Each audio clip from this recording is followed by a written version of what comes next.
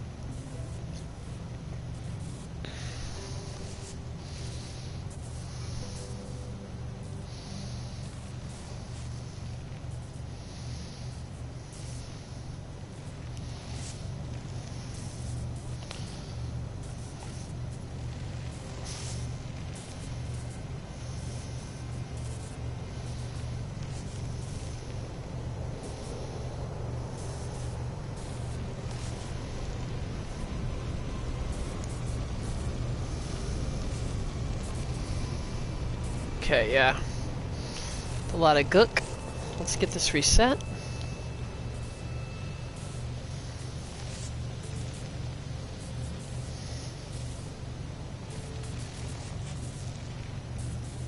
Alright. Give me 1 second, guys.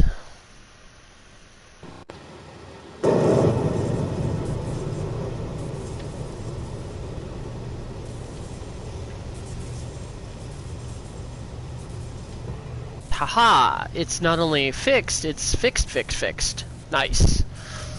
Alright. So last I saw, we were heading to Hotel Rwanda's area.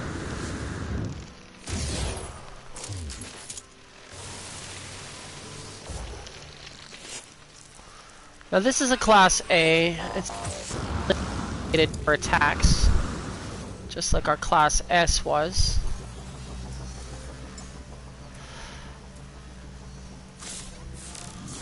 I do believe this is dedicated to attack, right? Oh, it does have an advanced mining beam on it, though. Why? Why does it have scanners and advanced mining beams? Oh, I need to fix my S-Class.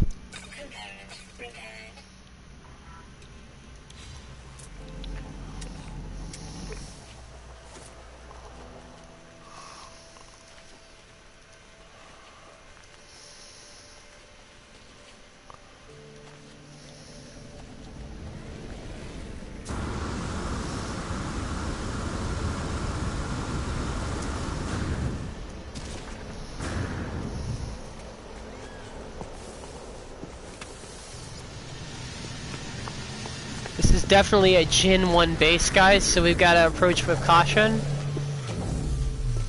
The Gen 1 base.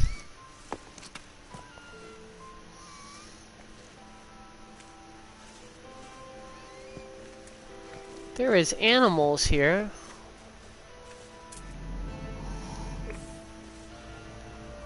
Okay, let's go into the door over here.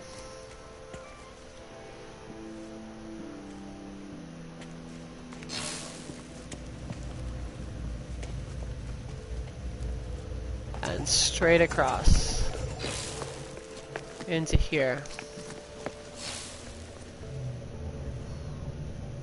Now last time, as soon as we came in here, it had blue screened out. So this is the area just beneath the hotel.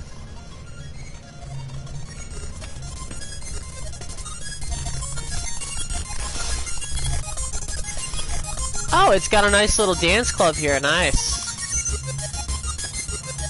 Hell yeah.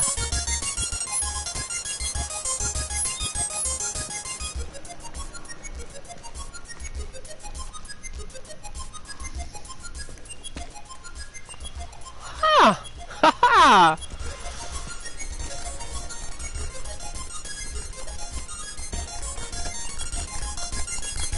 And it seems to try to keep in line with the beat of the music. Nice.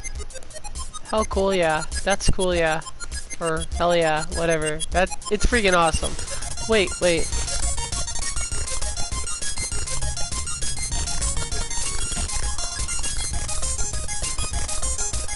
Huh. He doesn't hide the chords. Does he not have a chord hider? Well, he hides them the old-fashioned way, probably. Underneath everything. Yeah, he doesn't have a chord hider. Then we've got another area down here. This is the, looks like an aquatic area. This is a really cool base, I'm not gonna lie. He's got it divided up into sections, and that's pretty cool, but it takes a second to load all of this. It is a huge base. Okay, let's see what's got in here. An office. Nice, he's got an office in here. Hey, you're just joining us. We're, oh. Yo, there's no way this area is wet. We're, like, above the water. We're above the water. What is going on here? Why is this area so wet? I love the fact that he's added a rolled up like blanket at the foot of the bed. That is genius. It needs to be a little smaller, but still pretty genius.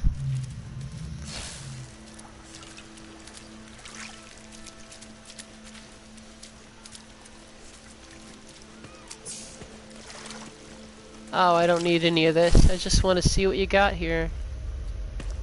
Ooh, he's got a whole farm over here. Fisium.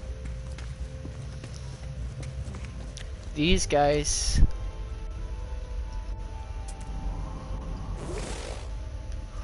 I haven't had these in forever. I don't even think I have any of these in my inventory, actually. I think they're on my main base. I've got a couple on my main base, I think. But yeah, that's Venom Sac. And, oof, yes. This stuff is amazing. I will be taking some of this. 100 should do it. That's enough. Ooh. Only because I take that because I can instantly take that and put it in here and start crafting some glass right away. Gravitino balls. Those things are great for selling if you're a beginner, but right now, for me, none of this is useful. No, I don't need any of it, but I did enjoy looking at what he has to offer. So we're gonna go back up here, I guess.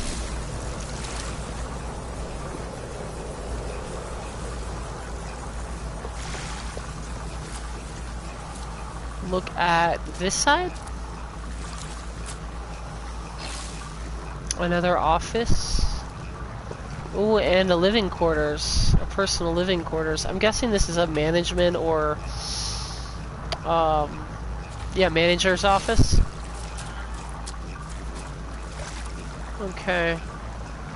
Let's go down here. See if he's got a portal around here somewhere we can use to get to the next area. Oh yeah, it's at the end.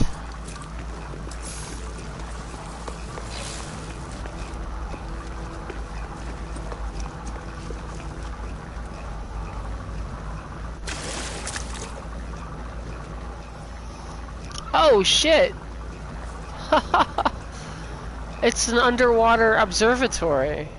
So I'm guessing there was at one point fauna that would spawn, so that you could watch the fish while you're under the ocean with the fish. But because this is such a populated system, I'm guessing those fish don't appear here anymore. And the sad thing is, he's used chairs that spin rather than chairs that you can sit at. So, yeah, that only does so much for the observation ability. I've started using chairs you can sit at as soon as I was given them. Looks like we've got, what is this over here?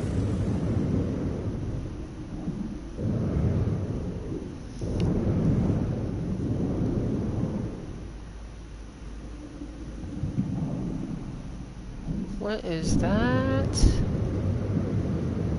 Oh, of course.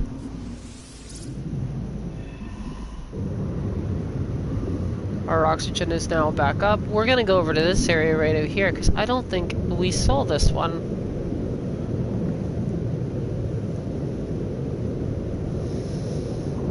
And I honestly think this is also a part of his base.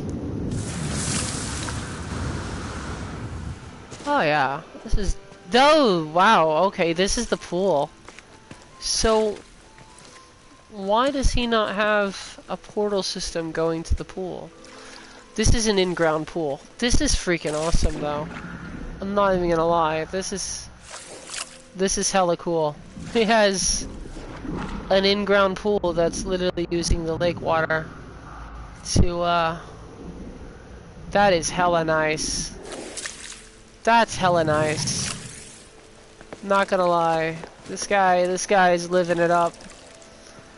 This is a nice little hotel. Alright. But for some reason, he didn't put a portal leading to it. And that's kinda odd. You would think he would also have a portal leading to this one. I honestly don't see one. Is that intentional?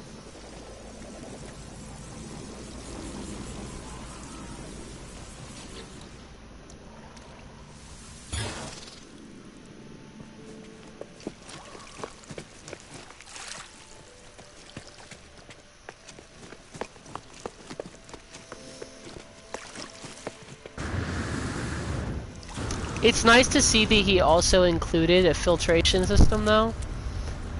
I don't know if you guys saw that. There's like fans that he actually put to the side. So it's like a filtration system for the lake water, so that the pool can reside in the lake water, using the lake water and filter out the impurities. That's pretty cool. I like that. I think that's pretty cool. Okay, we've seen that.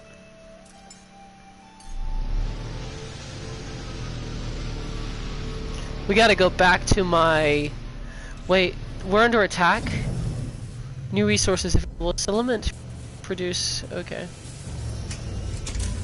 We're not under attack. Let me go ahead and take a look at base archives real quick. We're gonna head back there. I do believe he has a portal up here somewhere. Nope, he doesn't. We will need to find one.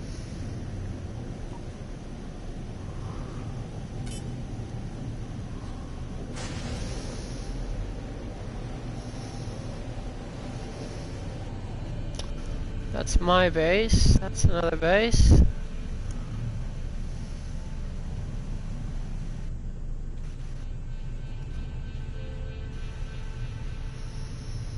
Go ahead and take a look at Heliopolis, because that way we should be able to go. Actually, yeah, well, they might have a portal there. Let's check, because I could go take the space station, but I don't want to take the space station if I absolutely do not have to. I don't want to do that. If I can take the space station as a last resort, I will, but I want to be able to see other bases as I'm as I'm making my way back to the mission for base archives. Now, my base archives area, my base is huge, my capital base, and having to move it considering I just deposited it into the repository, I'm hoping they don't give me the option to relocate the base. Or maybe they'll give me the option to relocate a different base to that area. I would much rather that than to move my capital base.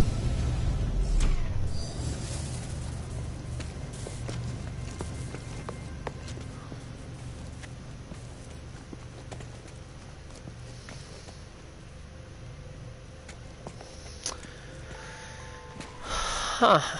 Okay, so this guy doesn't have a door present to his thingy. Let's go ahead and look down here. He's got other facilities that do have doors. These bases are not furnished yet, or they haven't loaded in. Oh, yep, it loaded in. Awesome.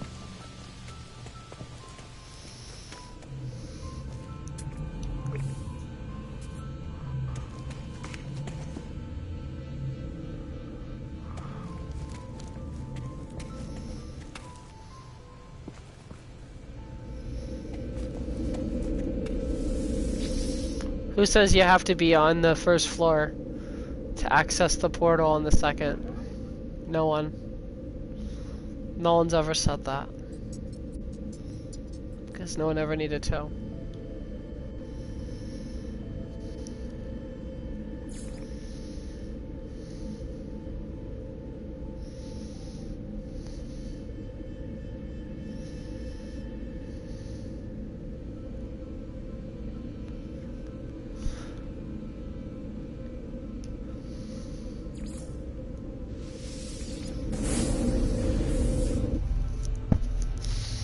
Let's head back to my mech base.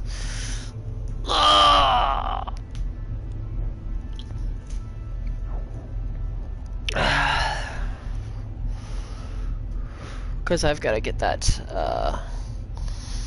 base archives mission complete again. I don't know why it popped up again when, like, it literally didn't need to, but okay.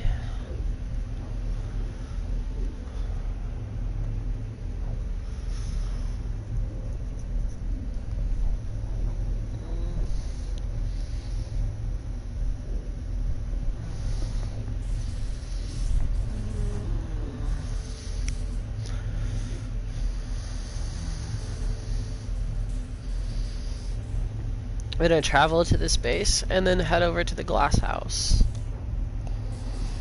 Since the glass house is where I've chosen to do these missions at.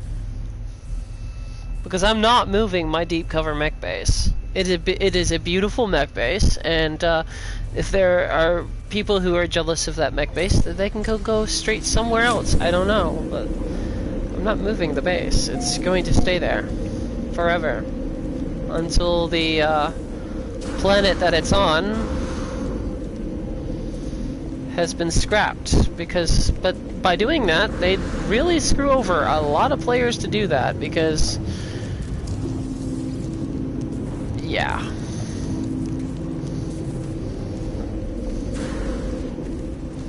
Portal repository has a whole lot of bases listed.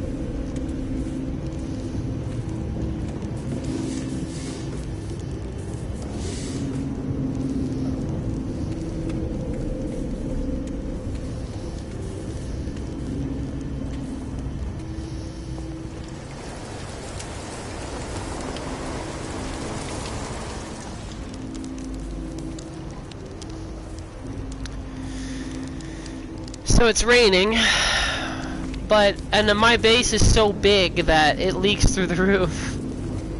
Because the base is huge, specifically, so that it can accommodate for an entire mech walking through and out that door right there. What we will do is this, however.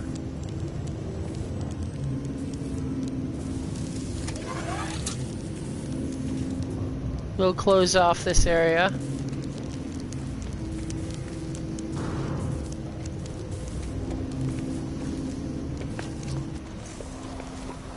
Oh, storm's clearing. Nice.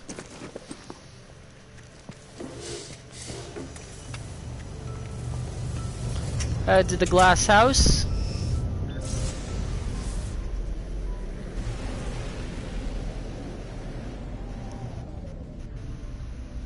Wherever the hell it is, I forgot where I put the glass house.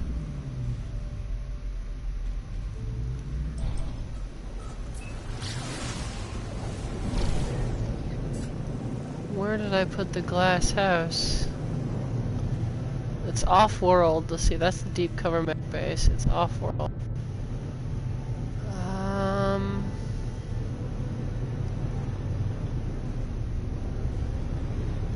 Where the hell is the glass house?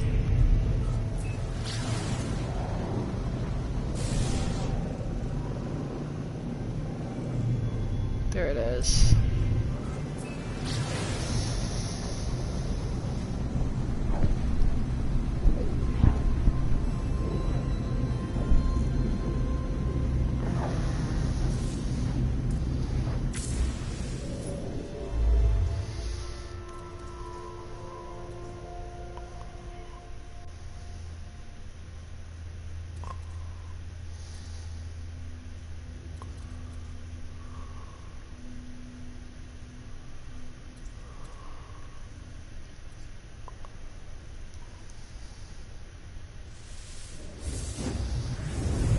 Let's head to this Gek place. And try to relocate our base archives to that.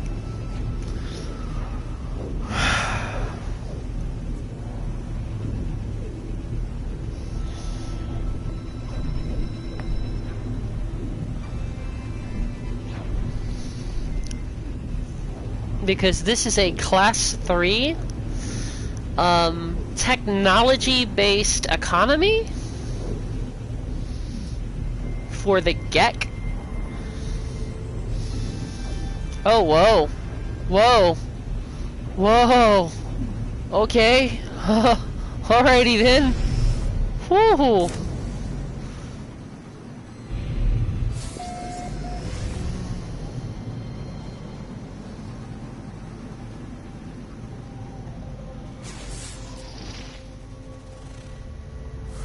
Ooh, this is an Estinium. What do we got here? Might make a moon base. The nest. Let's go there. The nest. The nest. What is the nest?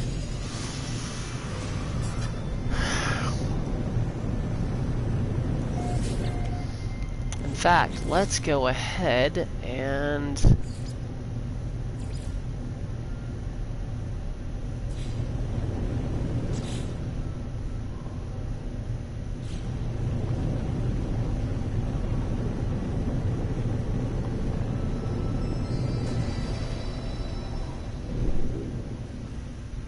oh, I love this one. Oh, this one's fucking cool.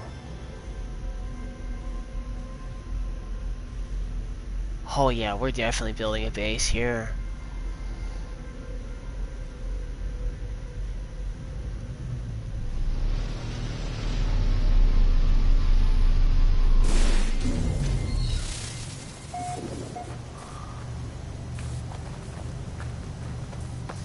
We need to find a flat, decently flat plot of land, though, if we're gonna do this.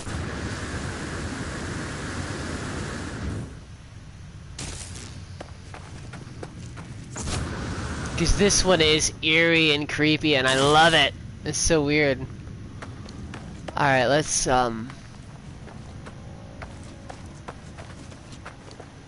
go this way.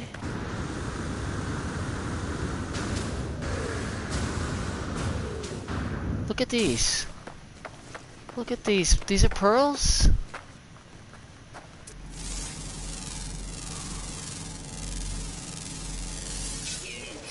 That is a wow. That is wowing right there.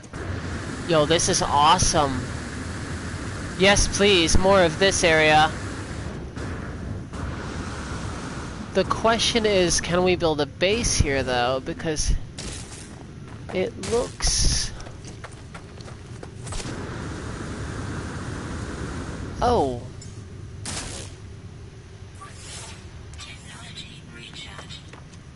Wait. I've lost that much health? How?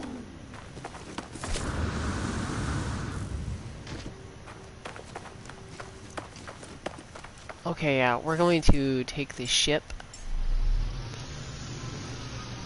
And we're gonna look for a plateau on this planet. I need to eat some food. Do I have any?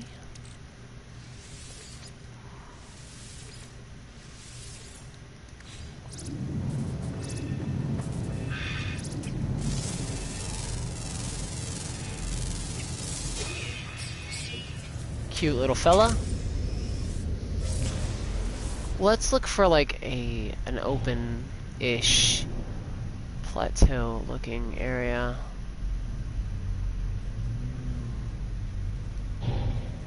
Maybe an island on the planet's surface or something. Somewhere where there's not as much clutter.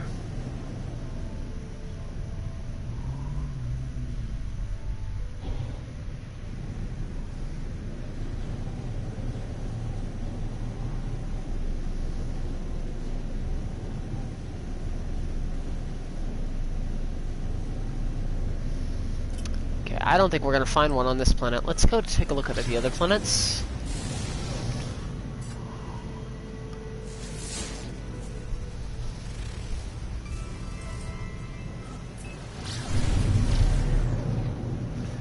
This one is a noxious planet, high sentinel activity, fungal mold.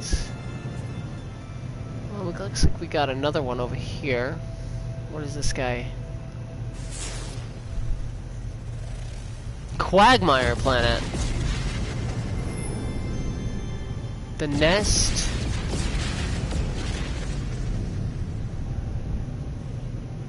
We've got another one behind this planet.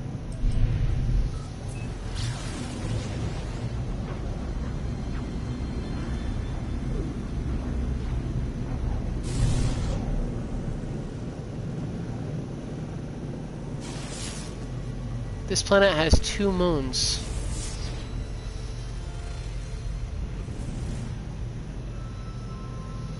Acidic moon.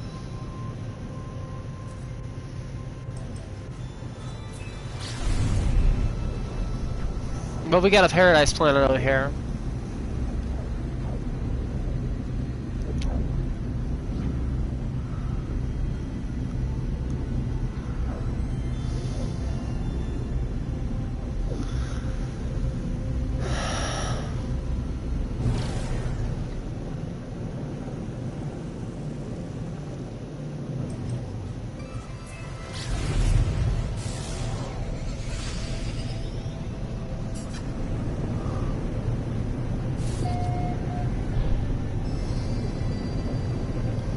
Maybe we use one of these plateau islands, one of these nice big islands, as our new camp base, to put our new base.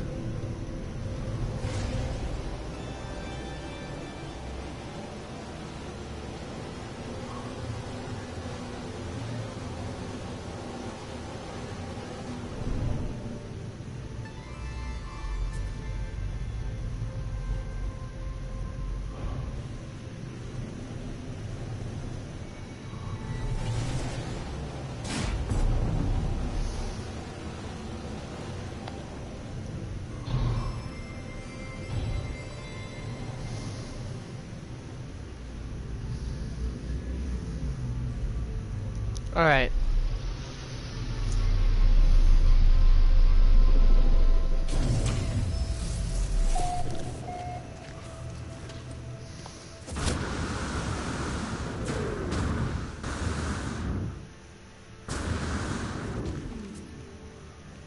You know what?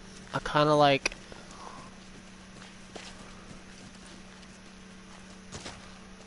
this area here. It's not as flat as I would hope for.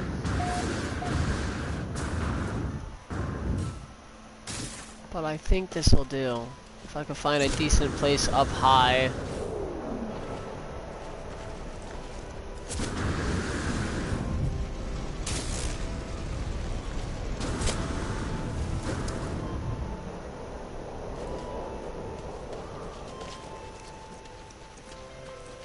And what we'll do is we'll move one of my non-logged bases here.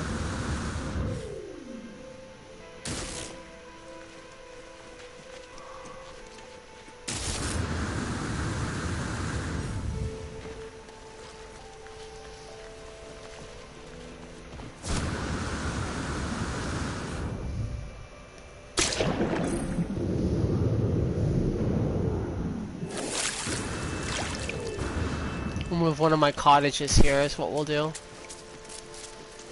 I think that's what we'll do.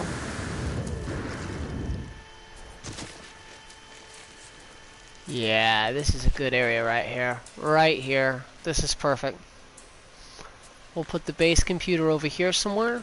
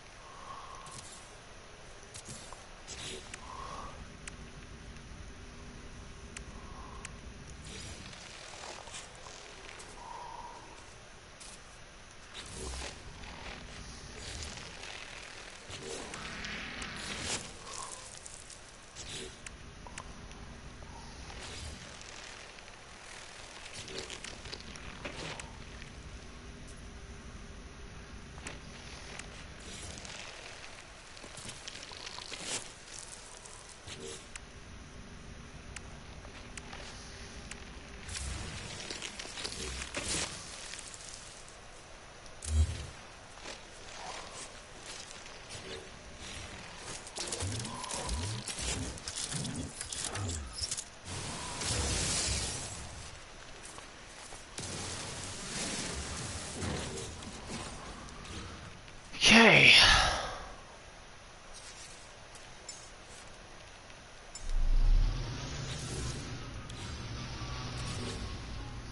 Let's go ahead and put a doorway down.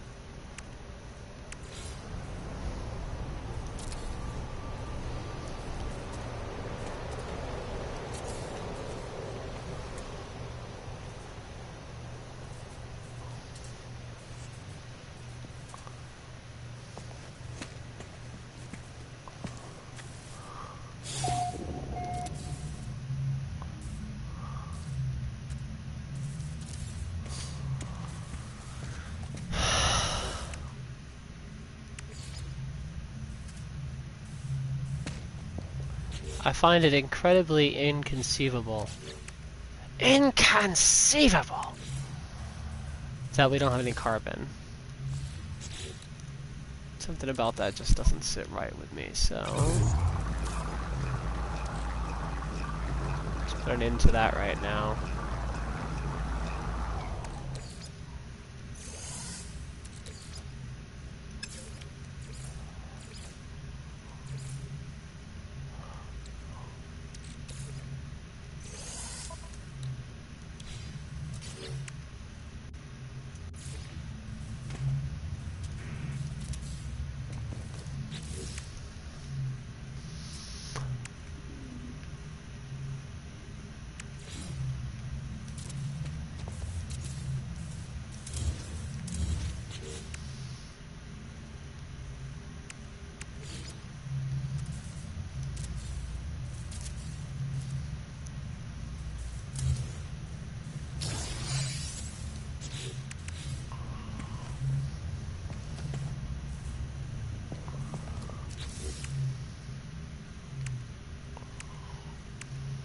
Okay. Let's put some roofing up.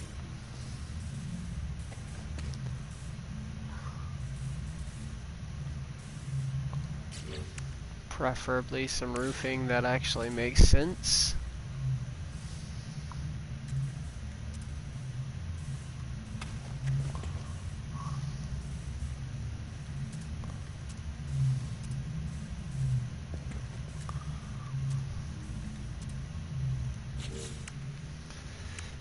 Okay.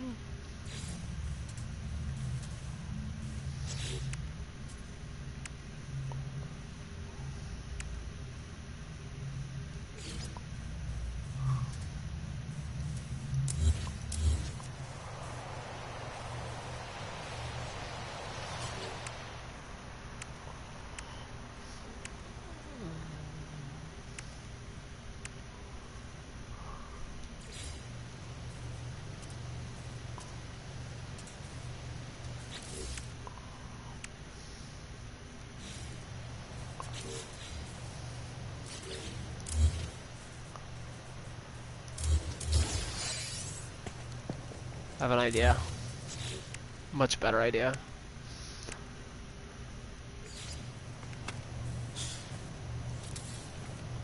Let's put this guy up.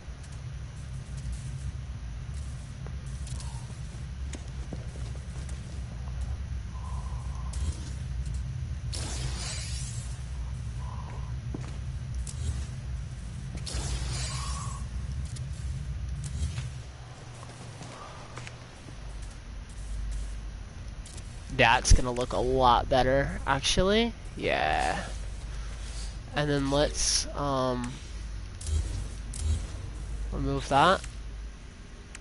And let's put this here. And this here. Oh. Of course, I'm short one glass. Because why wouldn't I be?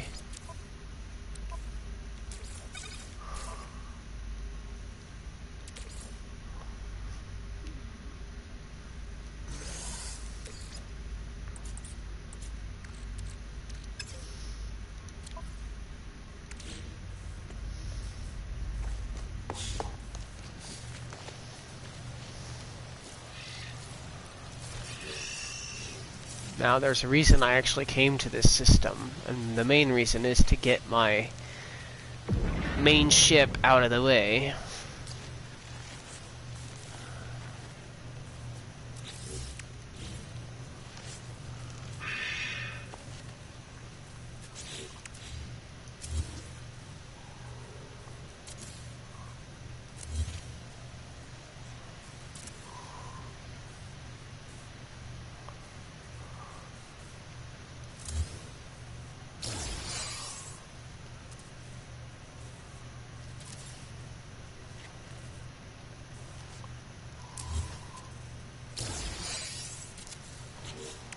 Okay, let's put one more here.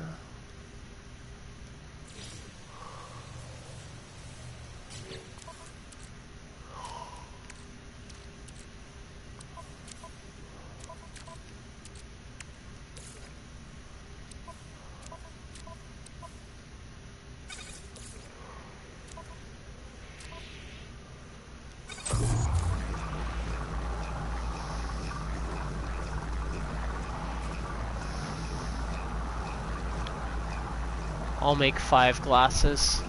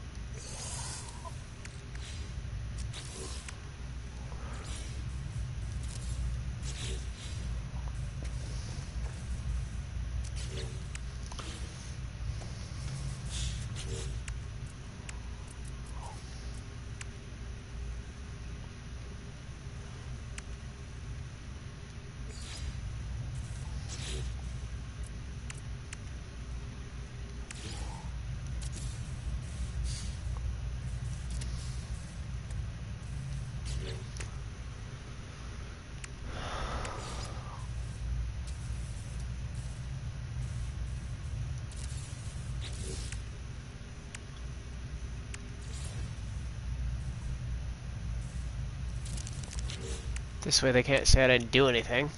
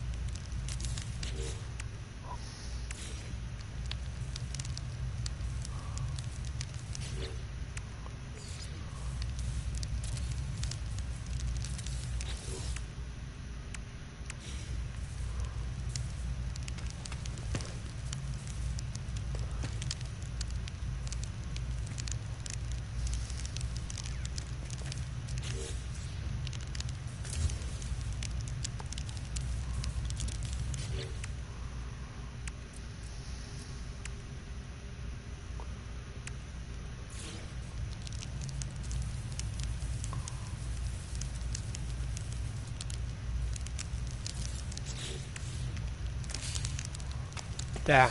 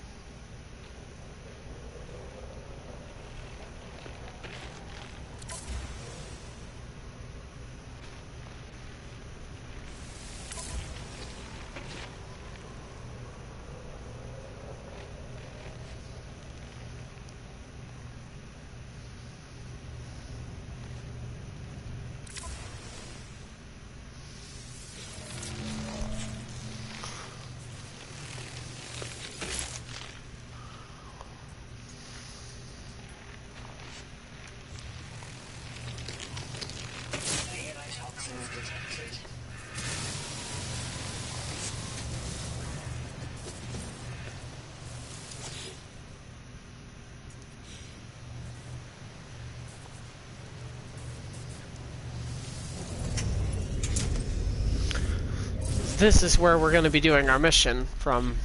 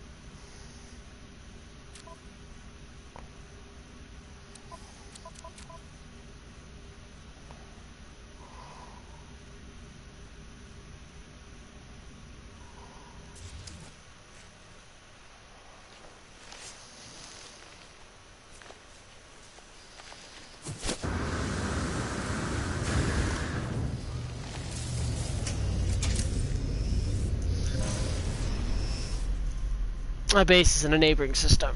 So we brought our main ship out here, so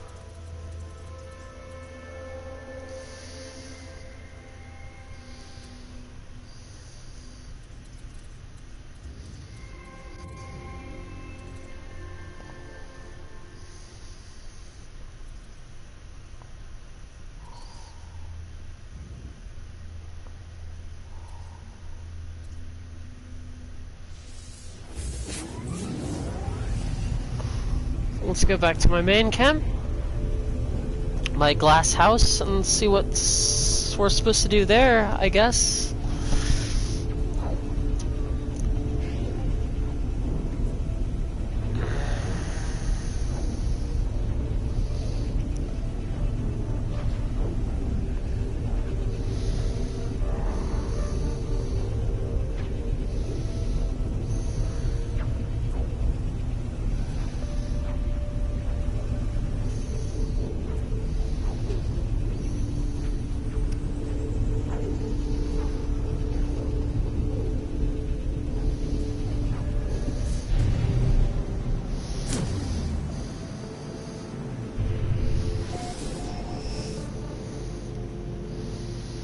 Fucking good show.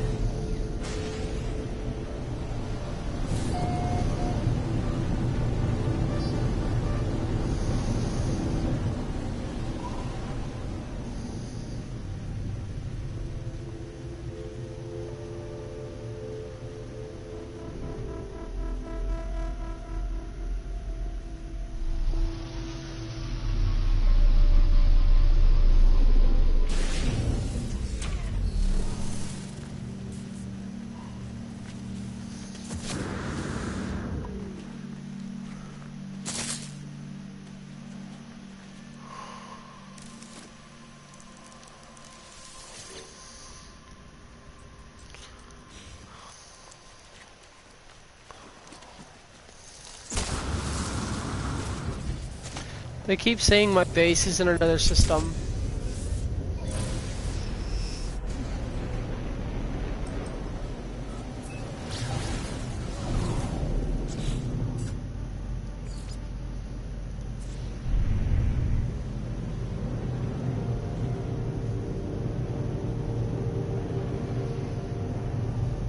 See what they mean by that.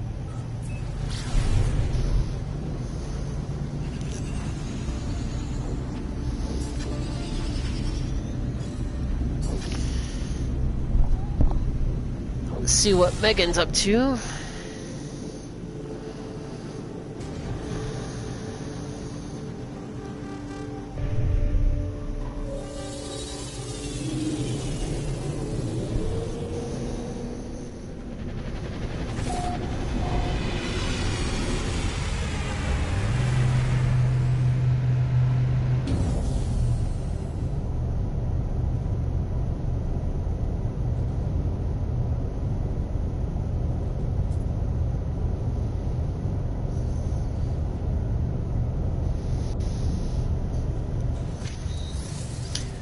Alright, so let's let the base load in.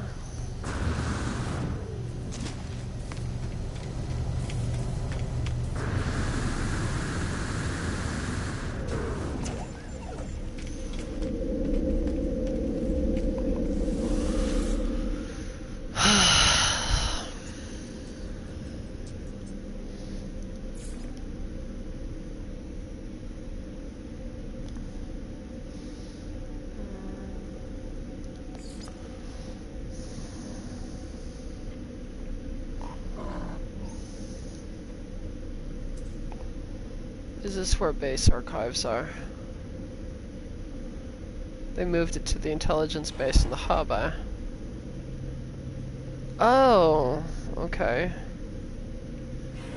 So it's wherever I load the game into. So if I load it into Drapo Colony,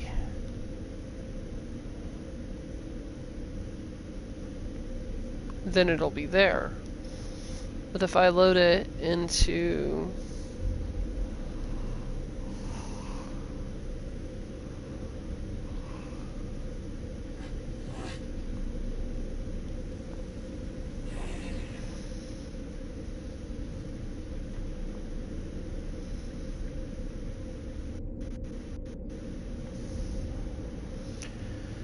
Alright, so all I gotta do is go to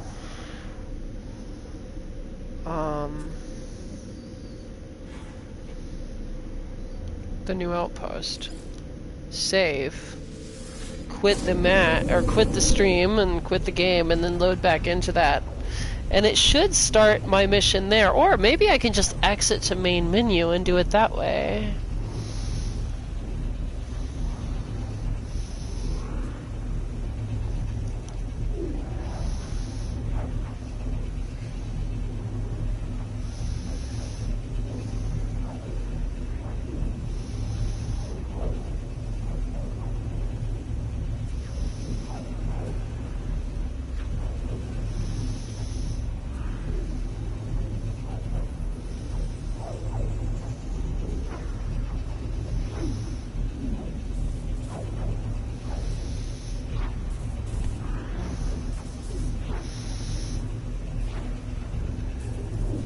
Put some pillows behind my back. Give me a second, guys. Oh, getting too old for this. Getting too old for all this.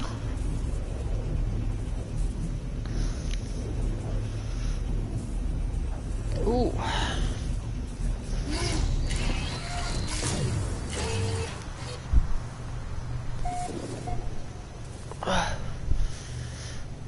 Okay, so basically,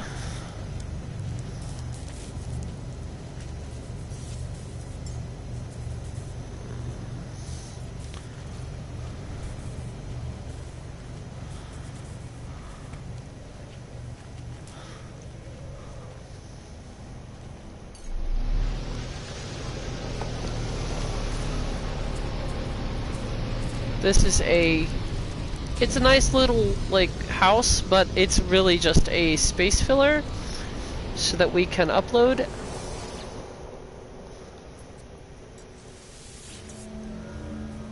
Exit to the game, exit the game, and then come back in. So saving progress.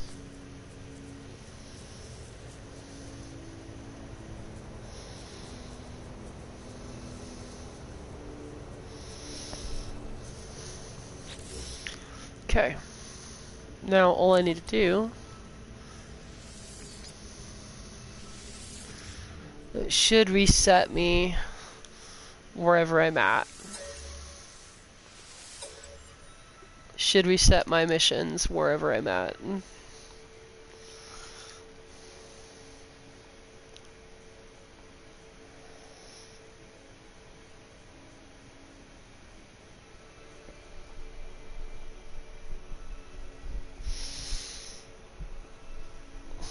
I'm gonna go get a tea, a watermelon tea, and I will be right back while it loads.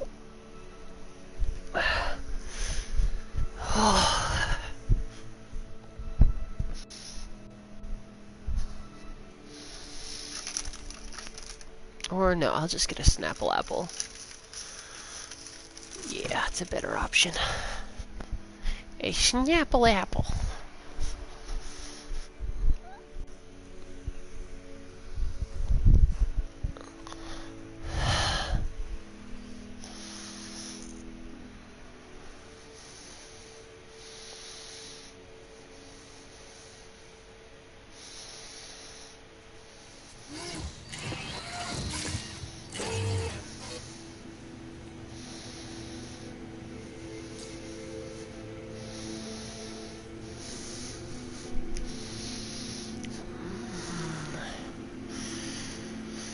Alright. Okay, so I should be able to search base archives here. It's not letting me.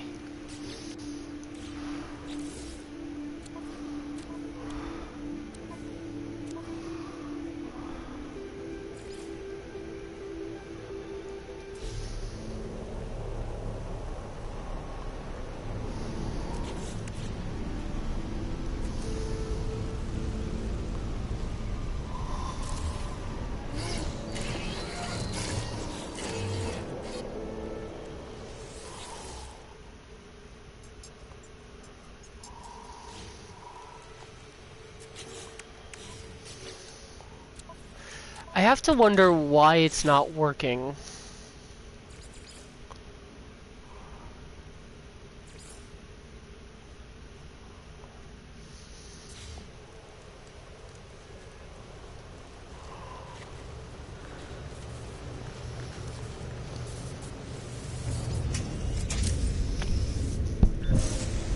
Let's finish a mission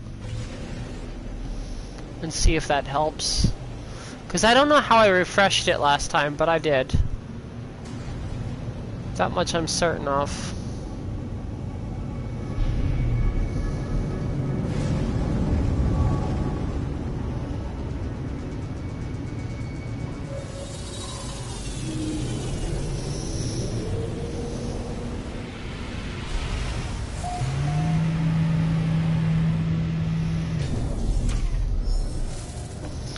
This area is actually really clean too, so let's actually do something real quick.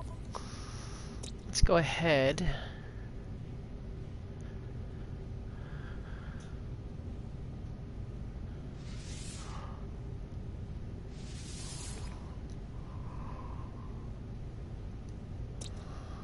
Rename and upload.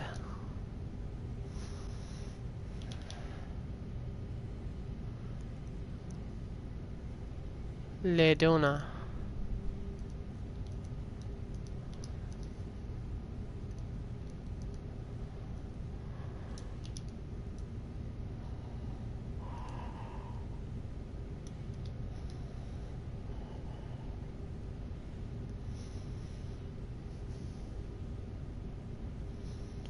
For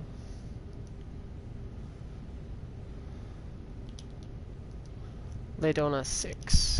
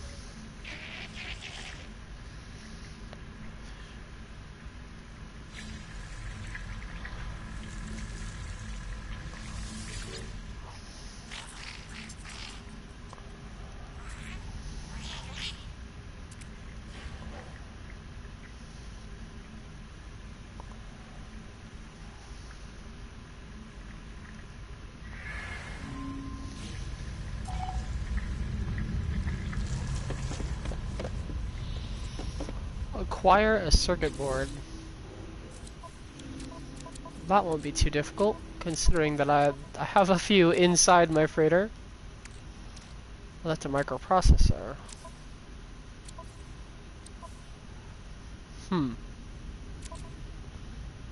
Circuit board.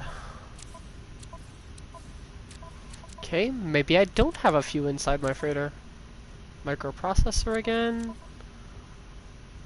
Solar mirror, quantum computer, which I actually need to put those in my freighter. Sweet. Okay, and this needs to go in yellow as well. And this needs to go in yellow as well while I'm looking at it. Oh, nope, it can't. Alright, this needs to go in yellow. Okay. What else do we got here? Copper. That definitely will go in the yellow in the fritter. Boom, and the rest will go to me. Okay, so that can go in the red storage container. I've got some more carbon here and some condensed, so let's go ahead and throw all my carbon in one area. Oh goodness.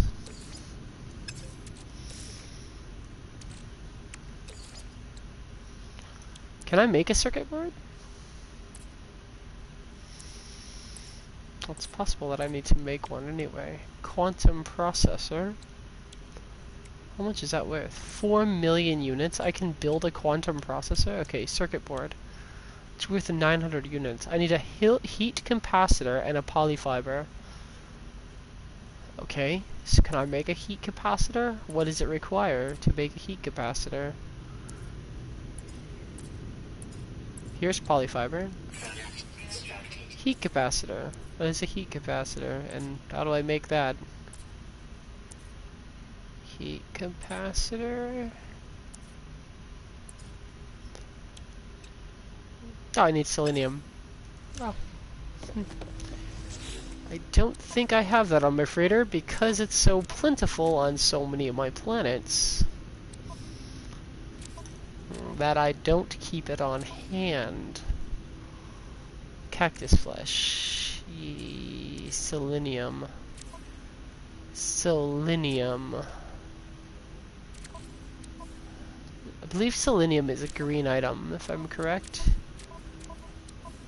Green storage.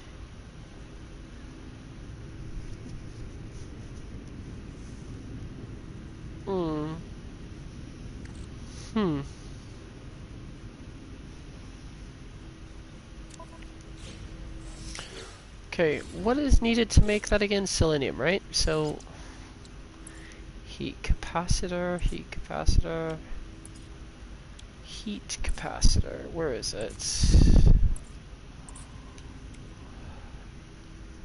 Oh, okay, yeah, it's cactus flesh, but it's not cactus flesh.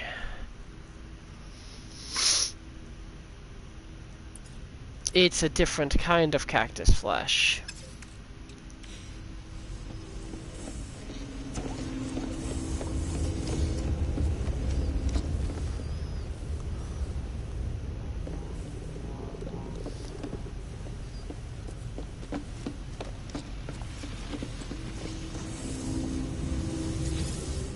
And I bet it can't be bought here either.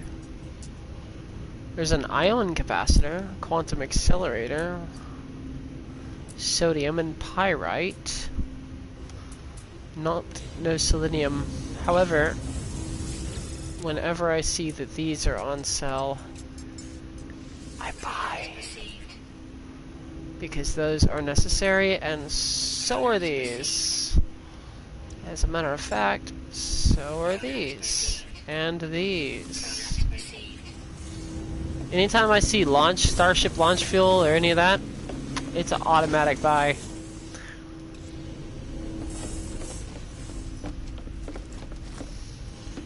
Okay. Selenium.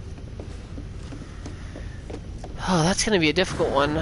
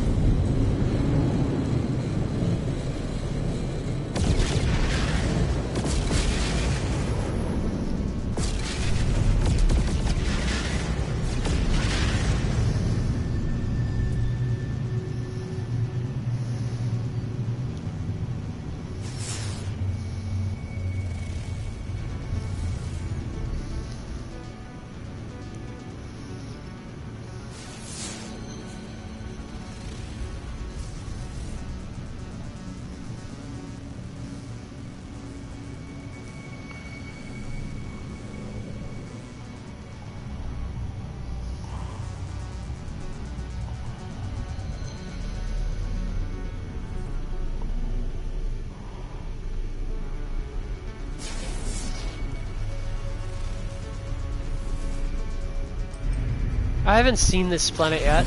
Let's go ahead and take a look at it.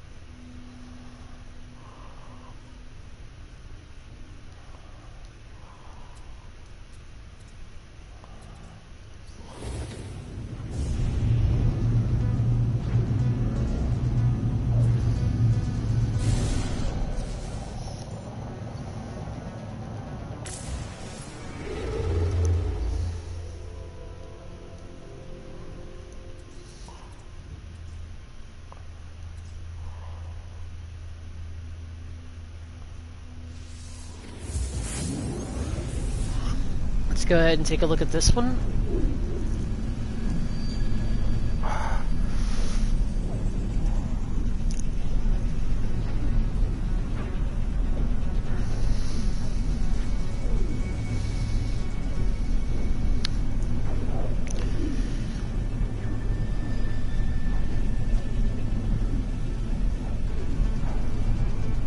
They might have selenium in this area.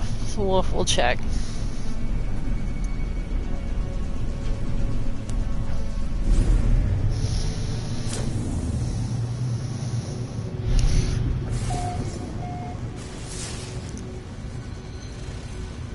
Sodium aggressive sentinels.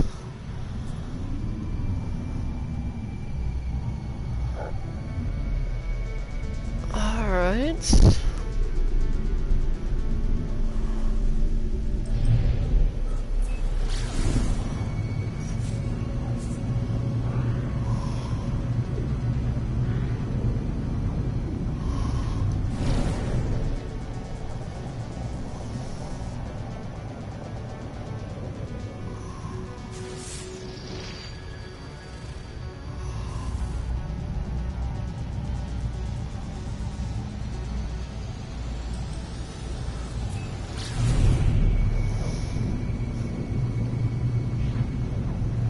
Sodium, copper, and ammonia.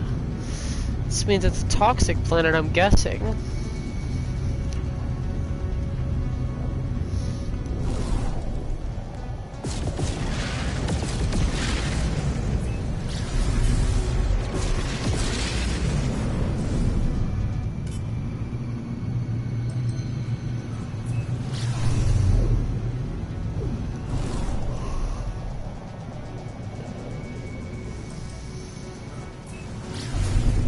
I want to try to keep it near the beach area, near the shoreline over here. Let's go that way.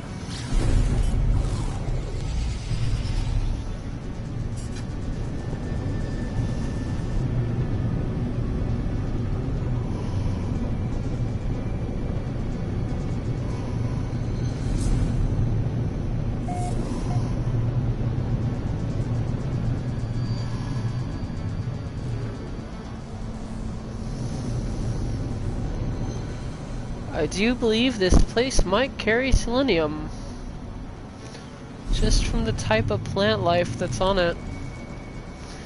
We may very well be in luck. Let's go closer to the water.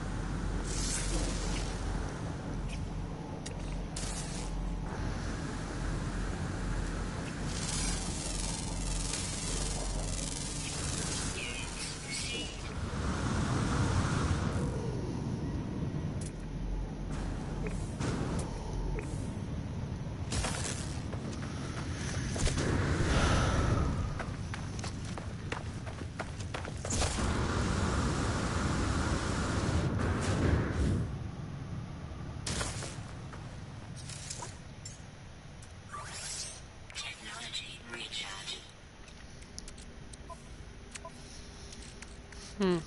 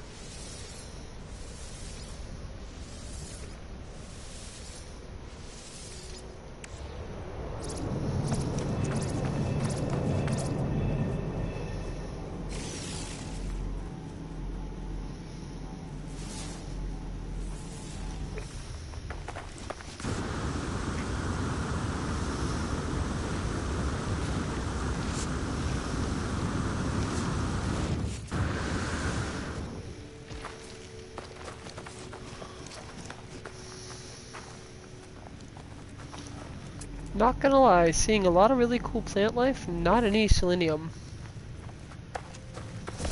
I may have been wrong about this planet.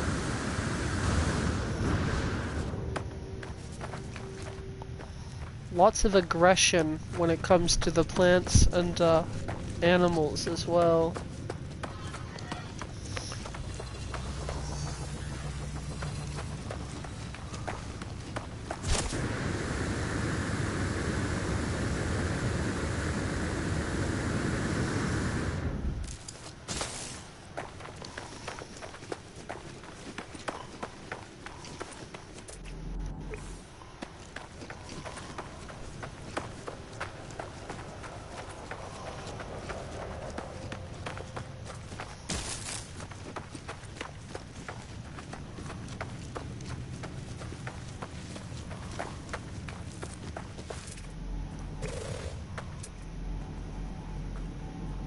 Sodium.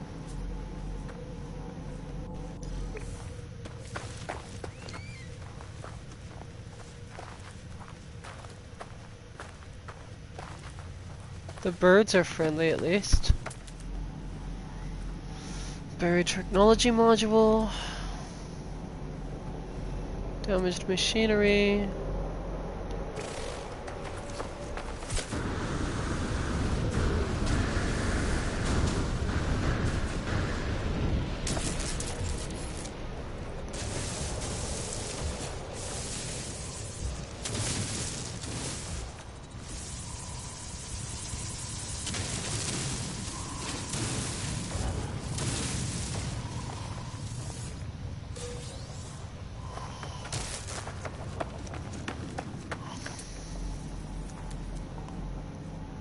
There's a lot of buried caches on this planet, though.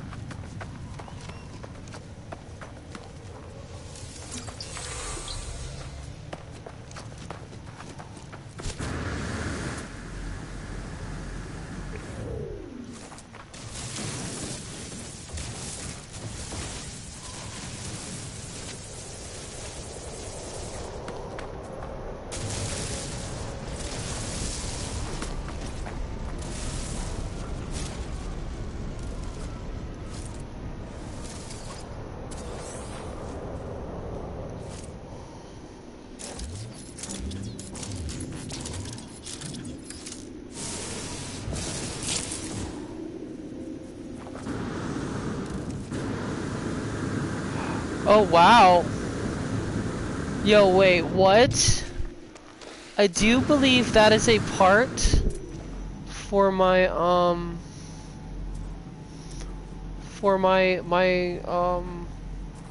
thing. from my ship. Now that is interesting.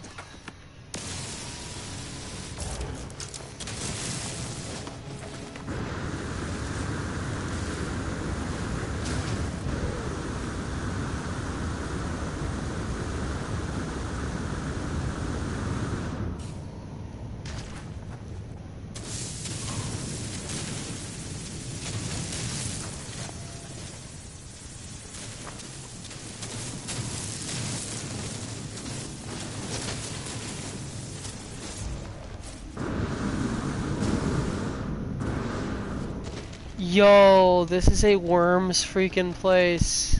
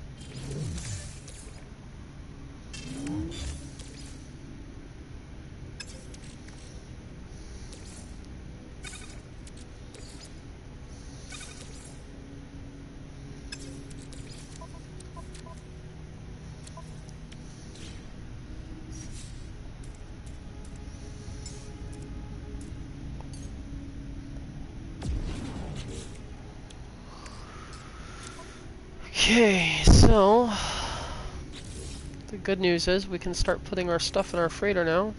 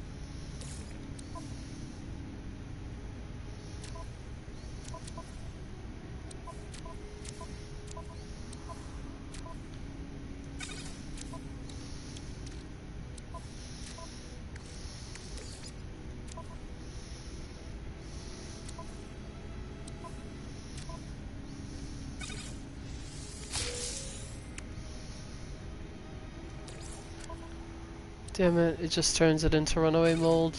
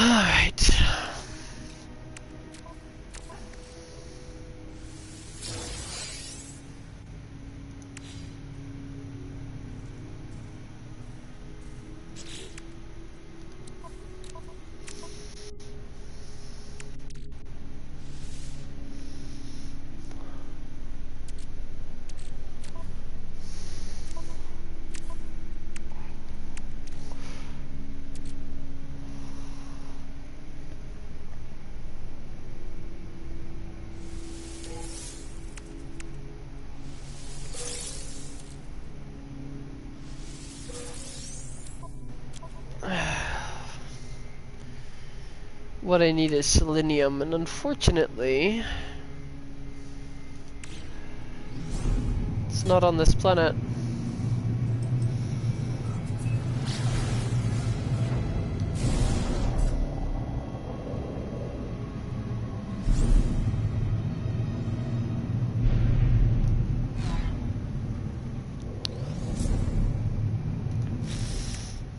Okay.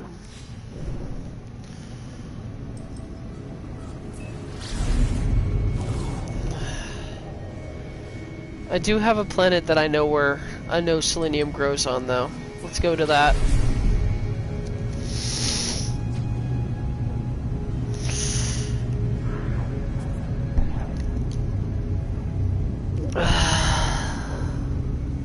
This one has basalt, which is actually a kind of rare material. You don't often see basalt.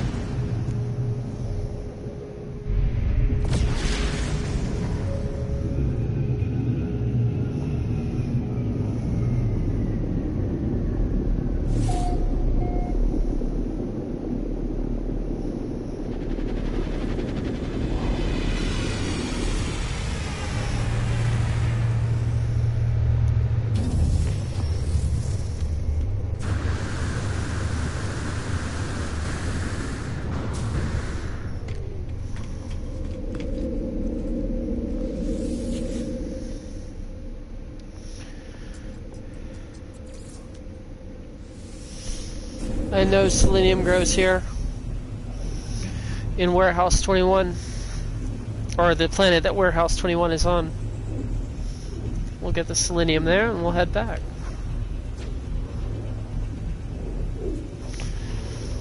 That's the best bet.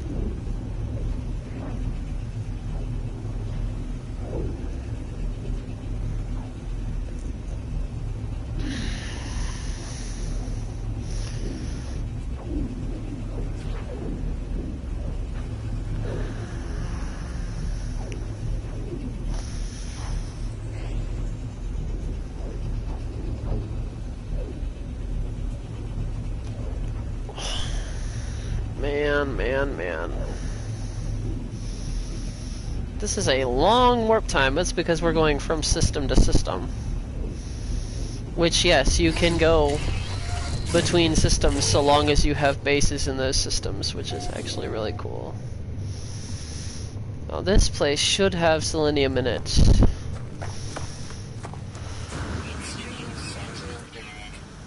Yes, that's fine. I don't care about that.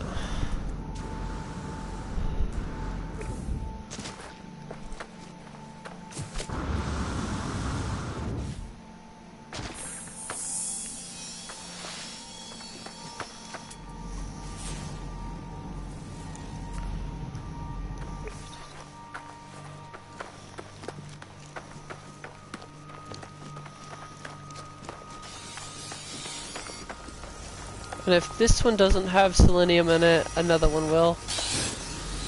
But I am pretty sure this one does. As well as life that we have not discovered yet. Fine by me. Attack at will, Sentinel drones.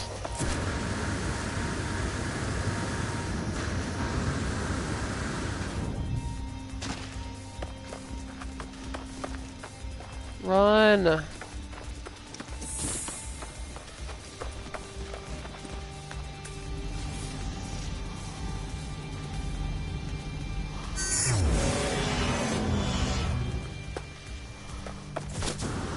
You know, that is cactus flesh. That's Idiconius. We should also see some rocks, some little yellow rocks in terms of selenium.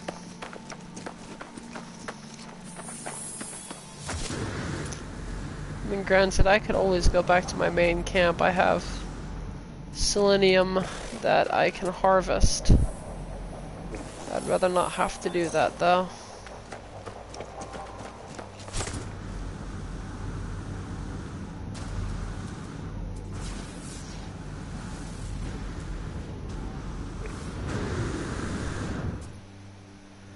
It does seem as though that is what we're going to have to do, though.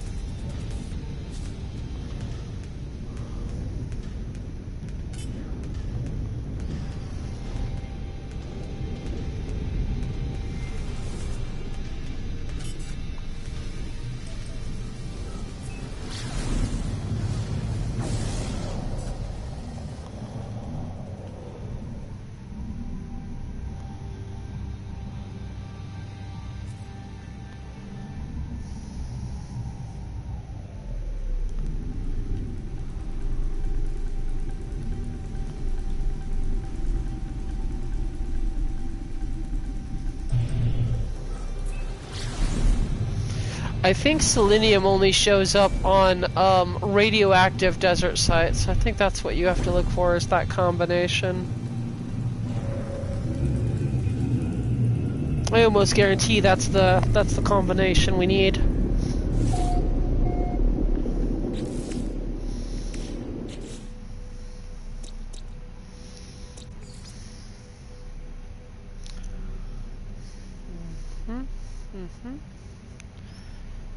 Okay.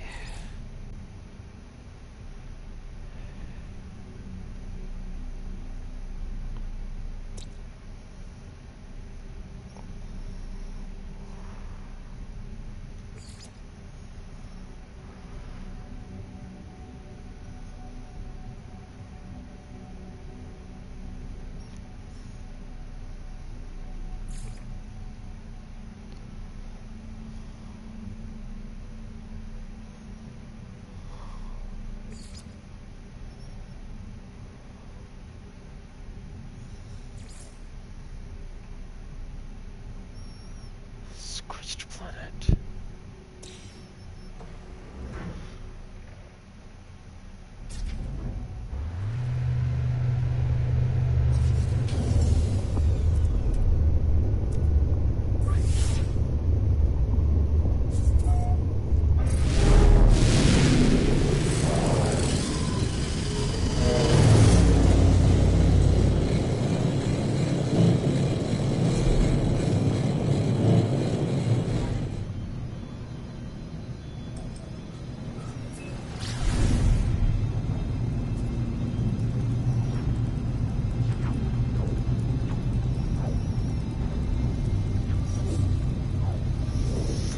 We didn't even have to head out anywhere. It's on scorched planets, along with phosphorus. Nice to know, actually.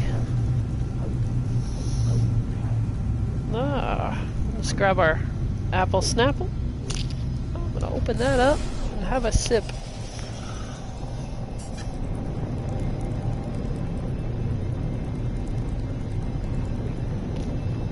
So thirsty. Sorry for the crude ASMR sound effects, but wow, my mouth was dry. You must not be parched when gaming. It's like wrong. Do not be parched. You must not be parched.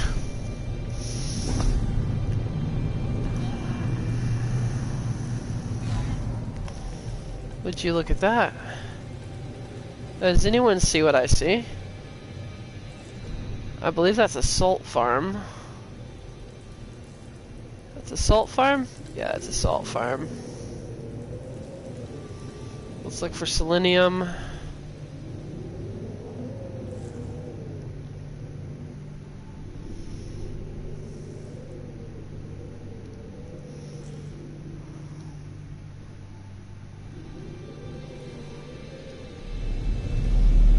We'll find it. There's some on this planet. We'll find it.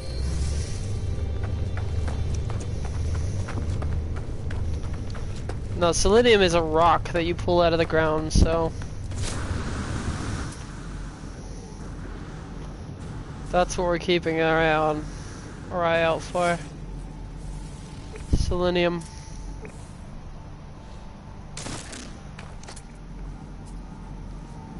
What is that? Damaged machinery.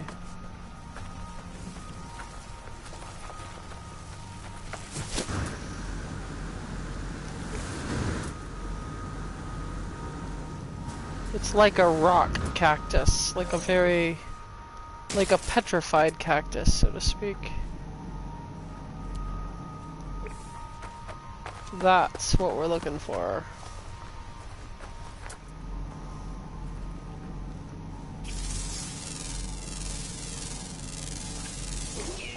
That and birds, apparently.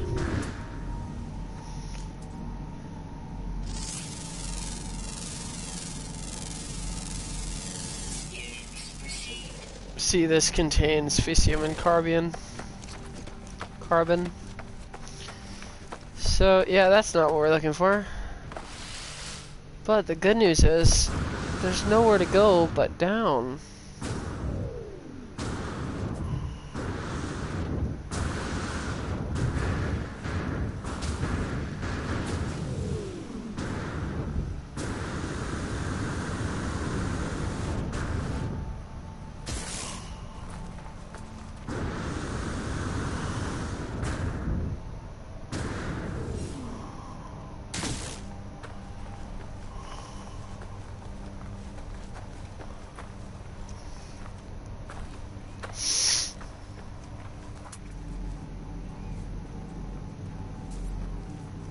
Copper deposit?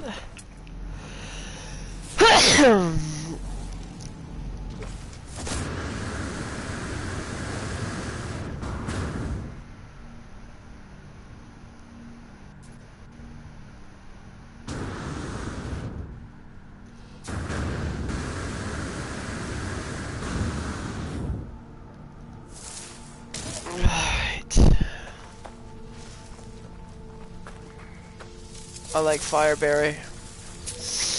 Grab the fireberry for sure.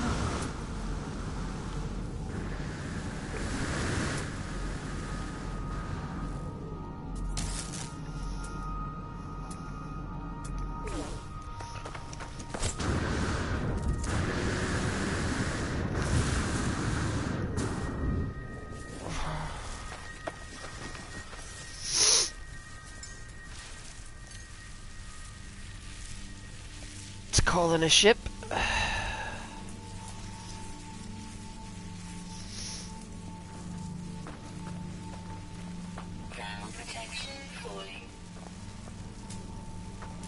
Don't tell me that. I know it can.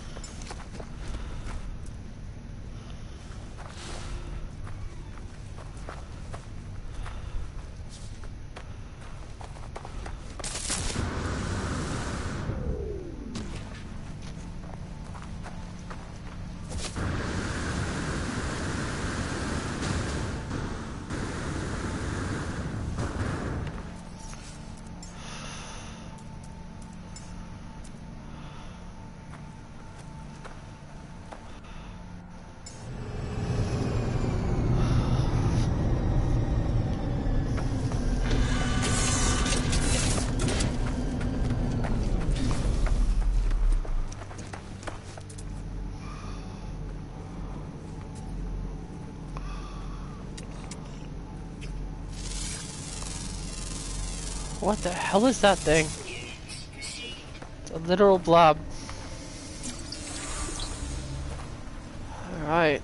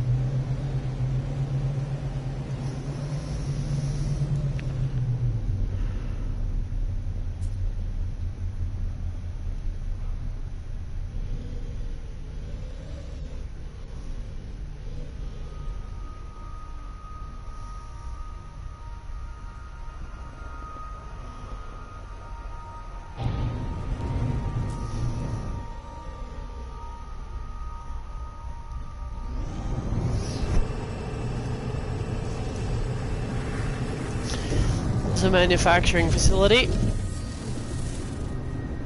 We have a factory override ship. The problem is I don't think we can use it yet because our ship is not in this area.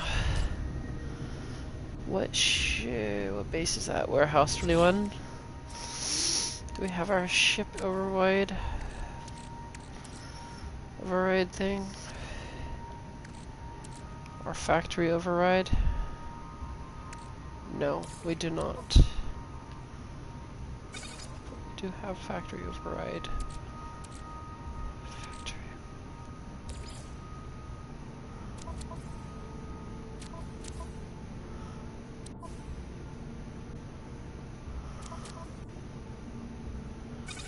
Okay, so let's put our ship launch fuel in the starship.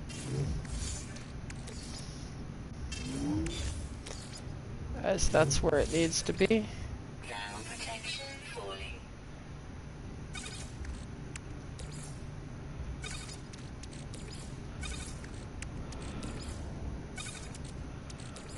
Factory override unit up here. Salvage state up here. Defense ship up here.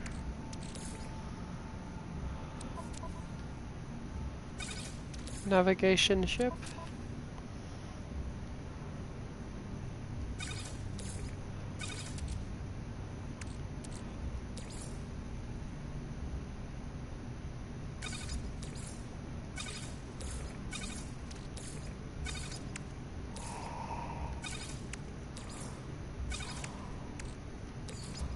Now, there's a reason I organize these things, guys.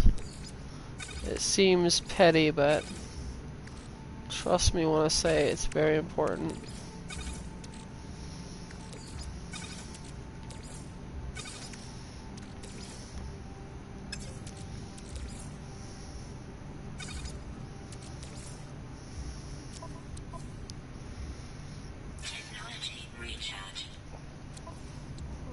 This can go in the warp drive. Actually, get rid of that gold, and we'll move the rest of the launch fuel into the starship.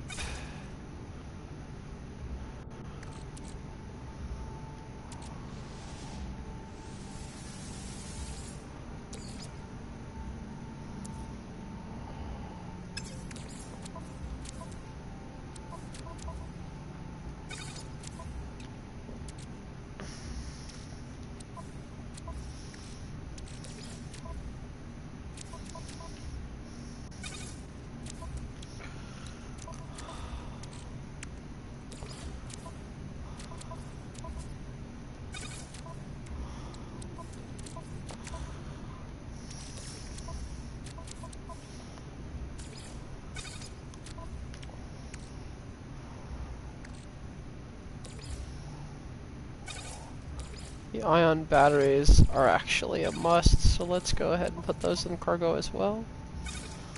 Okay, so those can go there. Meat, ion batteries, unstable plasma, Starship launch fuel.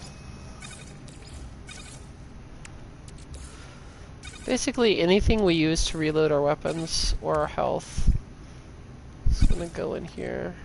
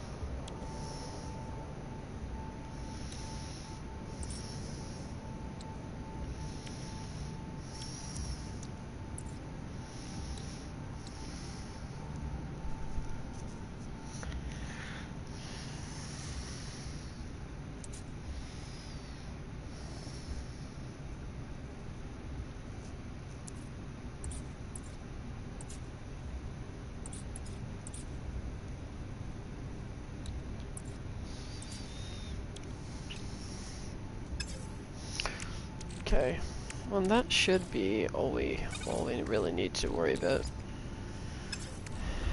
All the rest of this can just get stuffed over here.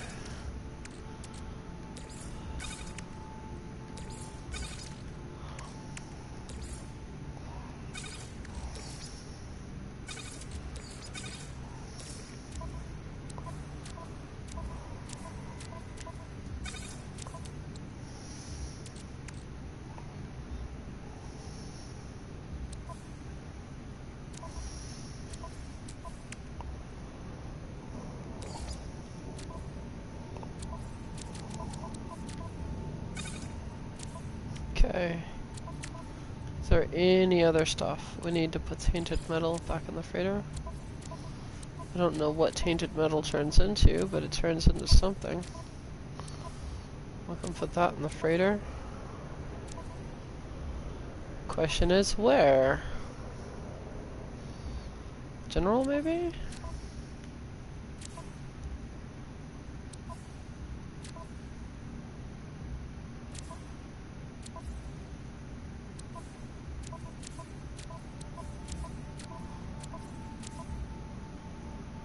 Yeah, it's gonna have to go in general.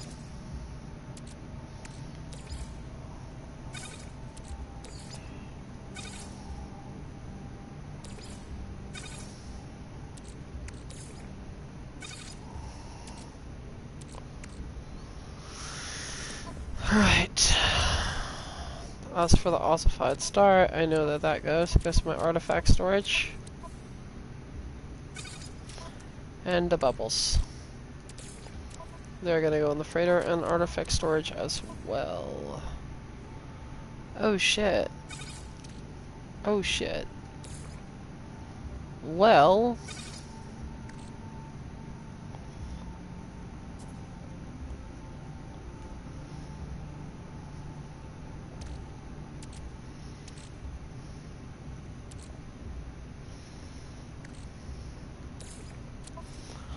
guess we're gonna be eating some glowing pies.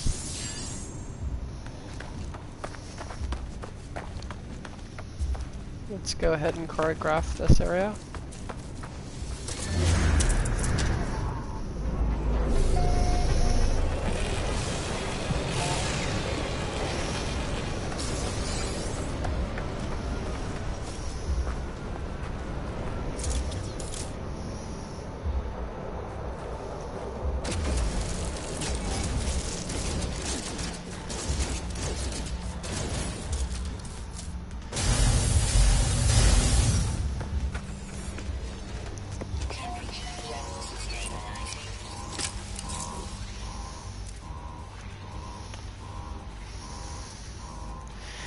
Experiment containment failure common. Element overcharge explosion clarify. Terminal seems to be asking for a permission for a manual confirmation of its experiment.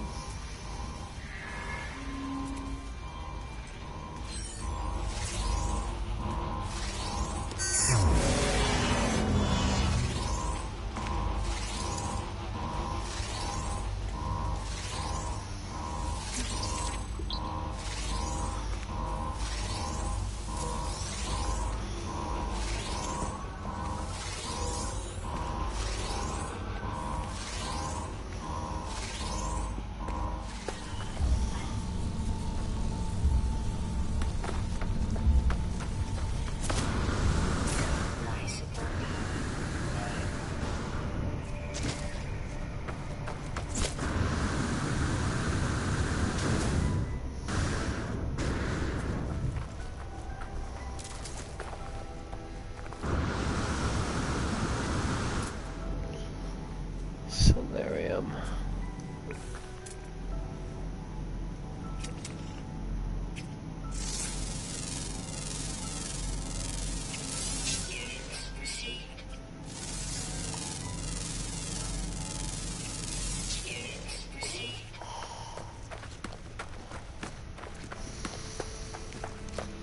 Well, it's nighttime.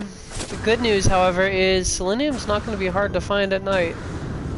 In fact, I think I see some now.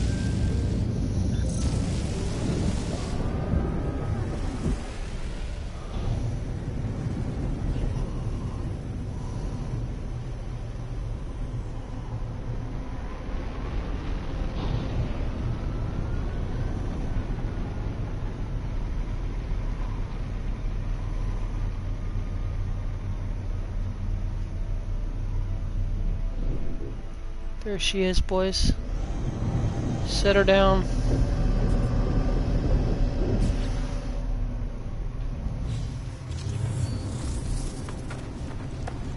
Fuck yeah, we are in Selenium Central right now. Hell yes.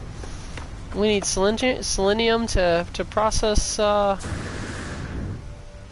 shit. Okay, there we go.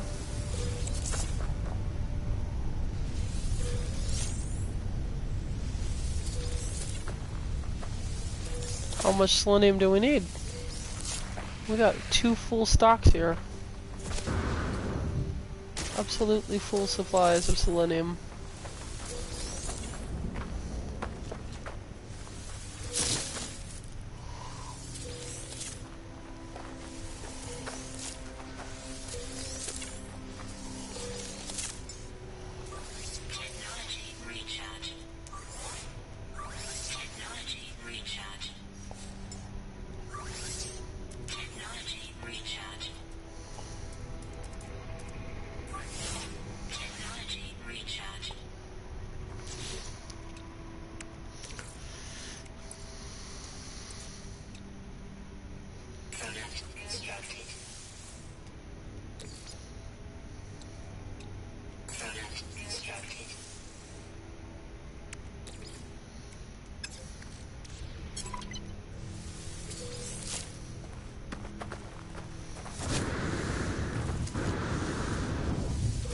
We'll grab about 80 more selenium, and that should take care of if we need it again, which I don't think we will, but yeah, even if we do, at least we know what planet it's to get it on.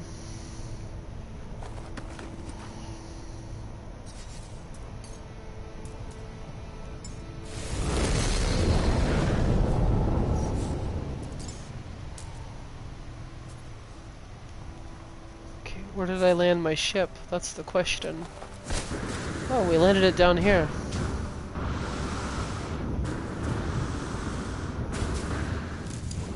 And we'll grab this one on the way out.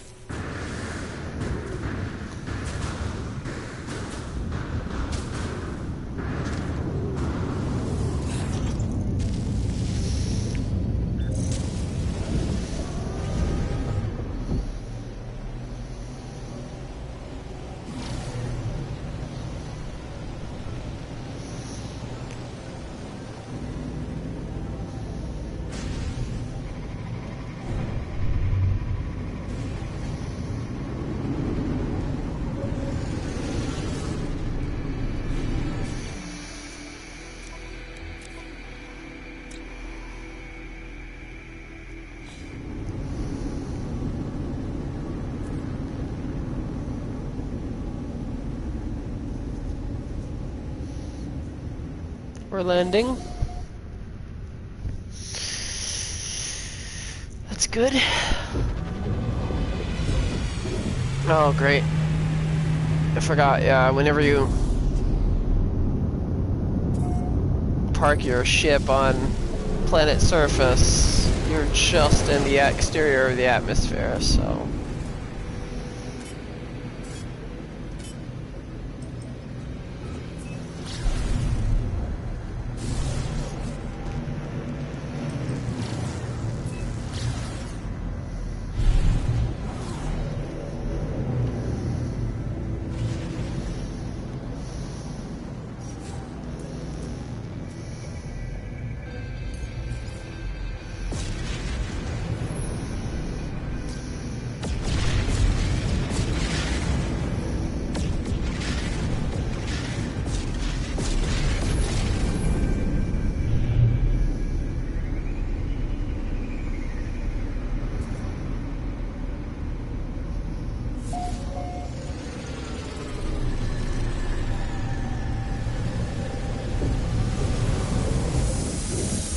Oh wow, it's still doing that weird thing where it doesn't want to act right.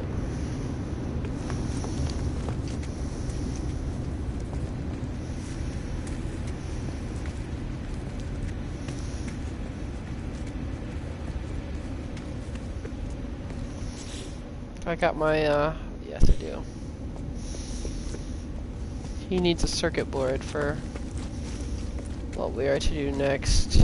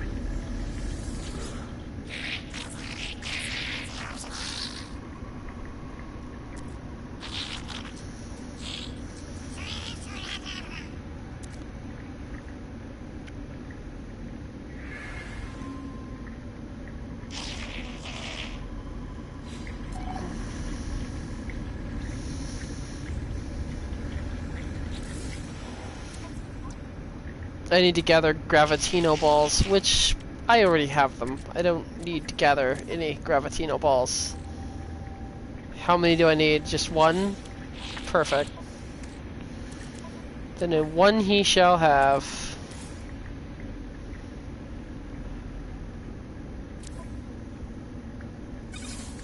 Gravitino gold ball gathered, man. It's like magic. It's like magic, man. So much searching and all that time we just spent looking for that Gravitino ball. Oh, I hope he gives us something worth it.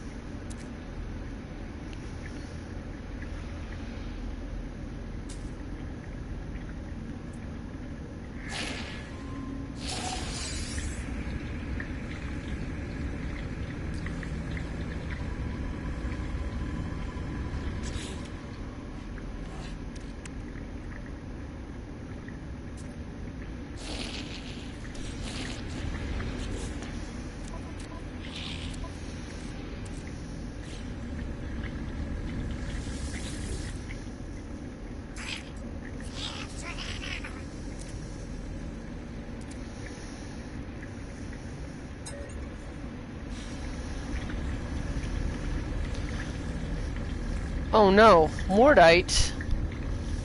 Oh, there's no way we don't have Mordite. There's no way. We'll never be able to secure Mordite for him. That's impossible. I'd have to kill so many creatures. So many.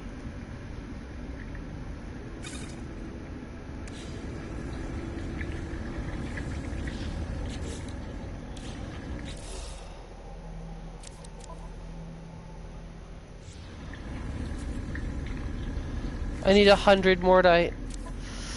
Oh man, such a task. If only there was a way to acquire 100 mordite without going through all that hassle of killing all those enemies. Oh well. Mission over, I guess.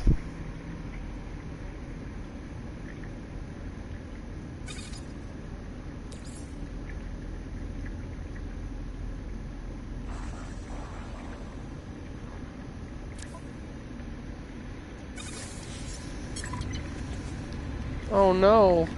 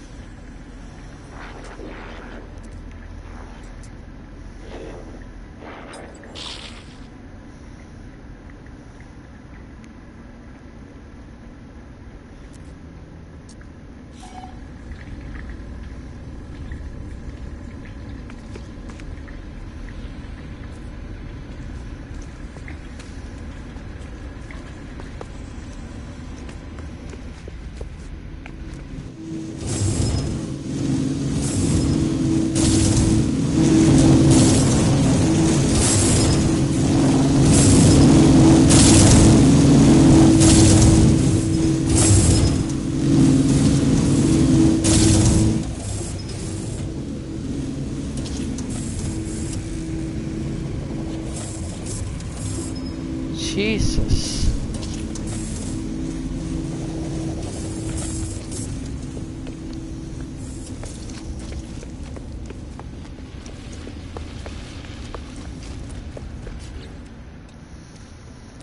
It's fucking insanity.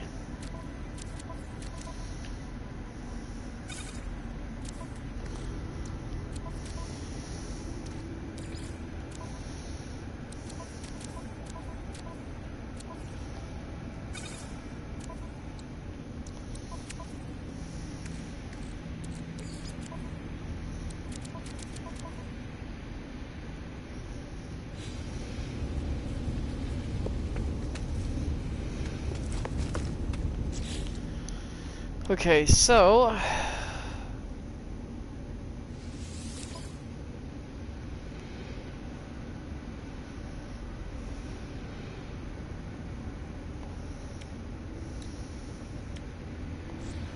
let's change to our weapon only. What is that? Gift of the Sky, I guess? I'm guessing this is our, yeah, this is our pulse module only.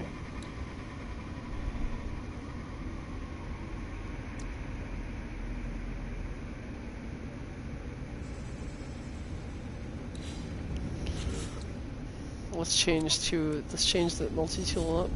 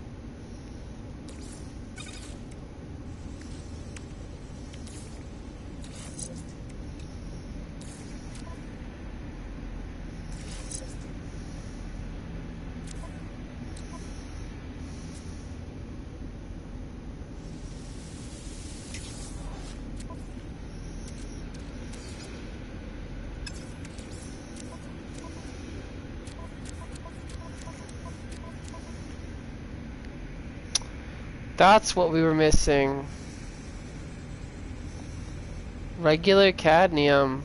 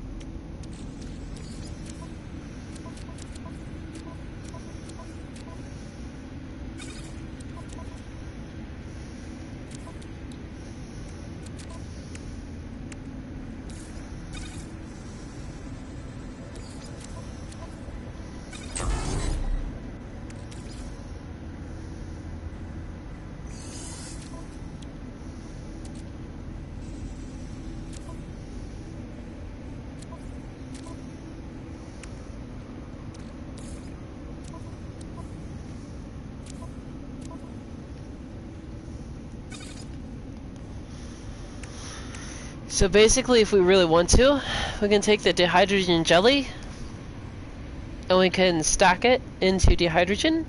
Like, we can use dihydrogen to compact that dihydrogen jelly. Which is honestly what we should do, and then we could double up our stackage.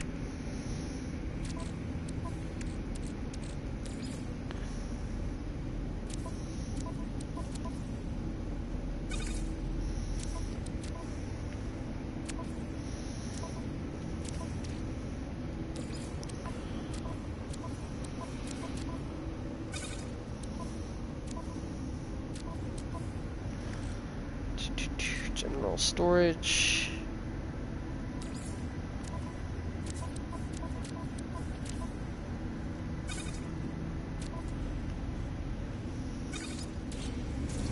We can sell that chromatic metal, and we can sell that pugnium.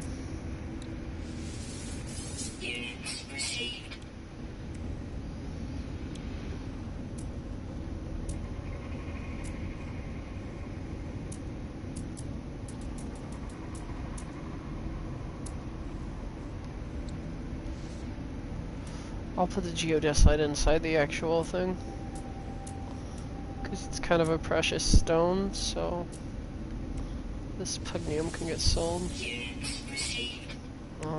Geodesite can go inside the freighter, under the cache and cooking area, or can it? Well, I guess since I'm full up on Herox, I can trade it for the geodesite. Sell my Herox and start working on securing geodesite. Yeah. These can get sold. Actually, yeah, let's go ahead and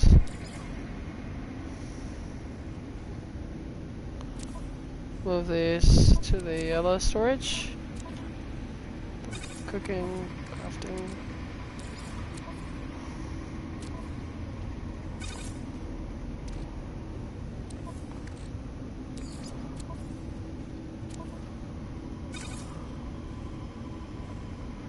Actually, no.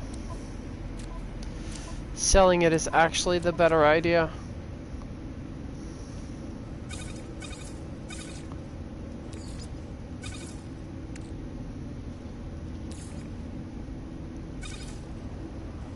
because that'll keep the area empty, which is actually what I need. We can sell these vortex cubes too.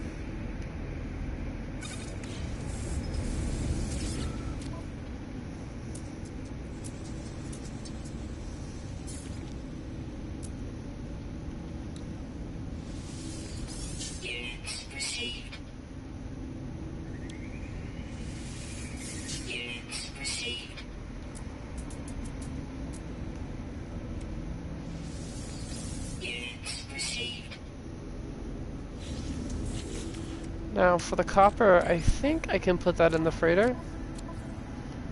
Am I full up on copper? I am full up on copper.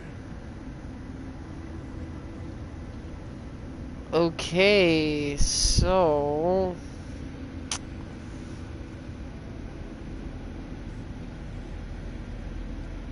You know what? That's alright. We'll sell this gold. We'll put the copper in there instead. Because copper is one of those things that you need for charging items and whatnot, so best option is to quite literally move everything down the list.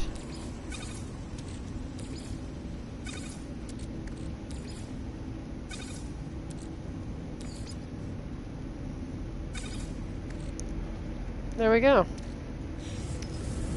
That takes care of that. Now I gotta go save.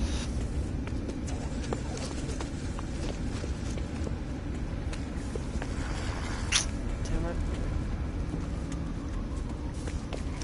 Before we blue screen out.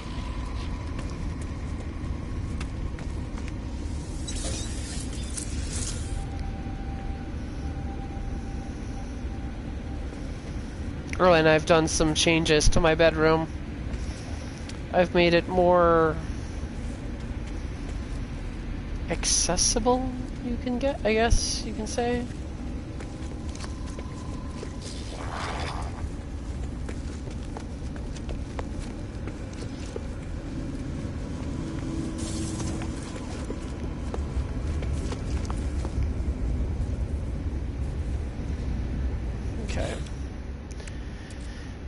Okay, so well, let's go ahead and take a look at what we have.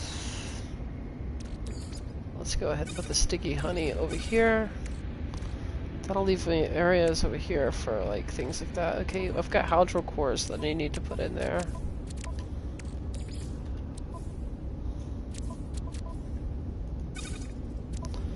And we've got hypnotic eyes that I can put in my orb storage.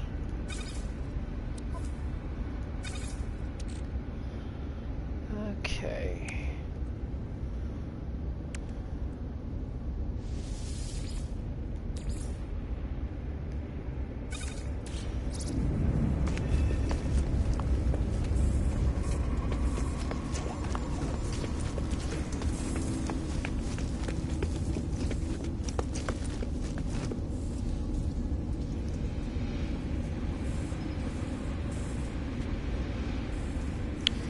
I don't know why, but for some reason it's not working the way it should.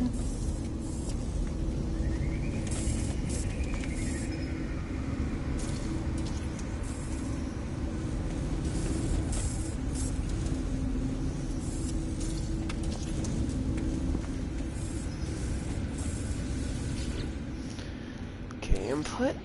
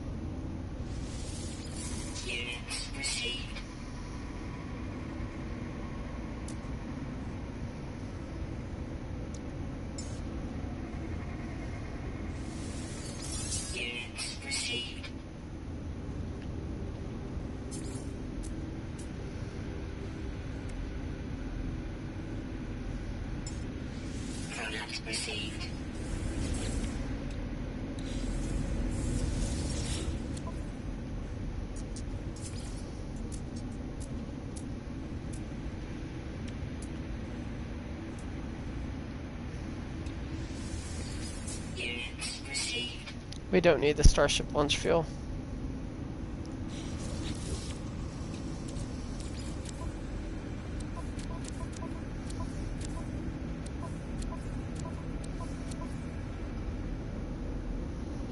We're maxed out on pyrite, so we don't need that. Do believe we will not be, we're not maxed out on gold yet, but I don't believe we need any more. Yeah, we are maxed out on gold. That's right, because I had to move it to get more sodium in there. Alright. Alright. Sell the pyrite and the gold. We'll keep the selenium.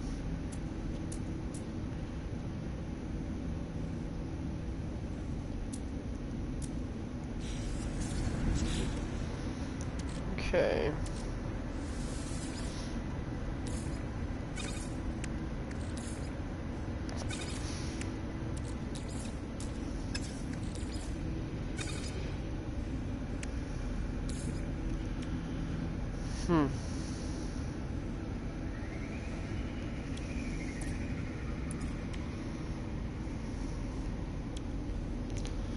We need a cryogenic chamber.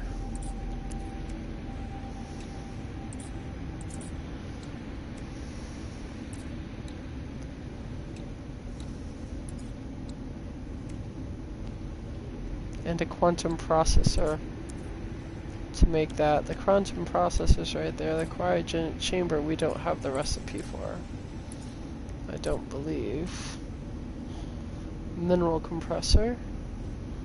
Mineral compressor allows mining crews to liquidize substances that extract with faster processes. Transport.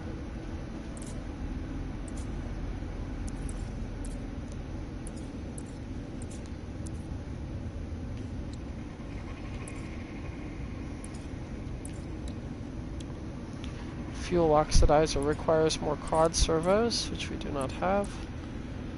But I do have the ability to craft this.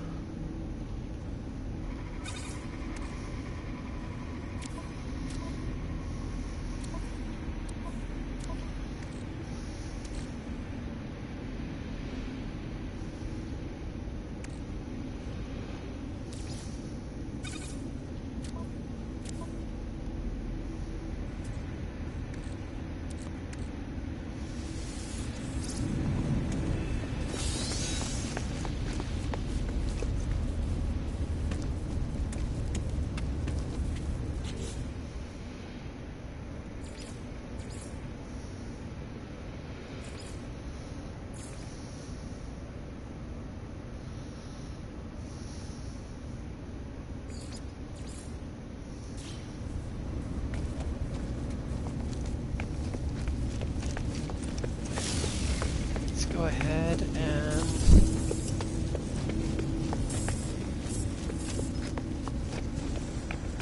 save game.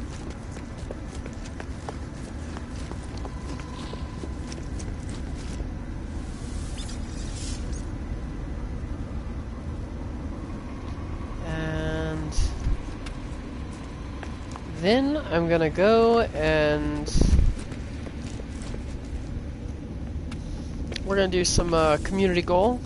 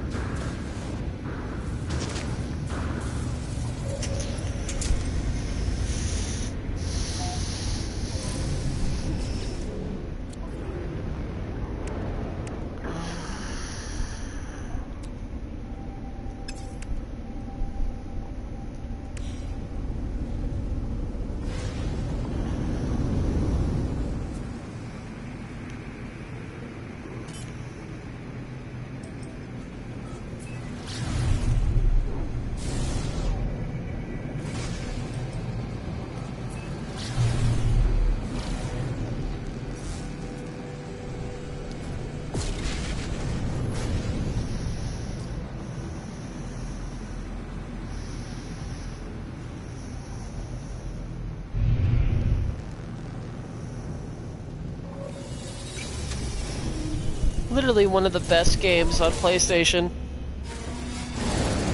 Hello. Hello. How you doing?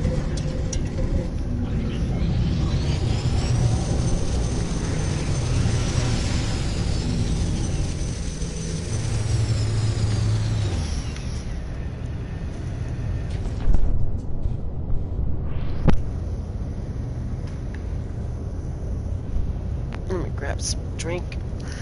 Good, Hanks, and you? Doing great.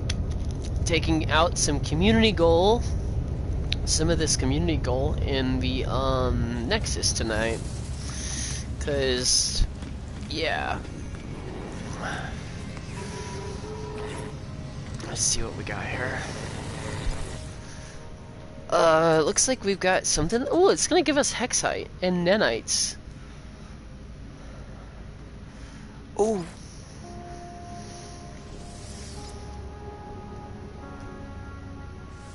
Yes, please.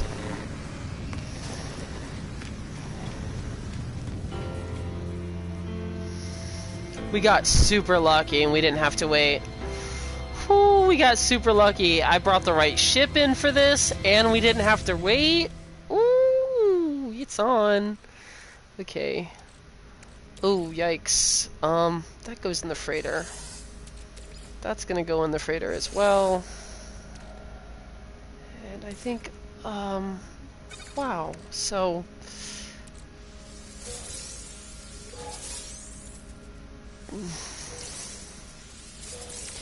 okay, let's get out of here. So we can start the mission.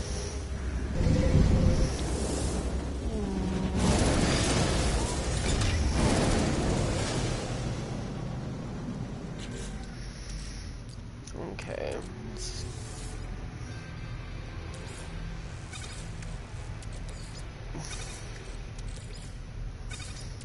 I'm gonna just go ahead and put all this stuff where it belongs, because it does not belong looking like this.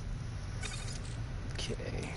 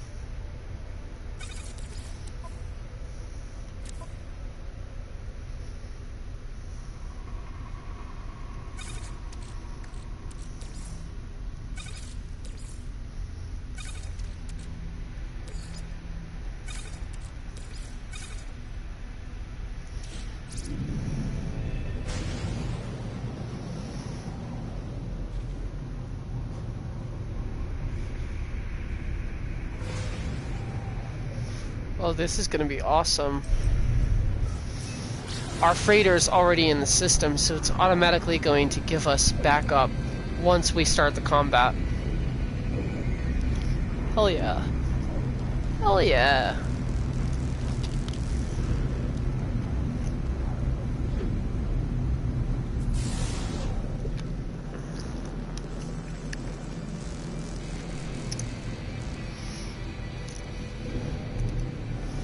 Now, the thing about I just submitted my mech base, but I think I may have gotten the galaxy wrong. I'm hoping they'll correct it. Because honestly, I think it's an Elysium, and I had put it I thought it was an Elucid, because for obvious reasons, that's where the community goal was in that system.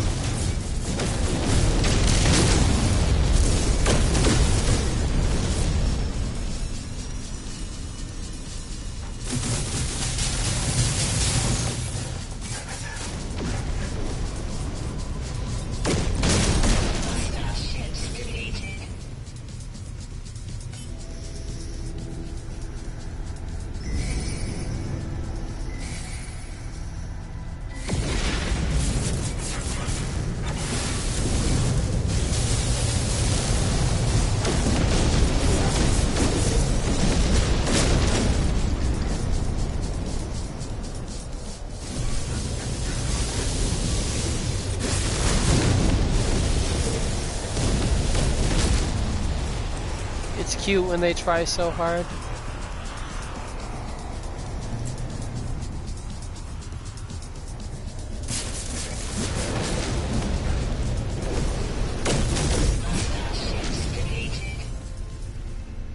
And that is a mission complete.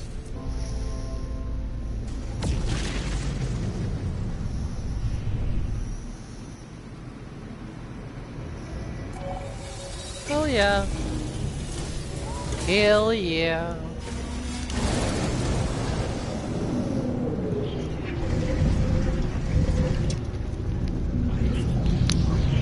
No Man's Sky is just whooping ass on Elite Dangerous, and it's just hilarious. It's just hilarious, man. It's absolutely hilarious how they're just whooping Elite Dangerous's ass, and they're not even the same type of game. It's like not even the same type of game, but it's like it's got so much more to offer than Elite ever did.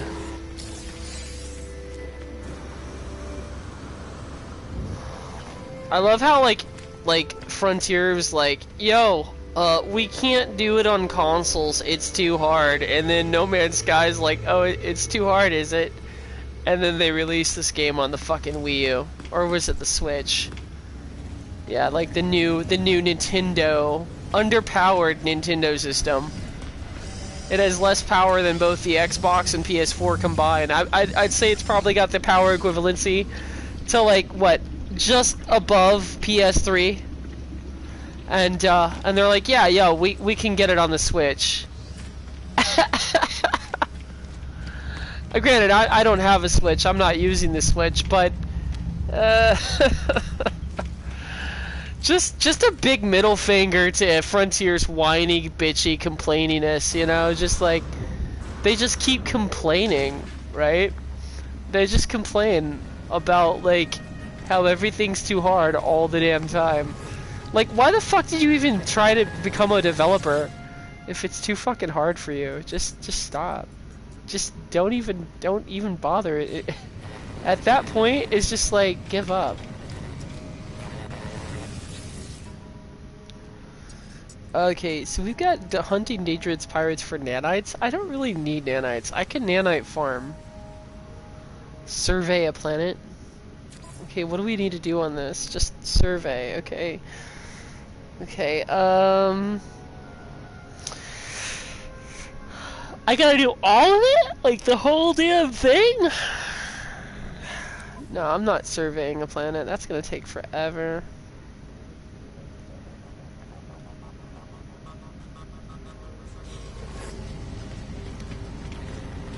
We'll wait. Don't do it. We will wait. What is this one? We're gonna go grab the, we're gonna grab one of these though, for sure.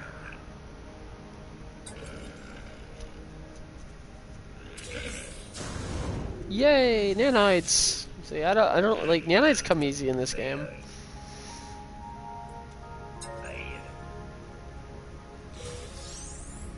Okay, I'm gonna go get a... We're gonna go and explore another derelict later. Because, yeah, I still haven't unlocked all the pieces from the Derelict Freighter series yet, so let's go ahead and do that. While we wait, we'll come back and check on this and see if we got another pirate mission. Ooh, look at that! This guy's got a hot rod too! He's got a hot rod TIE fighter, and his is blue, mine's red. But it is the exact same, I swear. It is the exact same one as mine. Way to go. And he's parked right next to it. Yeah, dude. TIE fighters gotta stick together. Let's see what this guy says. Black Site 112. Who is that? I'm gonna add him. I'm gonna see if I can't add him as a friend. That guy's cool. If you're a fan of TIE fighters, dude, yeah. We could roll. We could roll sometime if you want to. What is it? Nearby player list. Black Site. Well, he's a computer guy too, yeah. That's not bad. Aww. View nearby player list. Invite to group. And then add. Aww. That's a shame. It won't add him because of his privacy settings. That's a damn shame, because, you know, even though he's on computer, I can almost guarantee he would not beat my fucking S-class TIE fighter right here. This thing is a beast. This is an absolute beast.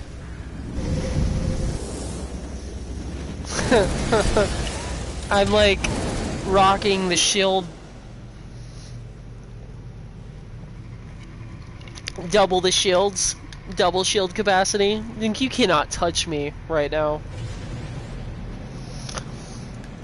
You cannot touch me.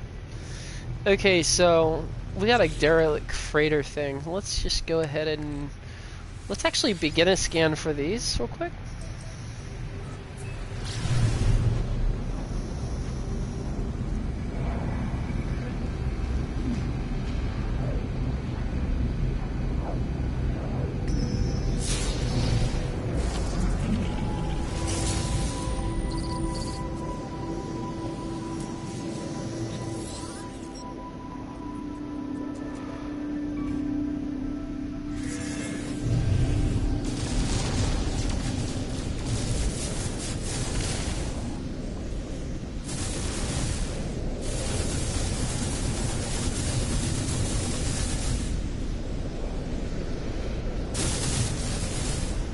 That actually hurts my ship, doesn't it?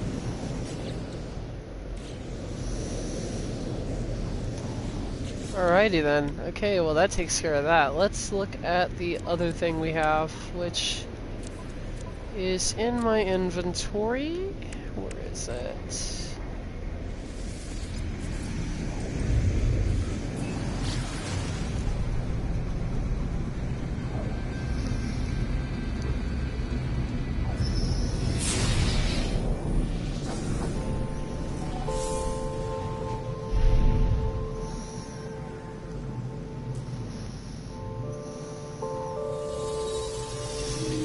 Another thing you can't do in Elite Dangerous. Like, there's just too much that this game provides that you can't do in Elite. Like, you just can't do it. Game not saved aboard derelicts. I understand this. I understand this.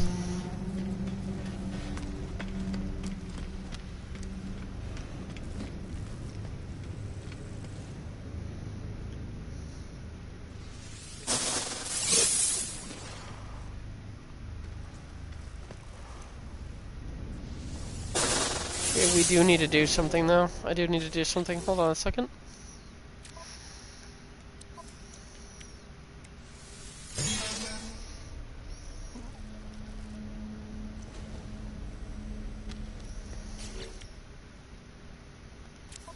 Did it turn him on? Yeah, he should be here with us. I do need to turn on the light though. Let's toggle the torch.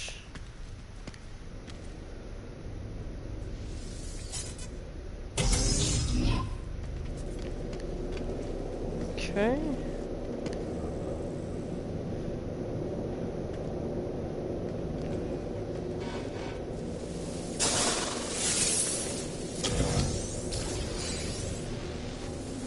These repair kits actually come in handy.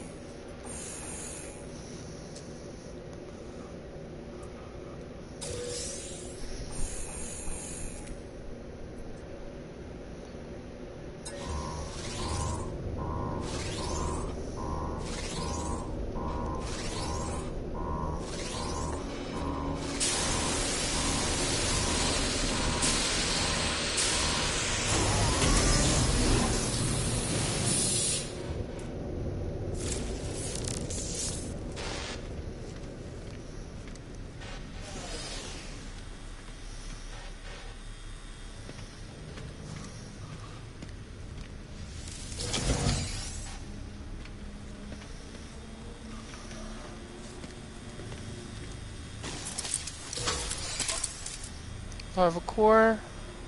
I think we've seen this build like, literally the other night. That's odd.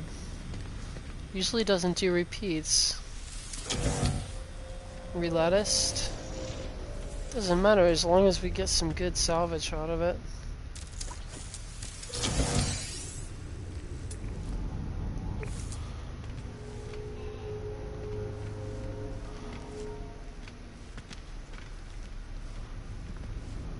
We need to find a heating lamp.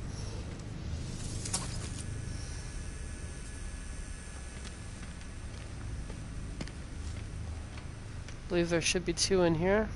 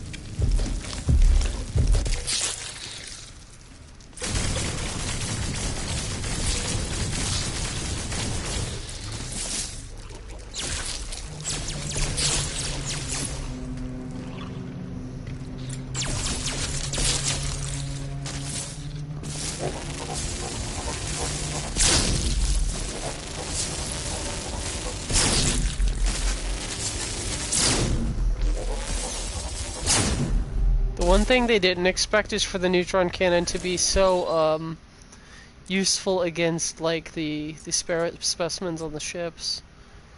It's extremely useful on the ships.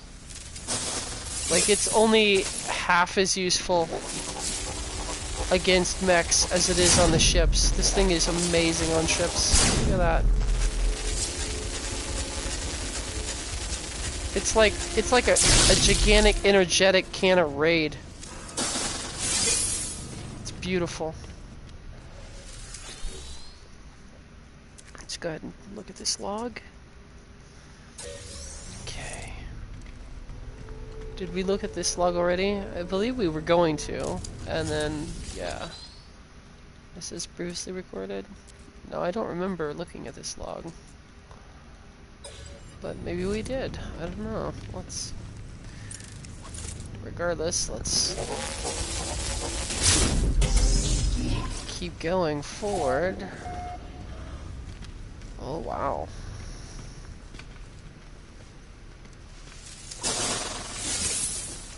Quite the interesting area we're in.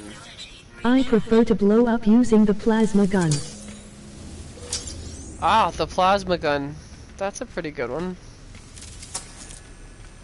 That would be the plasma launcher. Oh, have you seen this one though? Have you seen this move right here?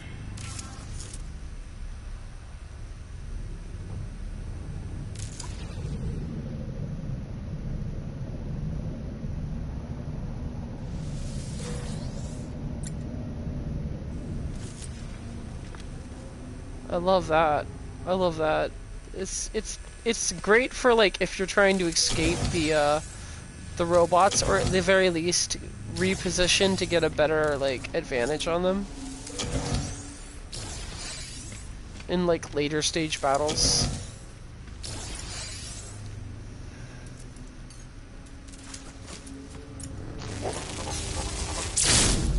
As you've probably seen, I'm already beyond Yet meta. cool, not real useful. It can work. It can work. It, like, you gotta, like, know how to use it. It's one of those things where, like, you, basically wanna, what do they call it? Jump dodge? Like, jump... Sprint jump, you know? Sprint jump away from them. And then once you're out of your sprint jump energy, you switch to your camo, and they'll still be searching. Even if they catch up with you, they'll still be searching.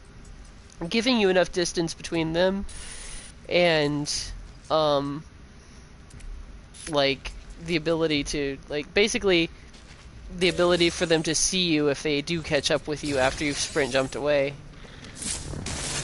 There is a strategy that you can use it for, but yeah, it's not not as great in combat. It's better for running away.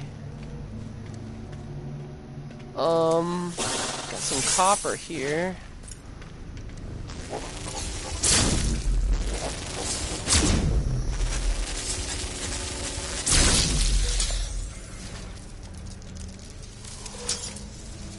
Looking for recipes, if I can find some recipes. Tainted metal, I think that turns into nanites, if I'm right, if I'm correct, I think it turns into nanites.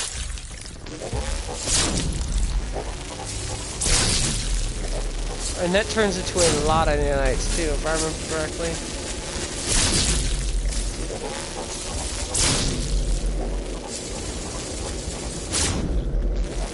See, look at that, that's 3 of them gone.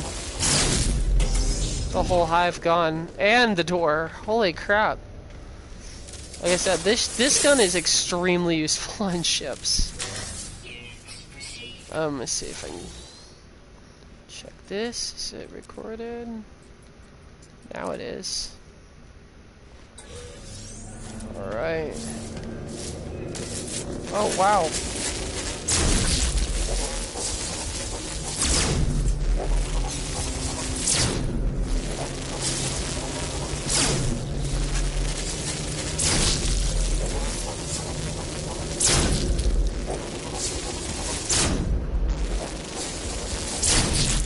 You get 2 for 1 name, it's very profitable.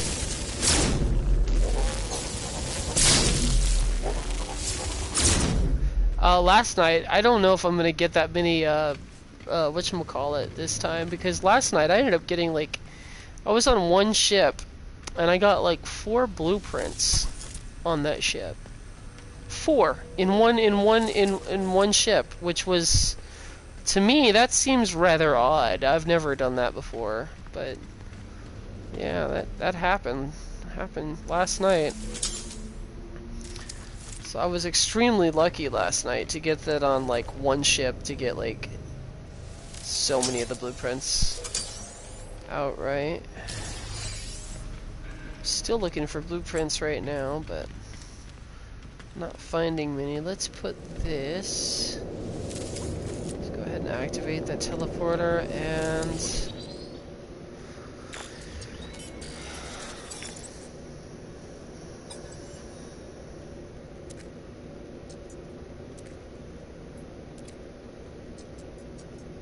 I only get C-class blueprints. oh, C-class blueprints? Yeah, you can get actual parts from the ships though too. That's one of the things I'm trying to get, is the parts from the ships.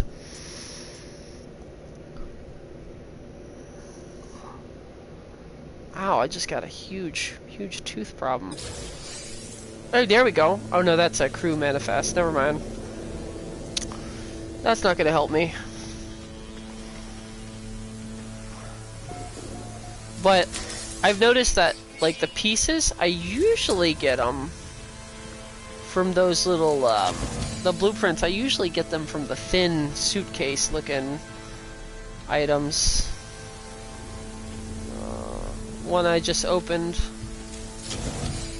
Not that, but the little tiny one. You can get, like, the blueprints for, like, ship pieces in this game too. That's what I'm trying to do, and I've gotten so far a box. I got a bench, and I got a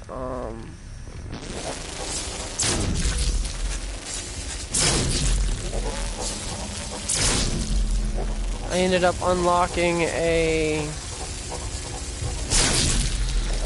box that opens up a bench, and I believe there was something else. I forgot what the other thing was. I think it was like a, oh yeah, a shelving unit. I got like one of those shelving units that I can build now on my bases. So that's pretty cool. Can you duplicate the tainted metal? I believe I can, but honestly, I wouldn't really need to because I've got USBs, so I can just like stack a shit ton of. I can, if I had a friend with me, all I would have to do is give them tainted metals, and just keep reloading my save file from my USB, and then I would just give them the whole stack, and then they would give me the whole stack back. I would save that on my USB, and then just give them back the whole stack, and then reload the USB, and we'd both have all the full inventory of tainted metals. But honestly, you don't even need them, because I've got an actual base that you can Very get. clever. Yeah. I've got an actual base that you can actually farm nanites on. There's actually a lot of bases that you can farm nanites on if you're in the community goals at all. Whenever there's a community goal or there's like a community mission, I believe it's a weekend mission, weekend event. On the weekends, they do these events on the same planet. Everyone does them on the same planet, and usually if you're like late or like a day late, be like on the second day of the weekend, you know? They start on Friday, they end on Sunday. So like be there like nighttime on Saturday, you'll usually find someone who's found some kind of nanite farm. It's almost guaranteed. But my actual capital, the Zynexian capital, let me see what the name of it is. The Zynexian capital base it's on the portal registry. I just submitted it to portal registry. It's already there. I submitted another one today, my mech base, but it has 2 areas right on each side of that base where those little balls of like stuff spawn. It's like I forgot what they call it. It's not slime, it's let me see. I might have some of it on me.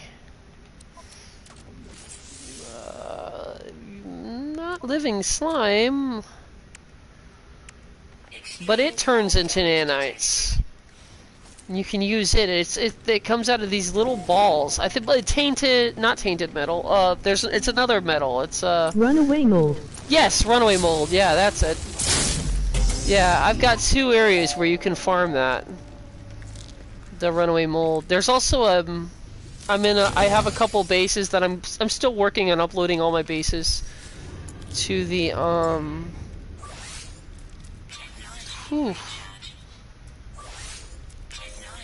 Still working on uploading all my bases to the portal registry.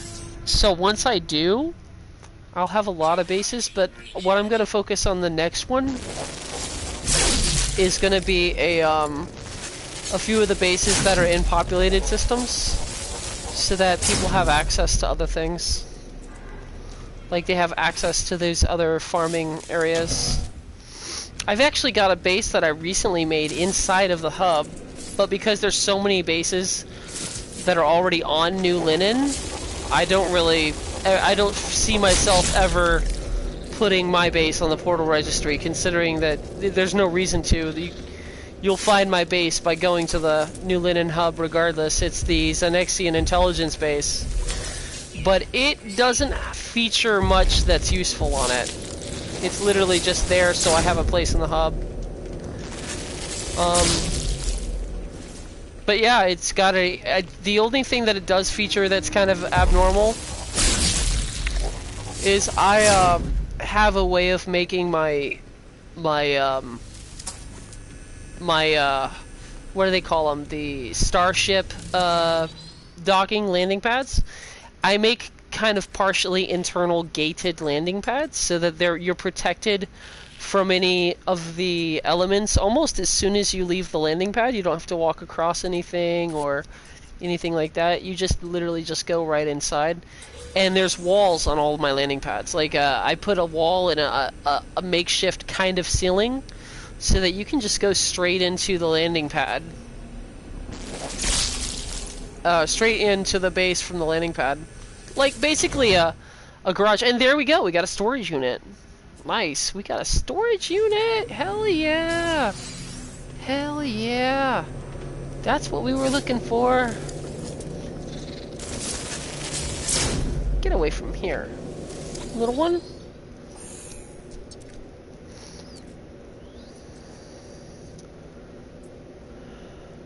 Incapacitated.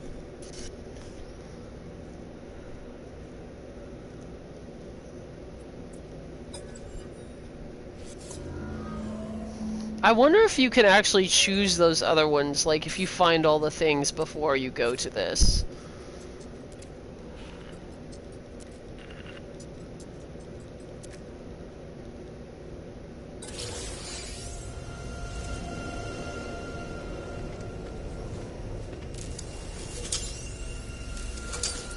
There's some dirt.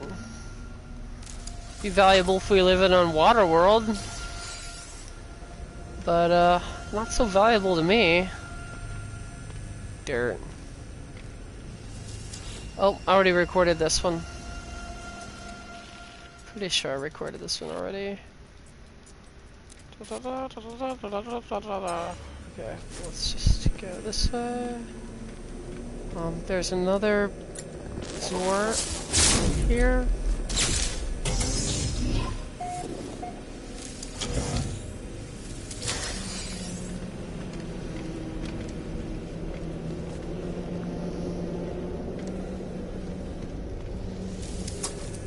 So this was the way to get to the end of the actual ship.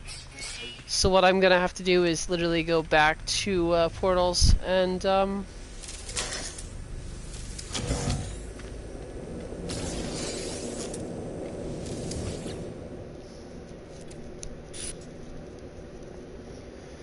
okay, technology upgrade, frigate, freighter, bulkhead. Yeah, we're gonna go with nanites.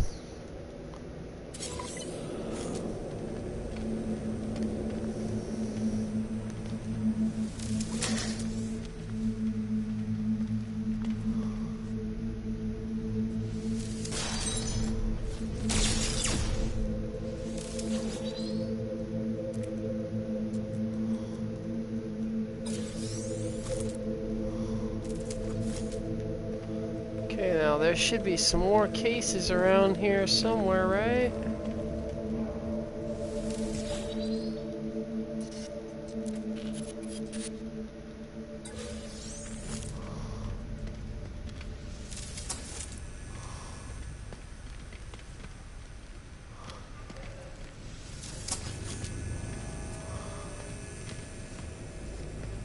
Okay, there's one right there. Nanites, and... Alright. Don't know what that gave me, but it gave me something. Okay, let's use the, Oh, whoa, look, there's a... Oh, wow. That's pretty cool. I've never seen that before. There's actually a window. You can actually see the engine thing here. That's pretty cool. Let's just go ahead and walk one more time. Do you get ships off NMS coordinates, bitch? Ships often... Give me 1 second. Let me read what you said. I'm gonna read what you said.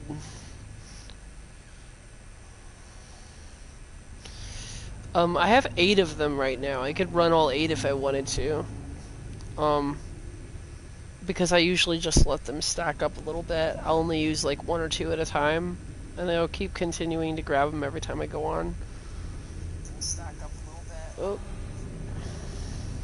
Oh, wow, there's a little bit of lag. Okay, do you get ship offs? NMS, like, coordinates page. Oh, no. Oh, do you mean, like, ships, like, for, like, my actual starfighters and stuff? Like, for my actual starfighters, no, I had one of my friends pretty much showed me where to get my, my guppy. And, yeah. one of my friends showed me where to get a guppy, and then I got the rest of them just because I liked what I saw, and I just went with it. But some of them, they're one of the little tips that I've learned is if you're in the Nexus, the chances it's slim. It doesn't always guarantee it. In fact, there's not hardly guarantee it at all. But if you're in the Nexus and you see someone riding a ship that you like, try going to the portal and seeing what their homeworld has, seeing what the person's homeworld has, and if their homeworld, it's possible that they had just gotten out of whatever place they got that ship from, right? And then went straight to the Nexus to show off. And if that's the case, it's very possible you'll find what you're looking for that way. That's how I found my hot rod TIE fighter, actually. I just kind of saw someone with a hot rod TIE fighter. I'm like, oh, cool. Maybe he came from the world he got that on, and sure enough, he had, so it was useful. I got two of them here. That's pretty cool. That's awesome. So I got 2 of them here. Yo, look at that. Oh, I didn't go in here? You've got to be kidding me. No, I had to have. Yeah, I did. Okay, but I didn't go in here.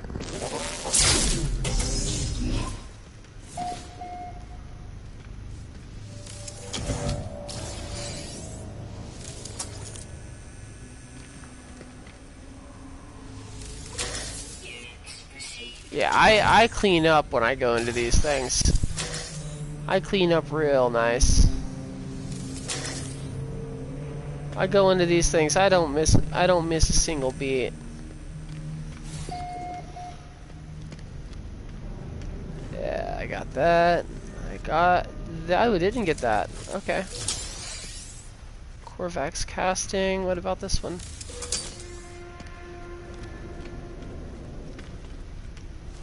Well, these ones are kind of tricky to get. Sometimes I'll forget some of them because you have to be like right up on them, but glad I didn't this time. I usually get a lot out of these ships. Okay, teleported to the main deck. Let me see what else we got here. Did I get this? Did I already search this? Yeah, it looks like I did. Is there any doors in this area? Nope. I like to make sure I thoroughly have everything. Everything a ship can provide. But hey, 2 blueprints, 1 ship? Hell yeah. I think we're good. I think we got everything. Cause hell yeah, 2 blueprints, 1 ship. Yes, please. Okay, so that's that. This area's been salvaged. Now, all we gotta do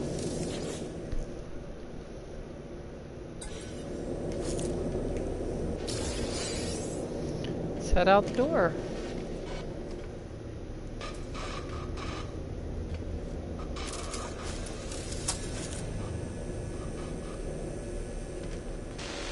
Oh, is this not the entrance? Okay, yeah, it is.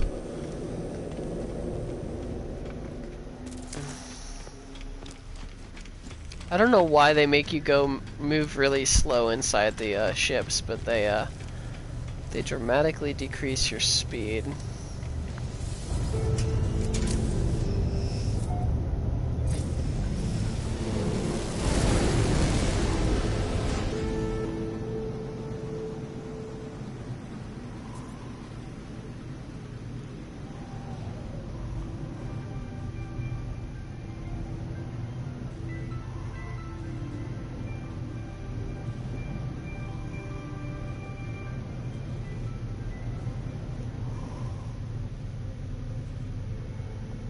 Let's head into the space station.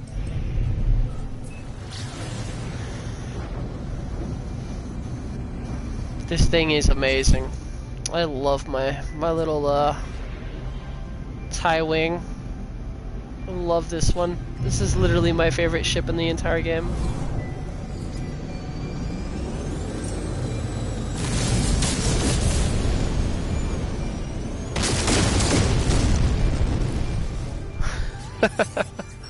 I just love doing that.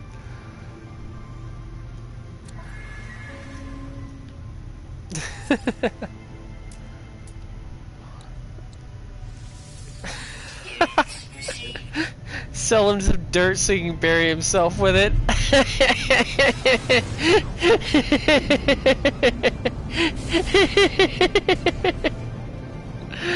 Oh, shit got dark. Oh, that was great. That was good stuff. That was good. That was good.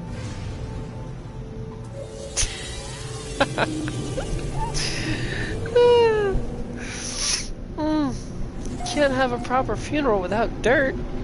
We'll take a look at the scrap dealer. Actually, you know what? I just like lost a little bit of Korvac's rep, so I think what I'll do is go get my Korvac's rep back. Group landing. Thank you. Thank you, thank you. It's all automated, but thank you. I'm gonna go get this Korvac's land. I'm gonna go get this Korvac's rep though, because I just lost it for killing that guy.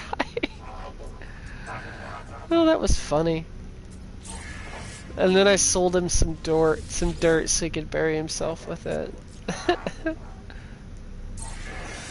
Oh, vicious, just vicious. Super brutal. All right.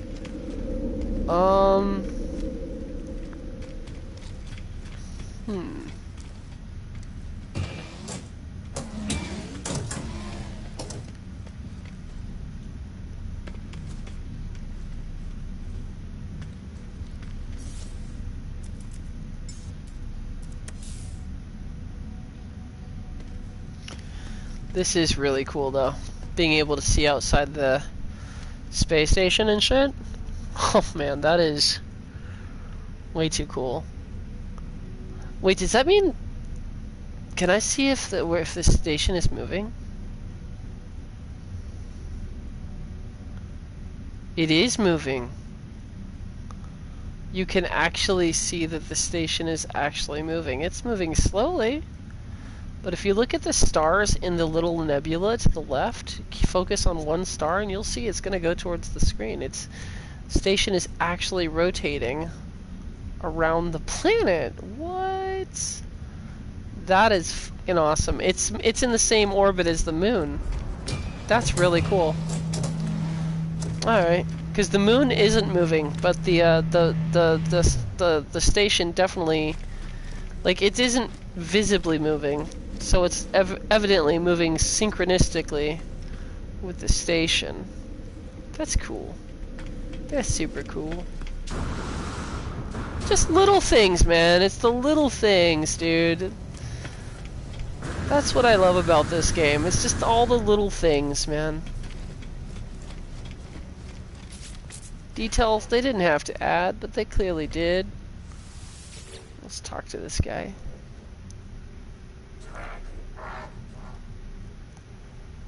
I don't need upgrade modules, dude. In fact, I don't need any of what these guys are selling.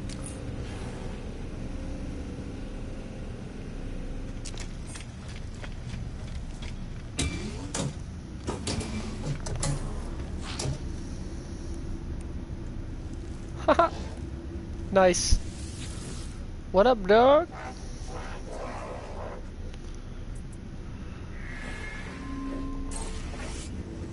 Just give them Korvac statues, why not?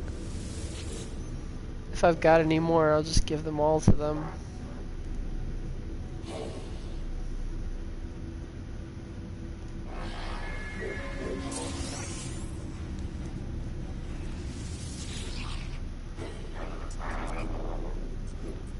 Oh, he wants to work for my exocraft terminal?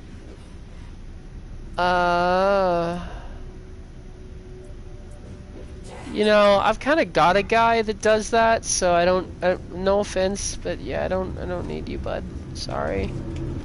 I'm sure someone will come and hire you, though. It's all good.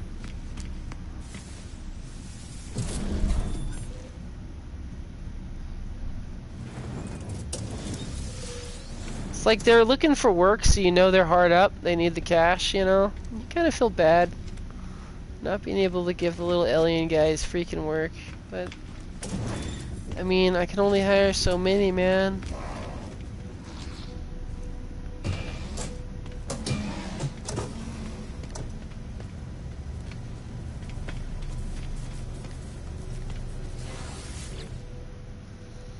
See if this guy wants to buy anything.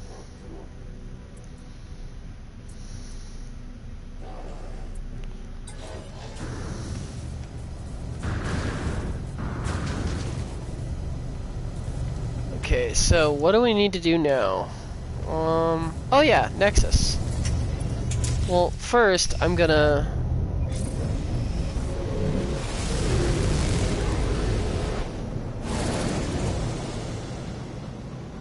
head into my ship.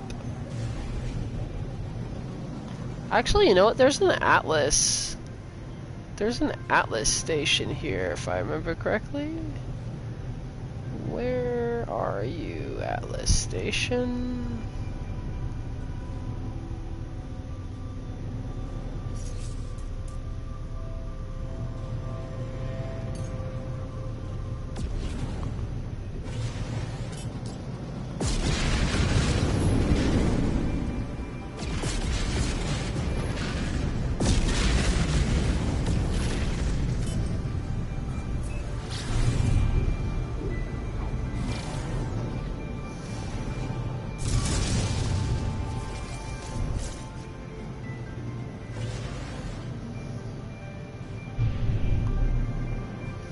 Question is, where's the entrance to it?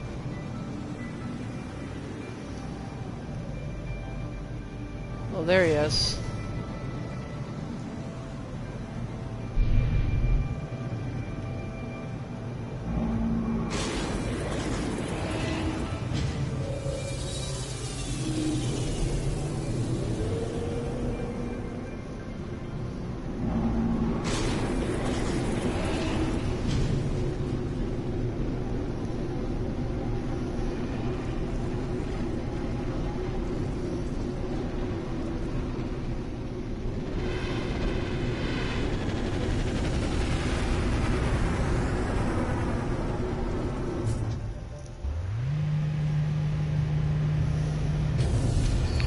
It is nice to see that they never got rid of the Atlas interfaces, though. That makes me happy.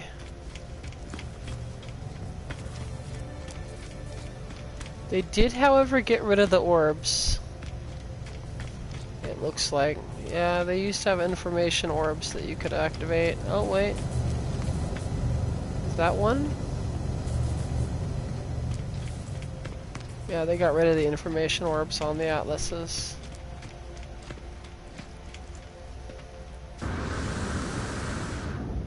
Because we used to have them.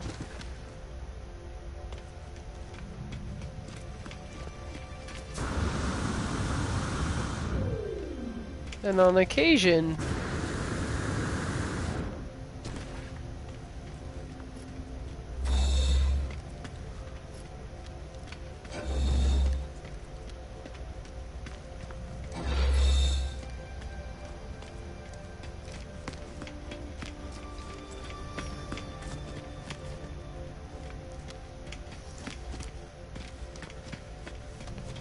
yo, what is this? Oh yeah, I forgot.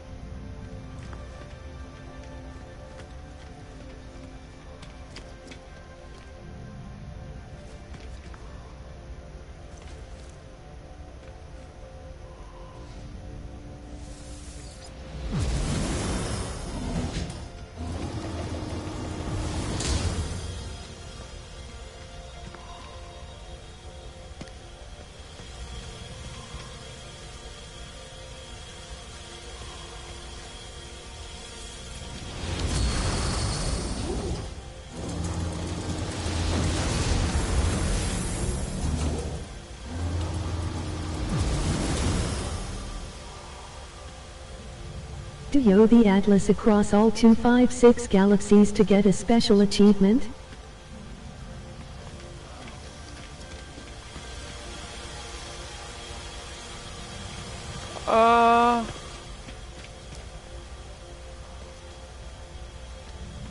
I'm not sure.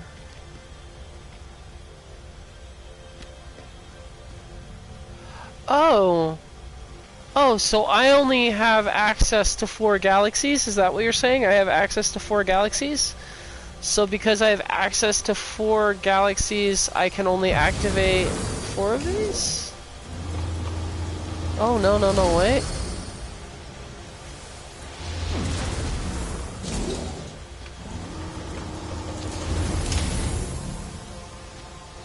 Yeah.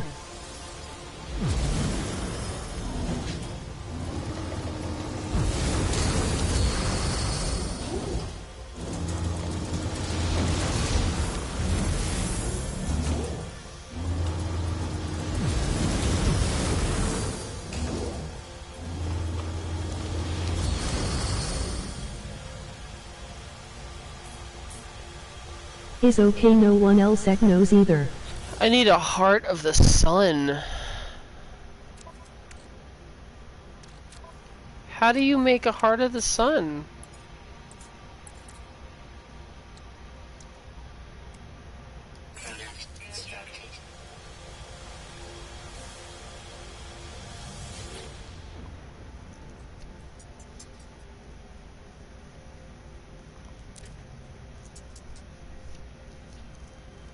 Node.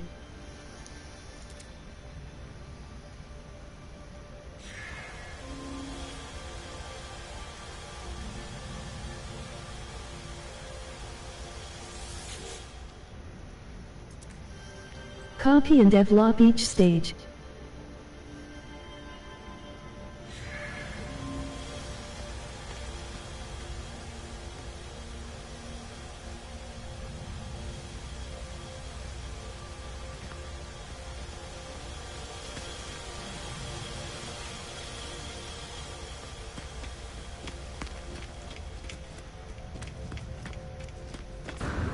That's pretty cool, though. We just did that. I mean, I don't know what we did, but we did something. Am I supposed to... Is there something I'm not doing? I don't even know.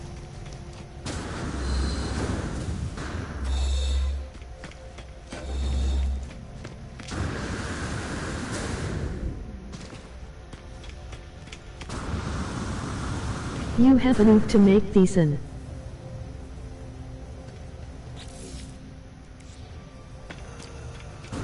Hold on a second. Let me read that. Let me read what you just said. You have enough to make the sun. Yes, yeah. I made the sun, though.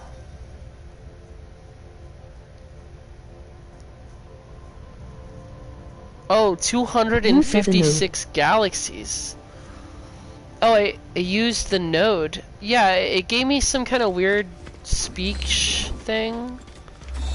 And it didn't let me do anything afterwards.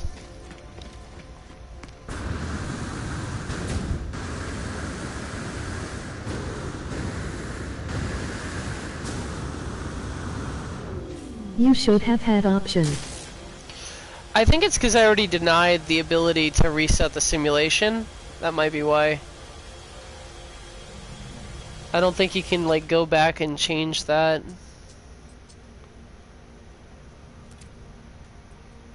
Or maybe it's because I got to this universe illegally. Okay. Yeah, it might be that. I might have got to the universe illegally. Because I got through this universe from a friend who was already in it, so I started building bases in it just so I can come back and forth between, like, galaxies, so... You're naughty. Yeah, I wasn't playing by the rules. I'm a rule breaker.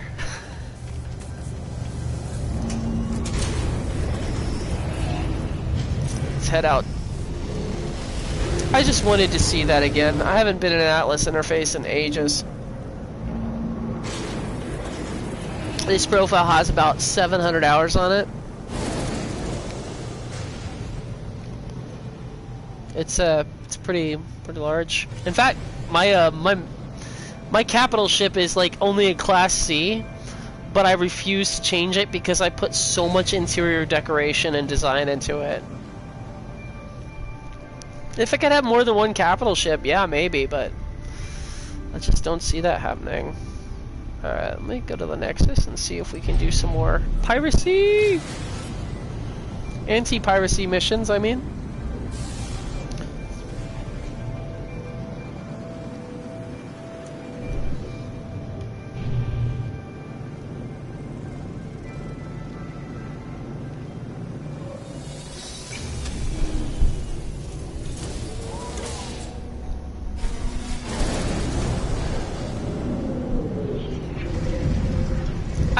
I have forgotten what kind of map you need to find the big outposts. You know, the big towering ones? All decorations pass on to your new capital ship. No, it always resets it whenever I try. So like if I build more rooms and stuff and all that, it always resets my entire capital ship. Like always. So I just don't even bother doing it anymore. Plus, I haven't really seen one that's as long and big as mine. My capital ship literally creates a fucking shadow over the whatever planet I spawn it over. There's an engineering crew. 1 of 4 for this Quicksilver. So sad. I'm gonna join them just to see if this guy's gonna build something. I don't want to do it. I know he might not want to do it either. It's probably the only reason he accepted the mission. He's like, someone else will do it for me.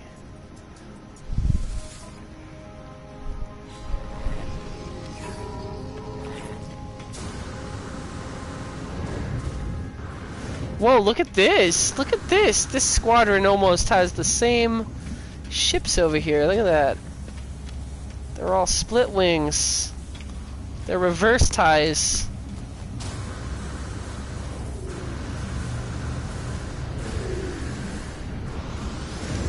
I will say this game has some of the most amazing ship creation. Yo, whose is that? Don Malaise.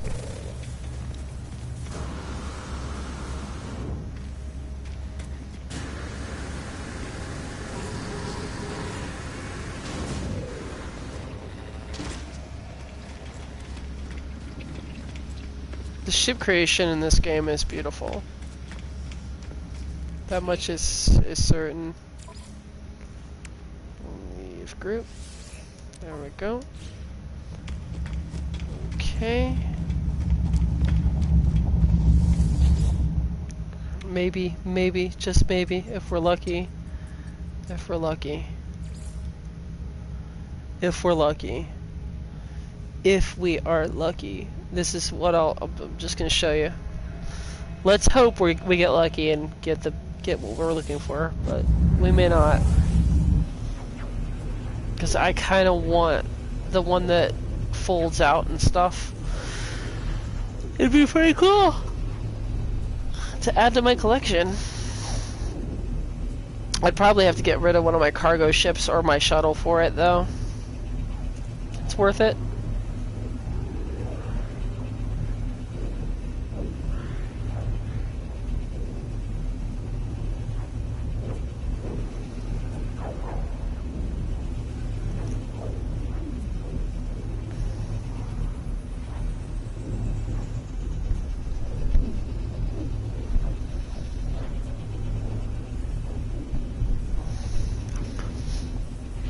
I really wish we could like find I want to find like an S tier exotic. I should use the portal repository to do that.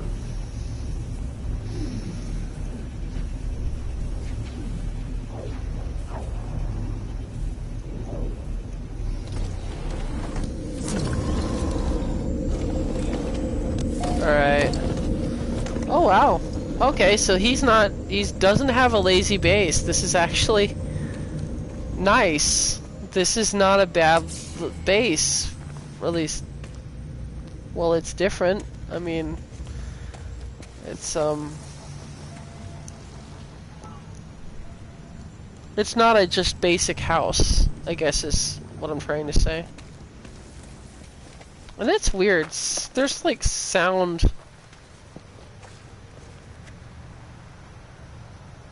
That does not look right. I'm just gonna like ignore the fact. Oh, whoa, whoa, whoa, whoa, whoa, whoa. Let's get up there. Get up, up, up. Thank you. Oh wait, hold on a second. I don't think I have this. I don't think I have one of those in my artifact storage, do I? Artifact storage. No, I don't. I'm missing that one. So I guess there's. I need that one, and I need the spine. I'm gonna eat this mystery meat pie. Eat all of them.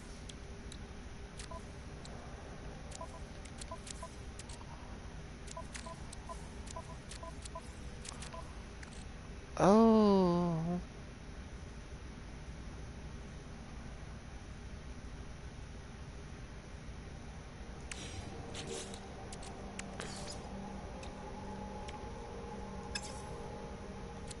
There's an orb that I didn't create.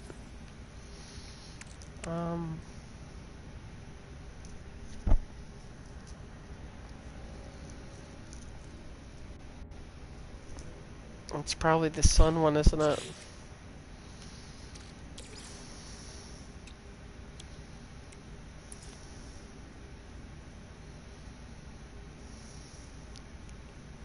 Hello.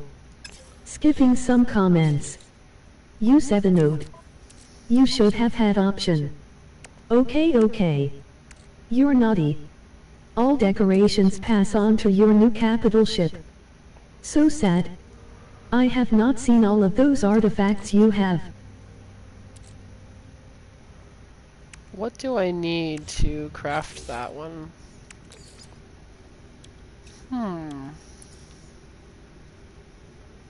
Is it the soul engine?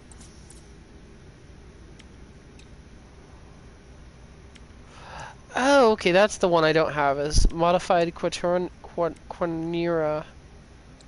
To make that, I would need Nova Reclamant, which I only have one of. Darn it.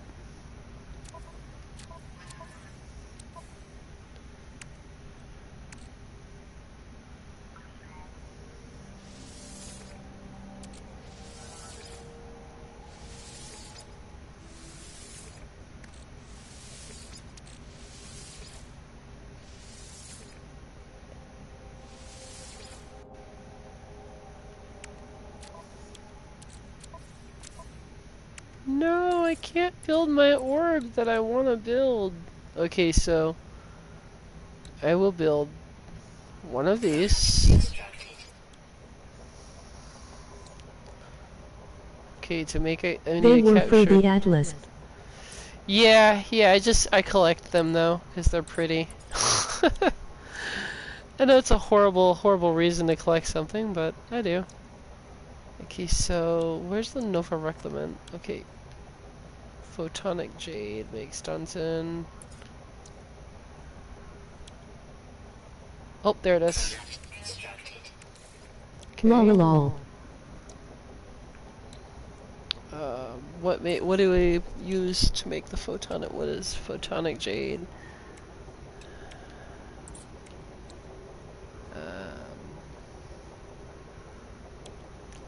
Photonic Jade. I need Photonic Jade to make something, and I don't know what it is I need it to make. Photonic Jade. Oh wait, no, that is okay. So I need to use that to make Photonic Jade. No. Why was that in my? Okay. Okay, so this.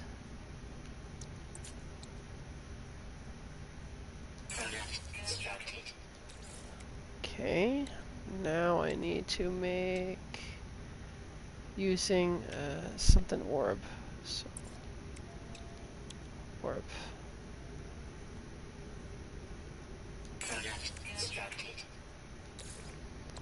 Okay. The thing about this is, if I build the wrong one, I end up using one from my freighter, and I'm trying not to do that. That's why it's like I'm being really picky. Okay, so there's that. Now, which one in the freighter do we not have?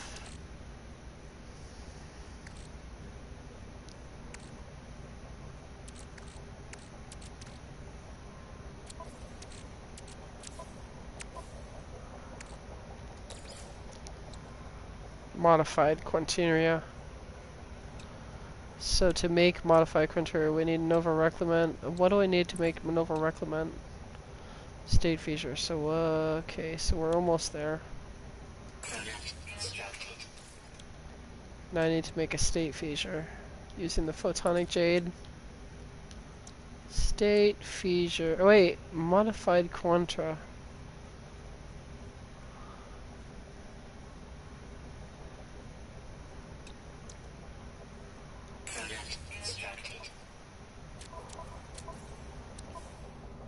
Yep. I need the modified quantria. Yep, that's what it is. Hey there! What's up? A modified quantria. Now I have got it. Now I've got what I need. Nope. I need to make Nova. Yeah. Now I can make the modified quantria. And put it in my freighter. With all the other pretty orbs. My little orb storage area. Look at that. They're so pretty. They're so pretty orbs. Are you good? Now we're good, yes. Alright. That does not look like a right base. That base looks wrong. Okay, we do need to get one of these though, while we're here. Okay.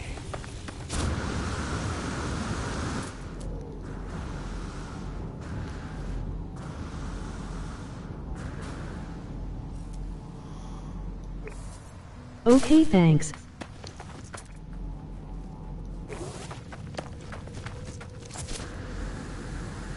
I need to get a couple of these. These ones I think are kind of difficult to get, aren't they? Hi, Plu6. Oh, there's it.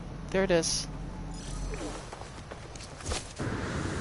Hexaplate bush! Yay! You are mine. And what is that in there? Floating crystal. Hi, Paul Cleves.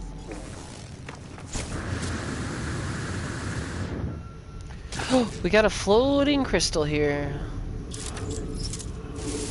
Oh wait, I need an advanced mining laser for that? Oh yeah, because I'm using my weapon. My actual weapon one. Okay, let's go with the, go with this one.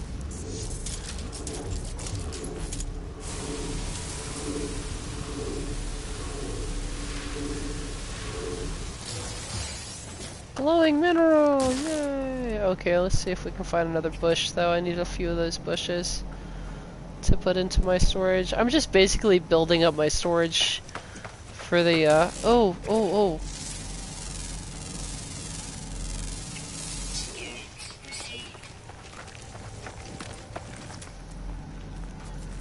Whoa. Okay, no, that's just another bush.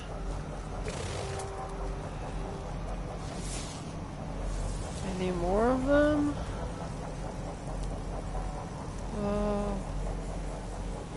Looking for little yellow question marks.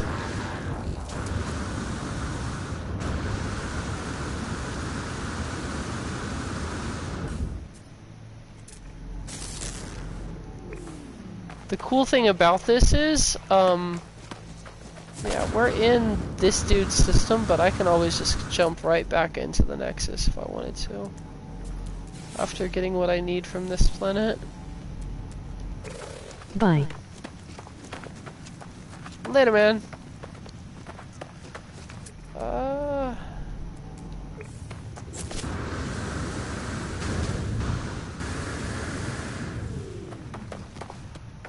gotta find the one more little like question mark, one little like yellow question mark. That's what I'm looking for. These are the hardest ones to find. Oh no, where is it?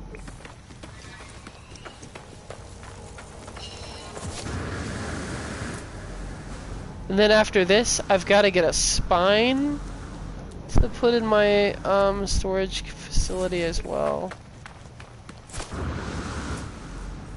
Because I don't have one of those yet.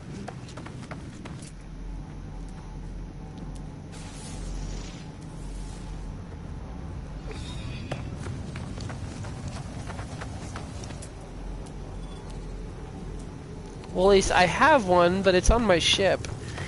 And, yeah, I didn't realize I didn't have any backups in reserve. Which, yeah, you should always keep backups of everything. I'm an inventory, like, hog. I like to make sure my inventory is completely replenished all the time.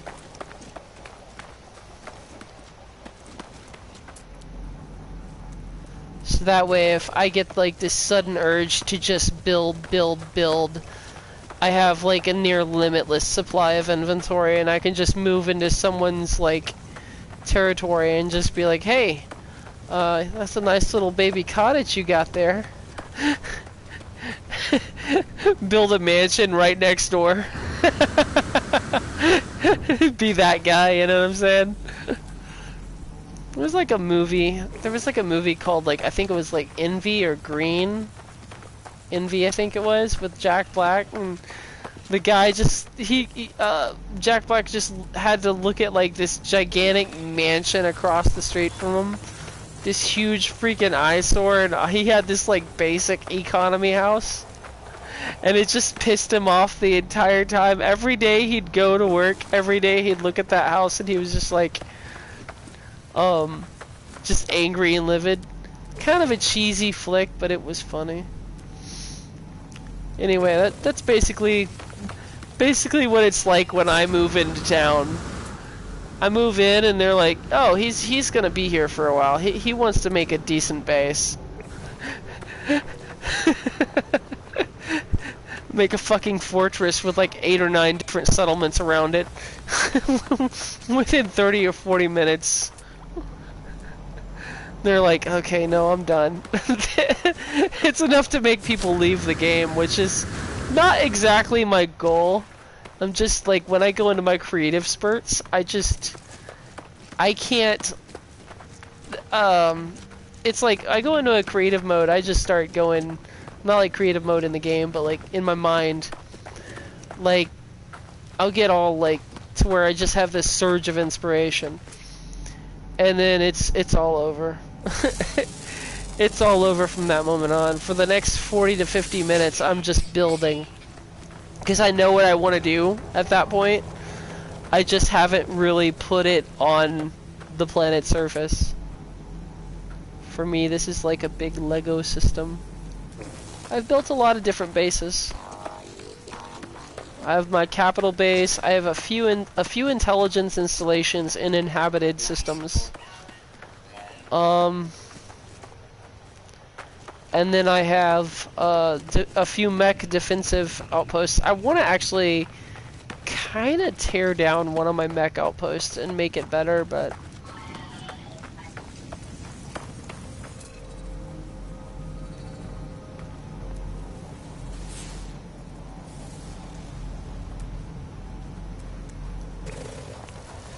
I cannot believe how much time it's taking us to get a hex bush.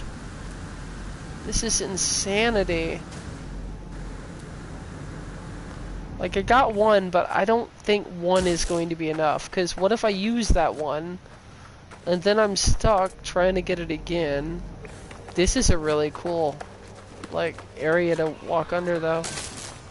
I will say that. That is super cool looking.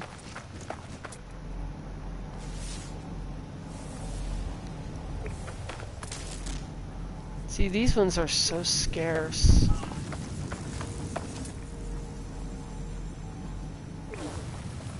Hex bushes are not usually this scarce.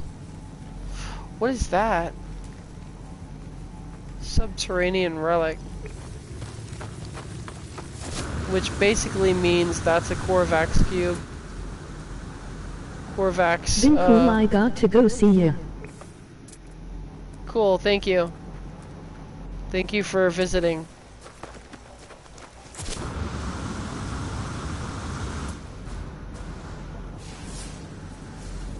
Ah! This is going to annoy the crap out of me. I know I should have it. I know I should be able to find it.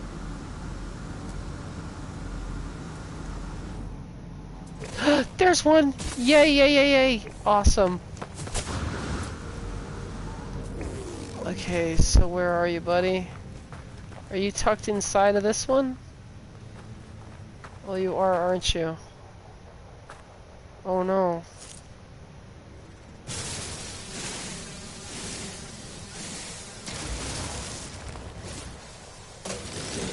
Yay! It was tucked inside, but we still got it. Hell yeah. Hell yeah. Now we can call in our ship and leave this dreaded place.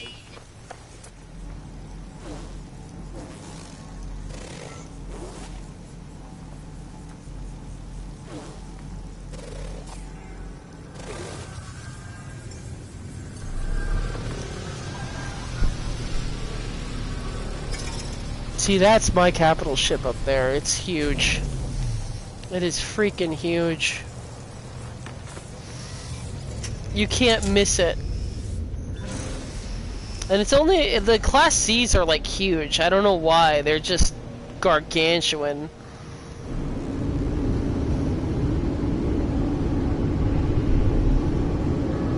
This is a very pretty galaxy, though. He has chosen a very pretty galaxy to build his base in, and I will not interfere.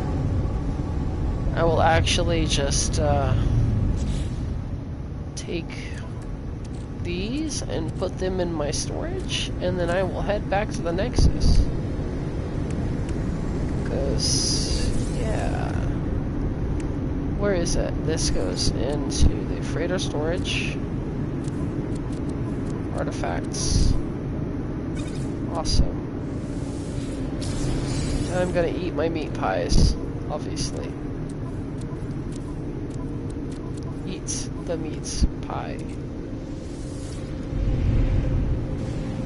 Okay. Now...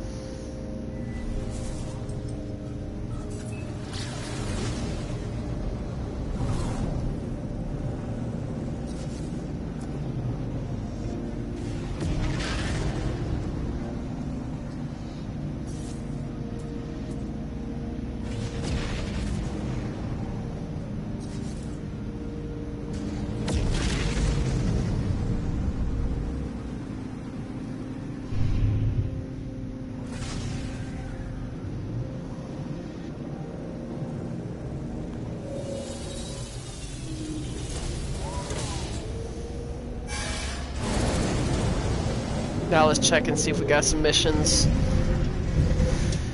I'll go worry about a spine planet later.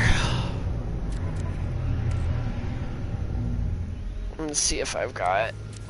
do I got the cubes in? Yeah, I do have the cubes in artifact storage. I just need the spines. I got a ship kind of like that one.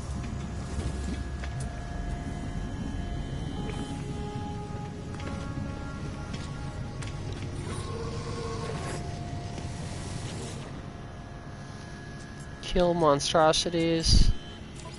We'll do this piracy mission. We'll wait for another one.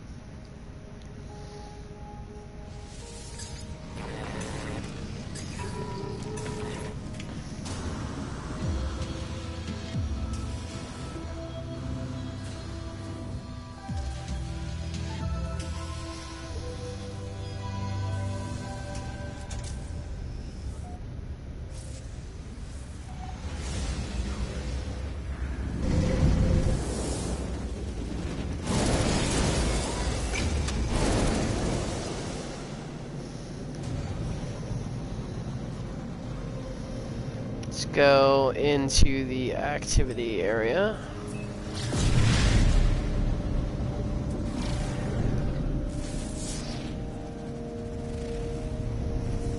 Hostile ships approaching.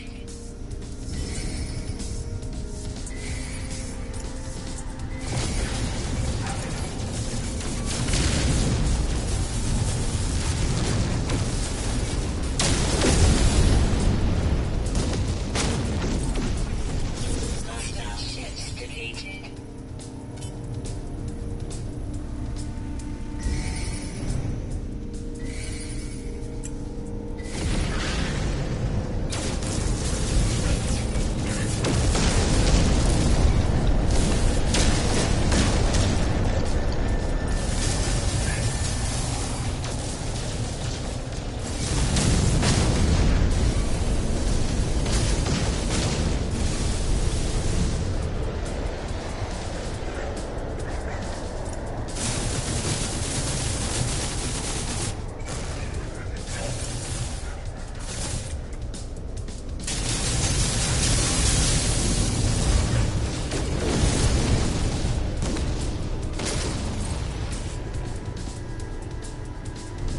Hostile ships defeated. Hostile ships defeated.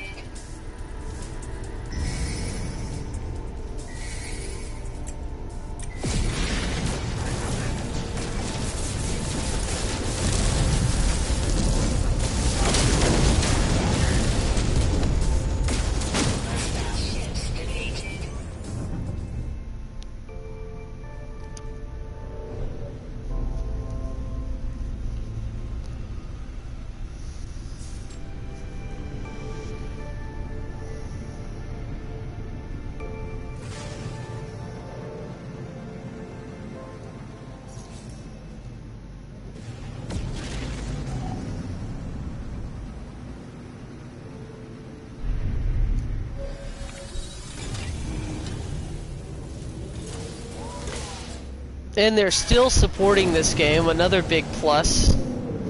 That's another big plus for this game. They're still supporting it with updates, all free DLC. Like, I'm sorry, like, people who are like hating on Hello Games in 2022 are just they don't make no sense at all. Their existence makes no sense.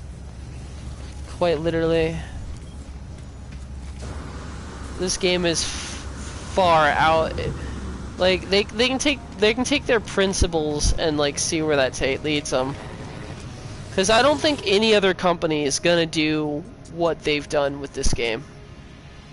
No other company is gonna be able to make this kind of a, I wouldn't even say 360 turnaround. It's more like 14 360s that this company's made. They didn't just redeem the game and make it, like, they didn't redeem the game and make it working. Like, they did a lot more than that. Like, the way they did the updates for this game and all the things they've added has exceeded what was originally promised. And there's still people in the forums, oh, but they should have never launched the way they did, and I'm never gonna buy it because of that. I'm like, oh god, you can continue to cry for 2 or 3 more years. There's so many people who like sold the game like the minute it launched bad, instead of like giving them a little bit of time. Like, there's companies that I would not let get away with it. There are. I'm not like a total like, oh, you should like be easy on developers. No, there are certain companies that have no excuse. There are companies that have multi-billion dollars into these projects, right? Hello Games didn't have that. Hello Games was an indie developer that was treated like a AAA developer, right? And they pulled off what a lot of these AAA companies are still trying to do. I don't know why. I don't know why you'd want to put yourself in dire straits the way Hello Games did. They risked losing it all with how they released. I'm not gonna lie. They really did. And then the one thing I will say is, like, what they were able to accomplish with this game, you're not going to see another company make the type of comeback that Hello Games did with this game. It's just not going to happen. It's a different type of mentality that a lot of these other companies take toward it. They're like, oh, if we fix it and we fix the game and we add a couple updates, then we just basically pulled a No Man's Sky. No, they didn't. This game has had about 21 updates, maybe around 19 at the very least updates. The first 4 fixed the game.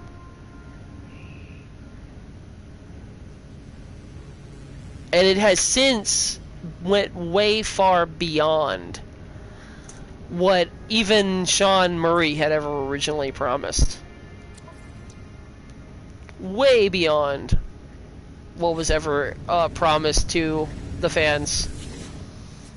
No one expected mechs, ever. It was not something that was even in the fucking wish list. You know what I'm saying? No one expected exomechs. And then they gave it to us. Just like, they just spoil us. That's all they do. I'm not complaining. Not at all, but they spoil us. No other company does that. They give you the bare minimum, call it a day. Look at Rockstar. Look at what Rockstar Games did to the Definitive Edition.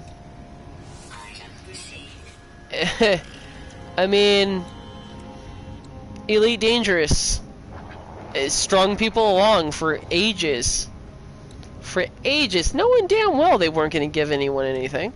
Knowing damn well. I mean, I had called it 3 months prior. I had said 3 months prior. That's not going to happen. It's just not going to happen.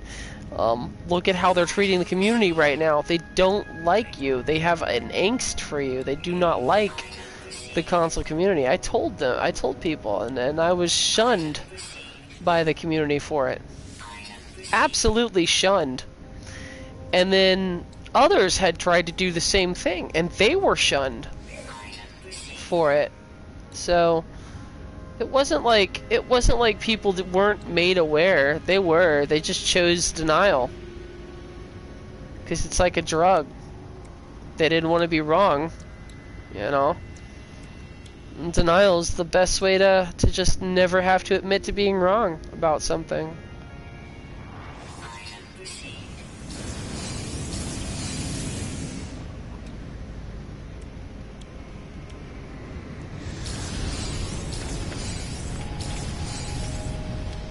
I mean, like, I wasn't surprised in the slightest when they canceled development for Odyssey. I was wondering why the hell they had led people to believe it was coming out for a lot longer than they were supposed to have. Honestly, I'm surprised. This is one of the things I'm gonna say about sci-fi fan bases. Minus the Star Wars fan base, granted. Minus the Star Wars fan base. Because they are brutal. But most sci-fi game fan bases, from what I've seen, are extremely nice. Way nicer than they should be.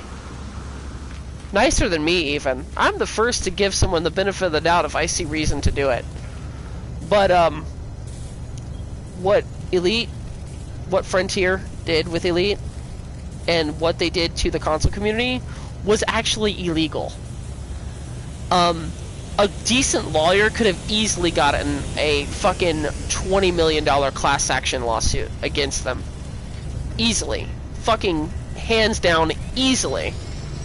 And nobody bothered to try. Why? Because they were going to give them the benefit of the doubt, and they were going to be nice to them. It didn't matter that Frontier had pretty much laughed and mocked the community in several of its streams, not just one, but several, and met backlash from that. It didn't matter that they started blocking people from Reddit simply for asking about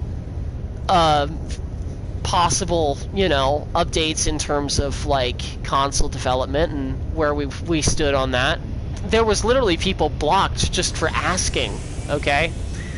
It didn't matter that they were censoring people inside of the chat for videos because they were quote-unquote troublemakers.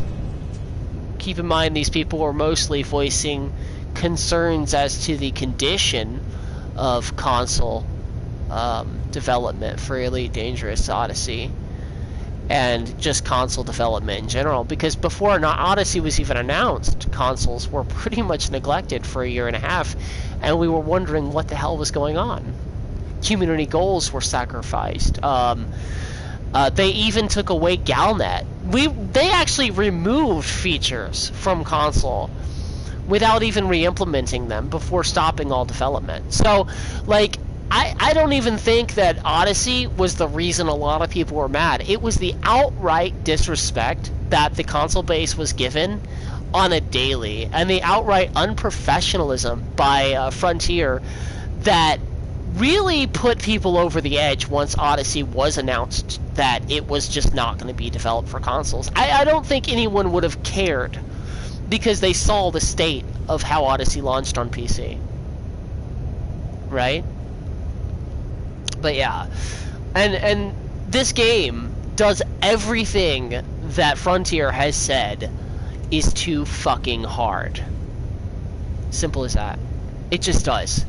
And it does a lot more than that too, okay? Frontier has handcrafted internal compartments. Yeah, cool. They have mega ships. Awesome. And I have to pay a huge fee for that mega ship. Why? I don't want that. I'm sorry. I don't... I'm not here to... It's supposed to be a simulation game situation, you know? Not a fucking full-time job, but, you know, that's just me. I mean, they figure that by chaining people to that game, they're making their quota. They don't give a fuck about the fun of that game. They don't give a fuck about how it feels to explore the universe anymore. They don't care about any of that. You know? They didn't care about that, and console was literally just to make money so that they could get other, and recognition, not to mention, because when you have the console base, you get recognition for your other console, like for your other brands. You get recognition that will carry on to other brands, because I hate to say it, but PC gaming, as much as there's a large audience for it, I'm not gonna knock it at all. PC gaming's the shit, right?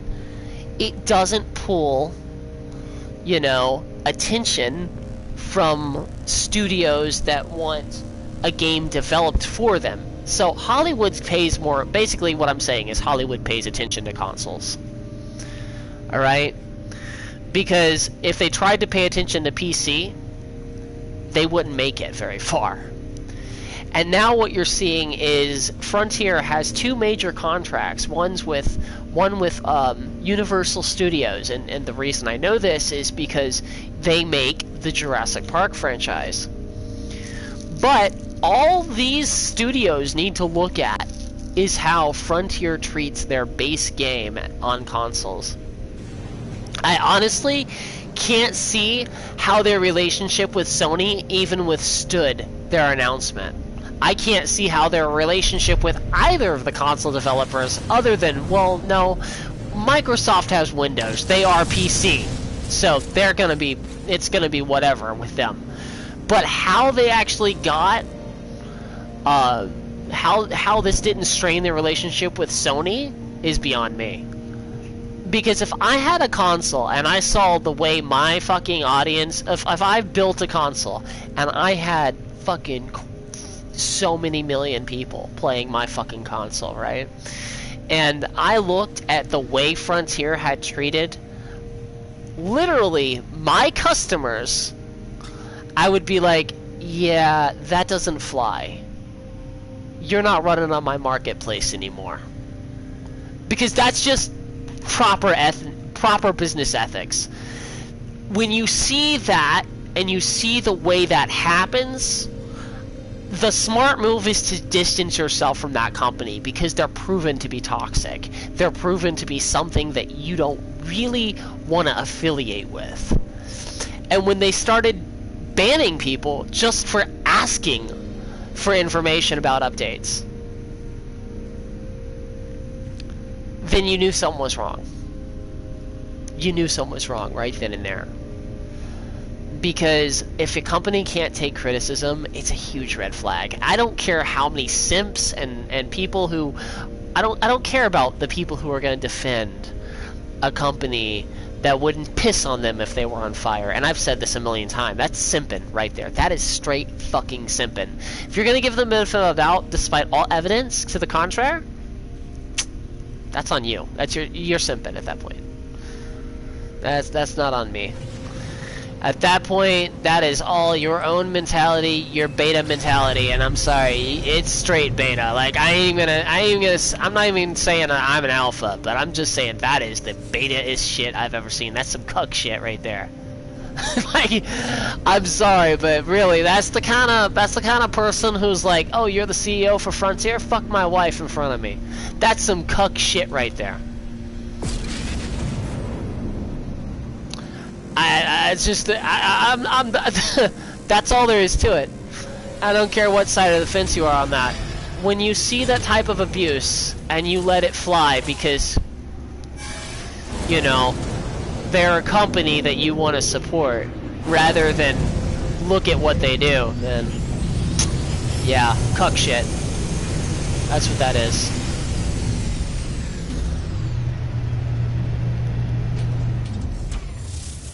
That's like saying, that's like seeing a guy beat his wife and then being like, hey, but he's a good dude.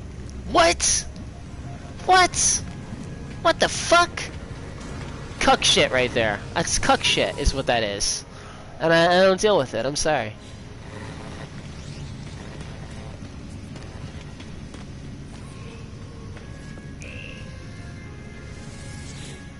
And I don't deny that half of like they weren't hurting for money as much once Elite Dangerous launched, right? They weren't, but I don't deny for like 2 seconds that half of their fucking proceeds has went straight into fucking Braden's stomach, because that guy has gained at least 200 pounds in his face a fucking loan since they released Elite.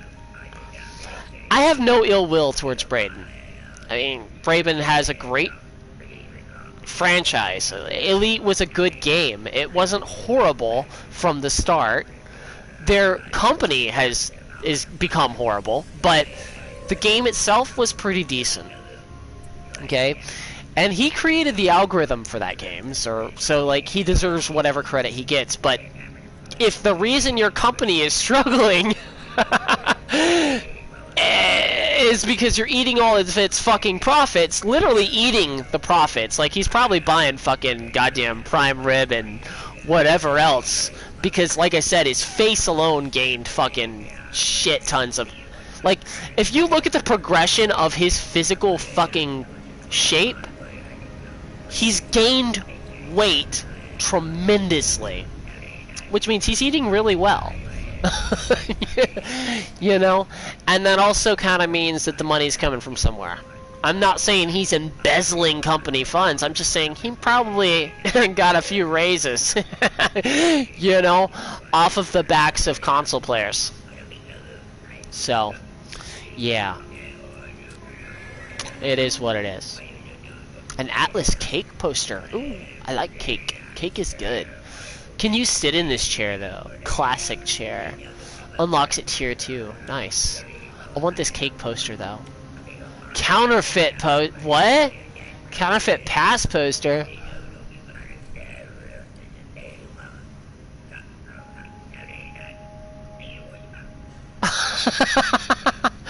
Someone's counterfeiting the nice. Okay, so friend entity poster. Oh, I like that one. These are all really cool. These are all really beautiful posters. Let's go ahead and buy a couple of them. I want the cake one. I want the cake one. It's the cake one. I also, oh, I just realized something. I just spent 800 on that. So this weekend we're definitely going to be getting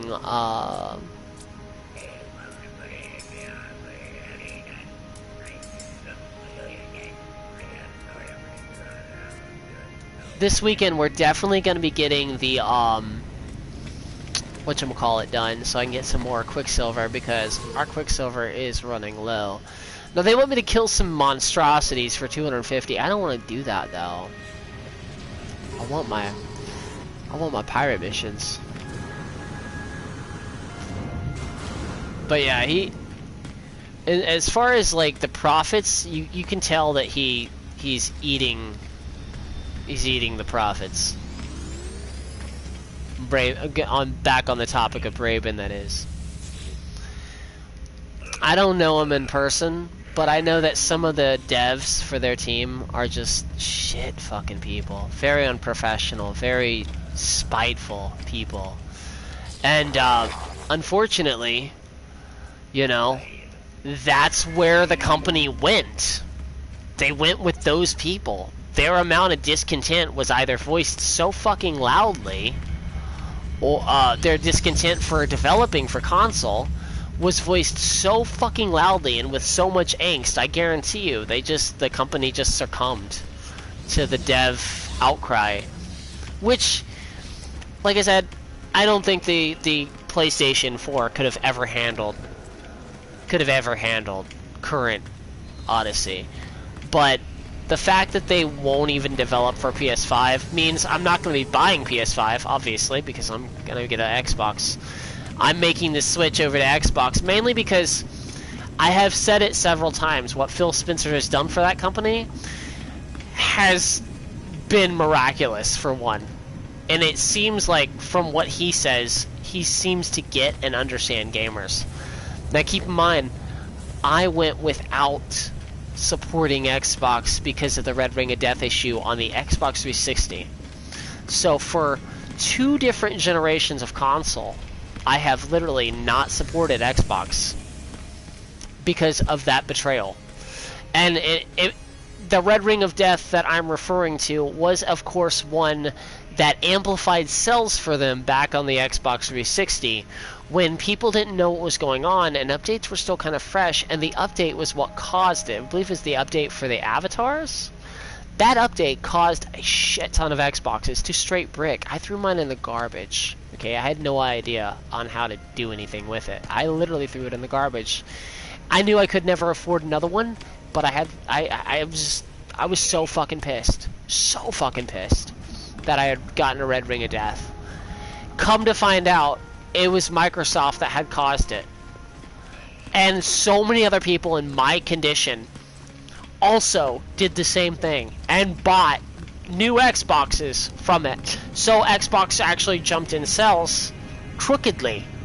And the amount of it still hurts to this day. It hurts my back, quite literally hurts my back. I'm hurting right now talking about it. It hurts my lungs.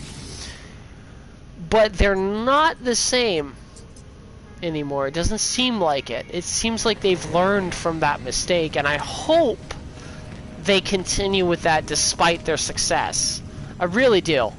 Because that is exactly what Sony has had a problem with. Success has made these success for some reason makes these companies incredibly arrogant, and it makes these companies incredibly they fucking fuck up. It's almost like success fucks these companies up so bad.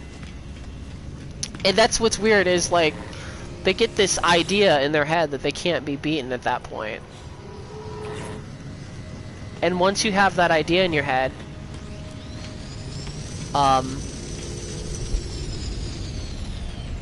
it messes with how you interact with your communities. It messes with how you interact with the consumers of your products. Just ask Atari. Like, if you don't believe that this is how things work in the economy, ask Atari. They were very, very arrogant when it came to just allowing for shit quality for their products. And that's how the first industry collapse happened. A lot of people don't realize this is the second time we've had a gaming industry. The first one collapsed. And kids these days, they don't know that. They don't understand that. They could never comprehend it.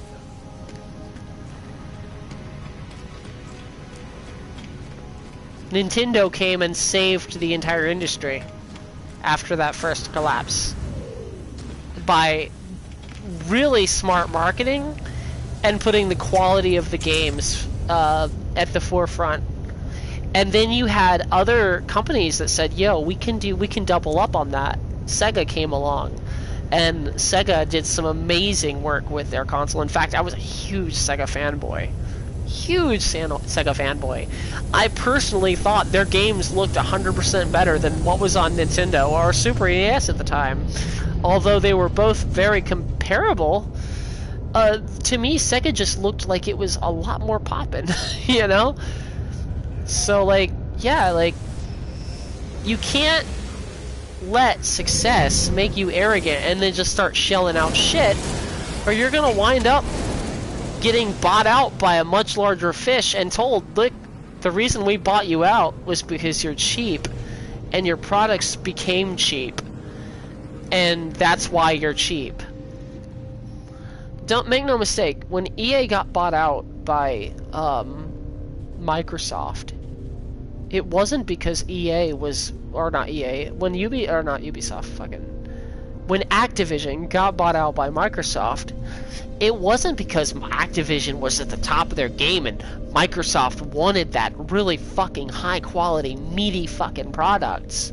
That was not why Microsoft bought them out. Microsoft bought them out because they were seizing an opportunity to buy a cheap fucking company and actually transform its assets into something useful, because Bungie and Activision had been fucking themselves raw with in-house shenanigans such as sexual assault, you name it. There was so much bullshit going on in that company. And then, not to top it off, you had products coming out fucking looking like absolute shit. Okay?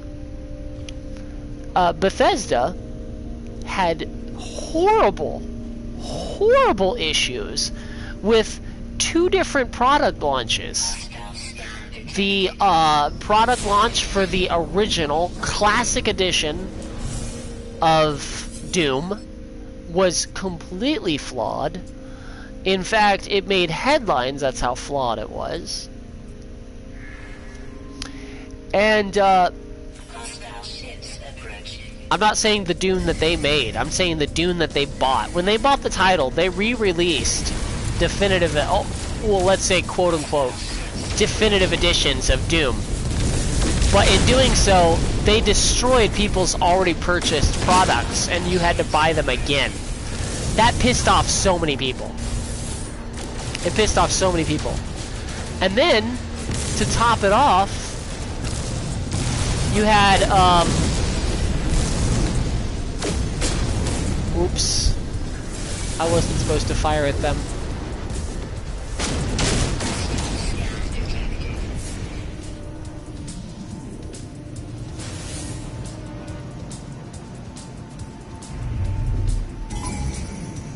Shit. Emergency escape? Maybe?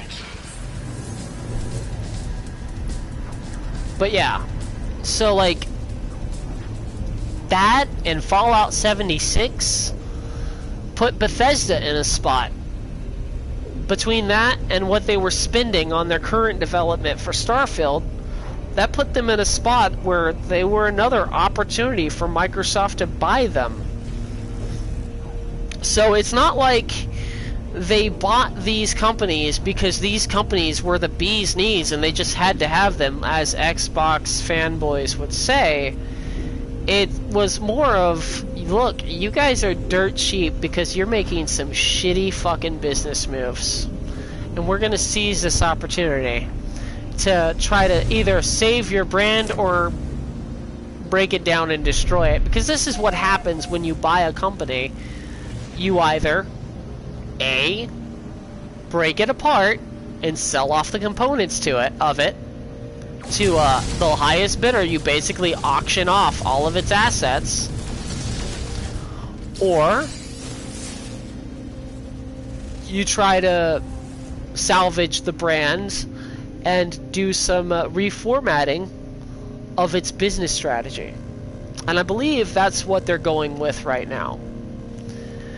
But the simple fact is, Todd Howard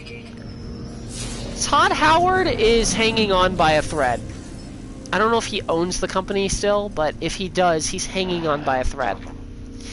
Because if he owns the company and it was under his direction, the way that Fallout 76 came out, and the reception for Fallout 4 being what it was mixed results. It wasn't a bad game. I didn't have a problem with Fallout 4. I liked it. But there was some mixed results about it. If those were under his direction and under his senior advisory, he's hanging on by a thread with Microsoft. He's going to be really lucky to keep his job if he doesn't change his shit. And I mean, he's really got to kiss some ass to keep his job. That's what happens when you buy a company. The old leadership is gone. Usually. If they have a reason to keep you around, they will. Like, he might be able to skin by going and taking a demotion. So project development or PR. You know? Because he's good at PR. I will say that about him. Really good at PR. But, yeah. Unless he does some dramatic turnarounds in how he markets things and how he pushes things, Bethesda's gonna lose Todd Howard even. And that's just the way things are. Whenever a company buys another company, they rearrange the leadership. Companies buying out companies is almost tantamount to countries invading other countries. You take what you're invading, you know, and leadership that's there, they don't get a say anymore, and you want to make sure that they don't buy their company back out from under you, so you end up decapitating that leadership. So if he's not been removed as the CEO, it's A, because Microsoft doesn't have anyone better to put in place, B, because they know how much pull he has with the people and product leads with that company, or C, because it's a not yet scenario. Like Bobby, honestly, Bobby was doomed. I hate to say it, he was fucking doomed. From the minute Blizzard Activision got bought, you knew Bobby was going. You knew he was gone. Right?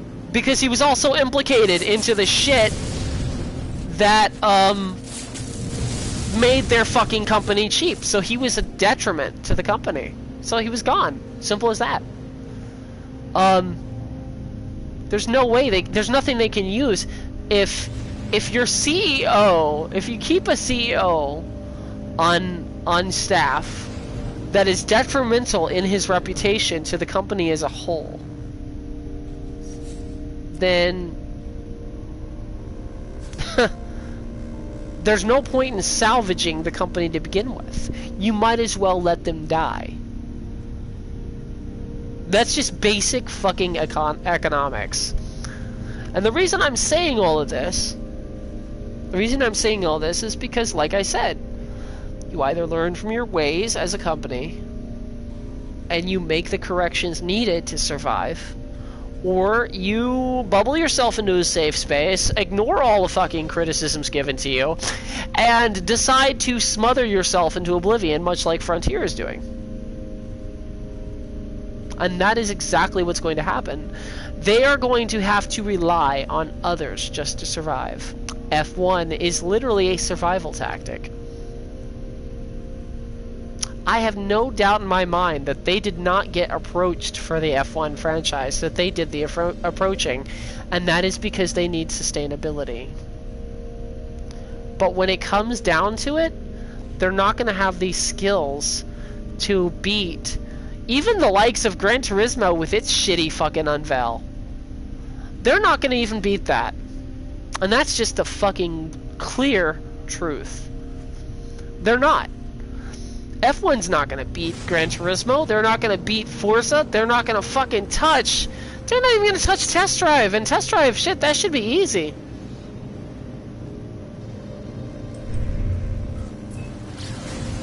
And the reason I know this is because of how they treated Elite Dangerous. They complained because it was too fucking hard.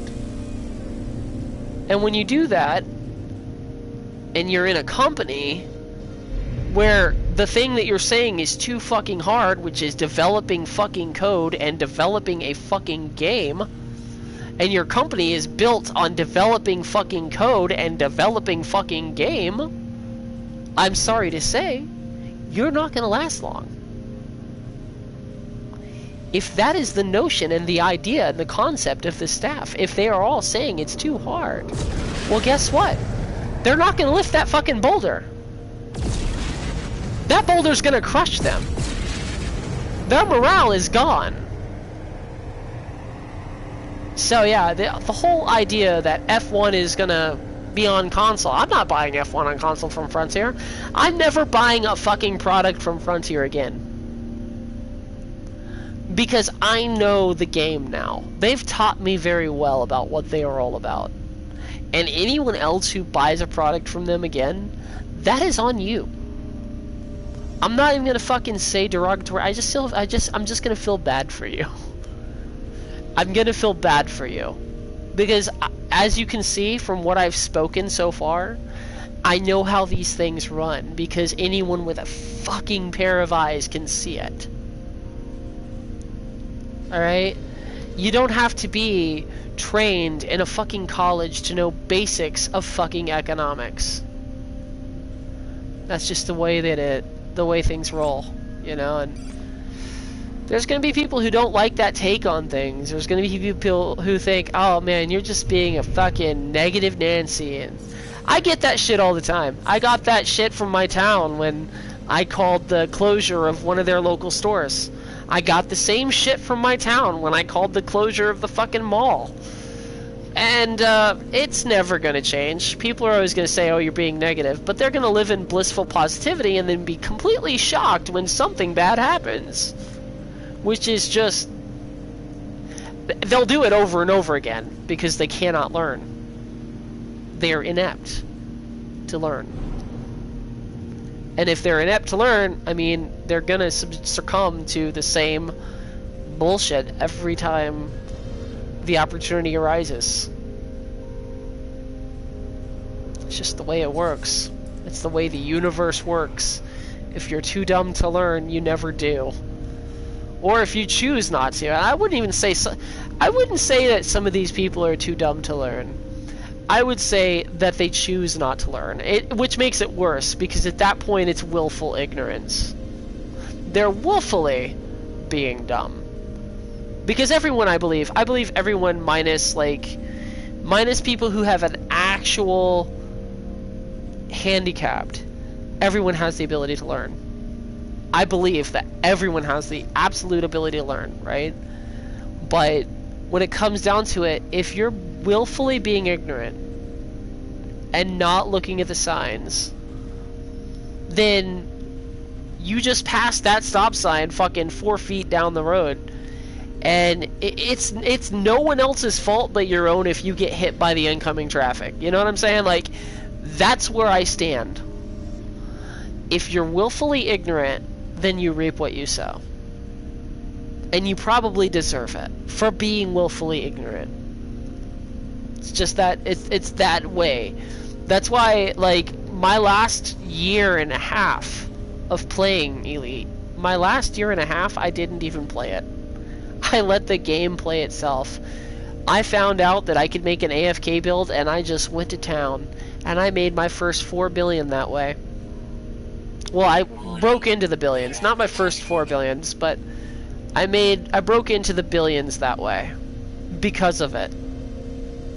because I wouldn't know. I was no longer playing the game because I was at that meta where playing the game, I had done it all before, and I wanted some diversity. I wanted some difference in gameplay, and they weren't going to provide it.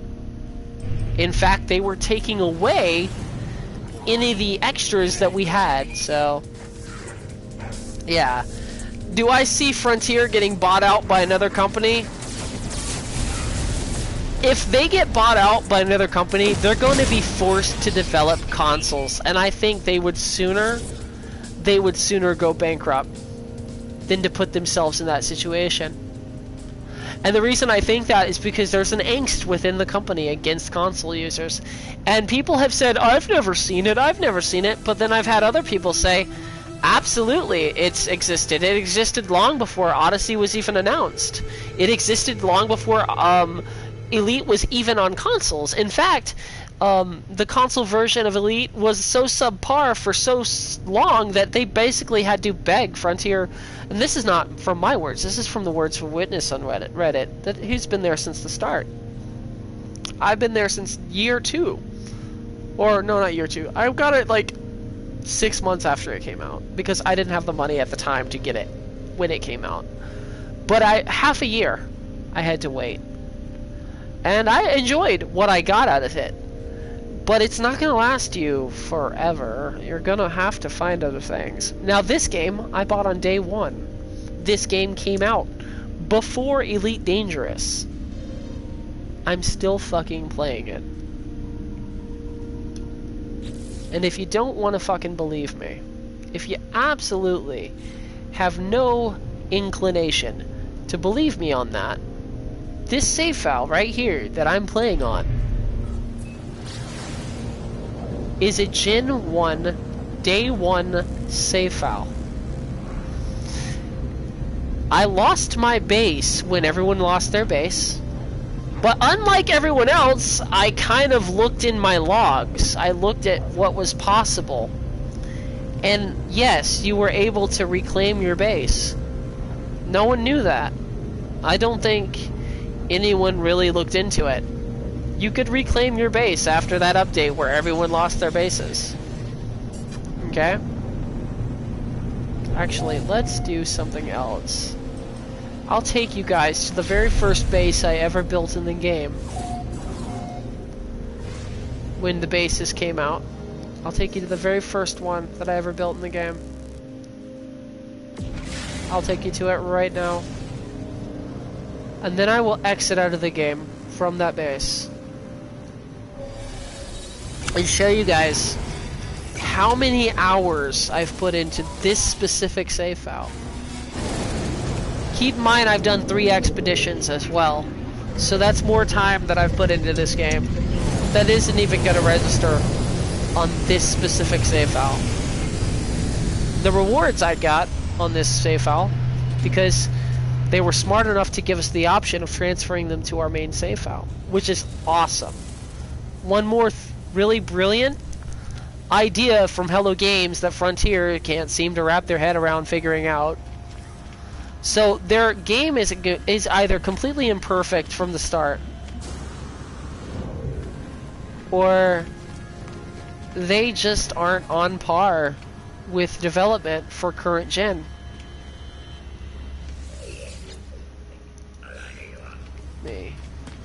Let me go to my first base. This is not the one.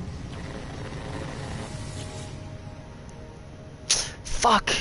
Well, I would. Give me 1 second.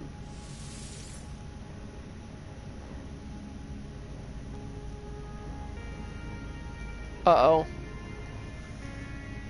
Damn it. It didn't let me join. It's not letting me join. Fuck.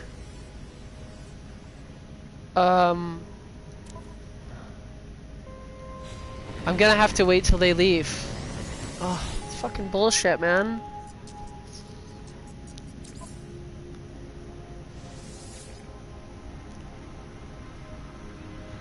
Look at this.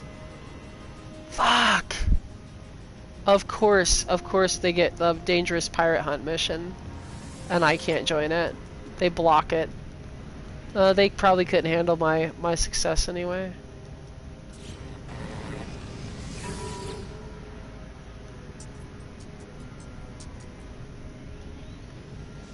Ha! Take that, lobbyist fool people. Take that, I still joined it. You can't block my mission. You can't block it. After we get through this mission, I will take you guys to my Gen 1 base, promise. But I've been waiting all night for another one of these to show up, so we're gonna do it. We're gonna hit it. We are going to hit this mission. This is going to happen.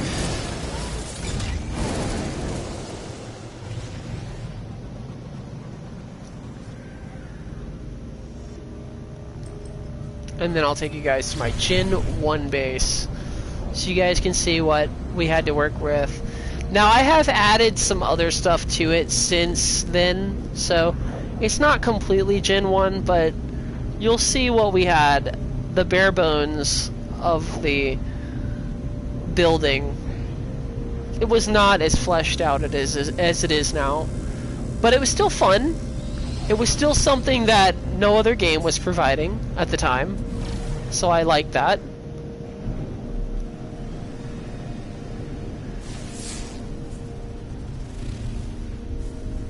Hostile ships approaching.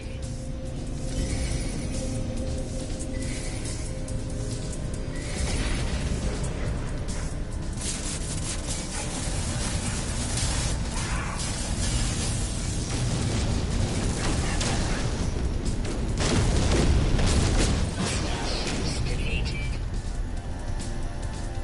Hostile ships approaching.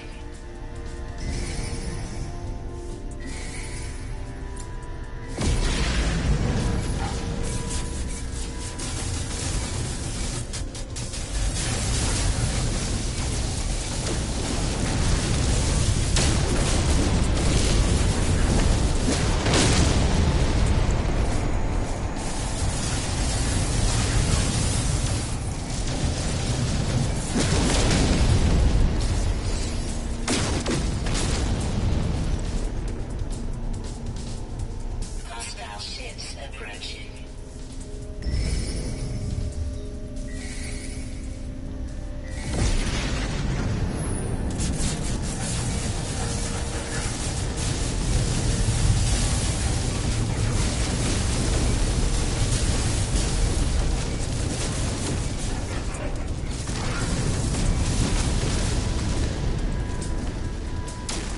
Hostile ships defeated. See, that wasn't that long. That was quick. We got it done quick. We got it done real quick. Alright.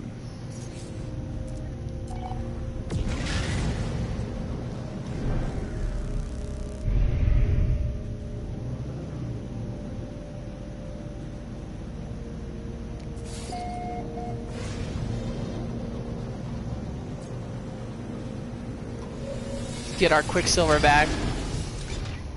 Because we are low on Quicksilver. We are really low on it. Holy crap.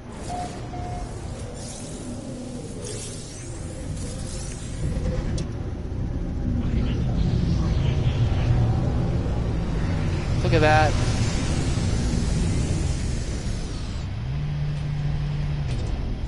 Ooh.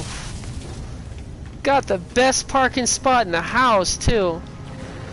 Best parking spot in the house. Alright, let's complete the mission.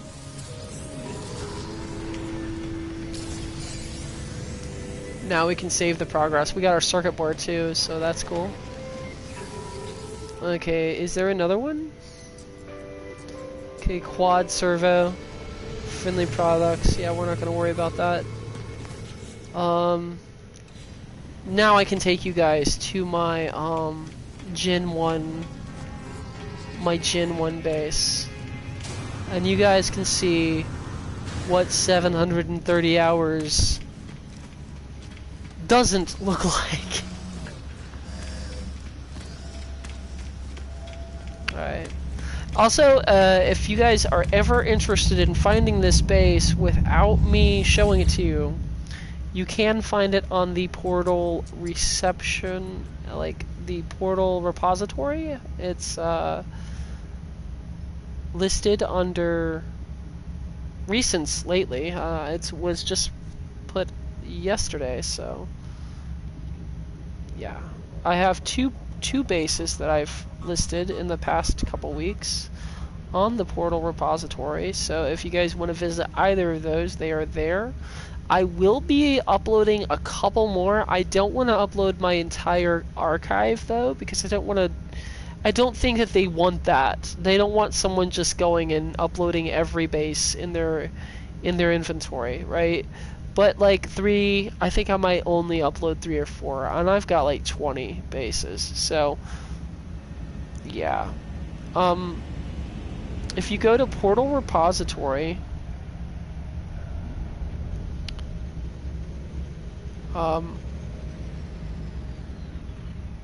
if you go to Portal Repository / portalrepository.com/23/03/24/LIBANK-N9, you'll find my Gen 1 base. So yeah, type that into your URL bar and you should be able to find my Gen 1 base pretty easily through the portal system. But we're gonna just go straight to it from here because I got it like that. So we're gonna go to a Gen 1 base right now. Now this was last edited on 2024, right? But I wish it would have told you when it was originally created, because this was originally created way back when I first started the game. My last edit on it, I believe what I did was add like some fauna or flora, I think? No, that's right. I added a couple save spots and a grill to it. Yep. So, yeah, but this is literally this base I made when I, first started the game long ago, and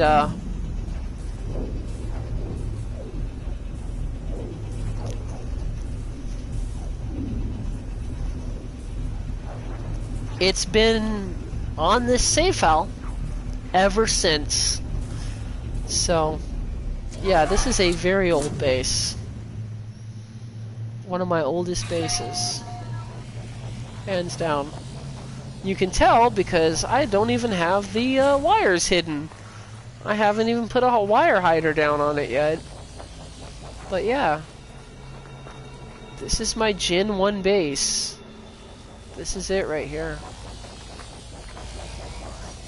Let's tell this guy to bugger off real quick. Can you find somewhere else to be? Thank you. Alright. So basically, we're going to save real quick.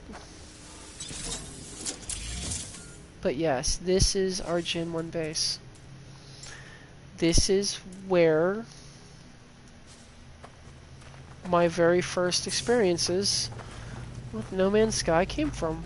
Now, it wasn't on this planet, but like I said, everyone lost their base, right? Everyone lost their base. And if you, at that time, if you had done the archives mission, you could actually take your base and relocate it to another area. And so this base was relocated to another area using that mission because they had saved it on their servers, which was very kind of them. So we had lost our bases because of the new planets and all that, but we were able to get them back using the archives mission. And that is what I did. I have since added a statue here, and I think I added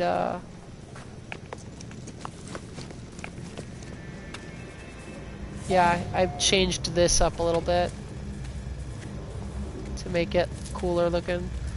Now this base, as you can see, I don't have any power running to it because it uses more power to run this base than it makes and produces. So what I do is I turn it off unless I absolutely need it. And I have my power situation set up so that it's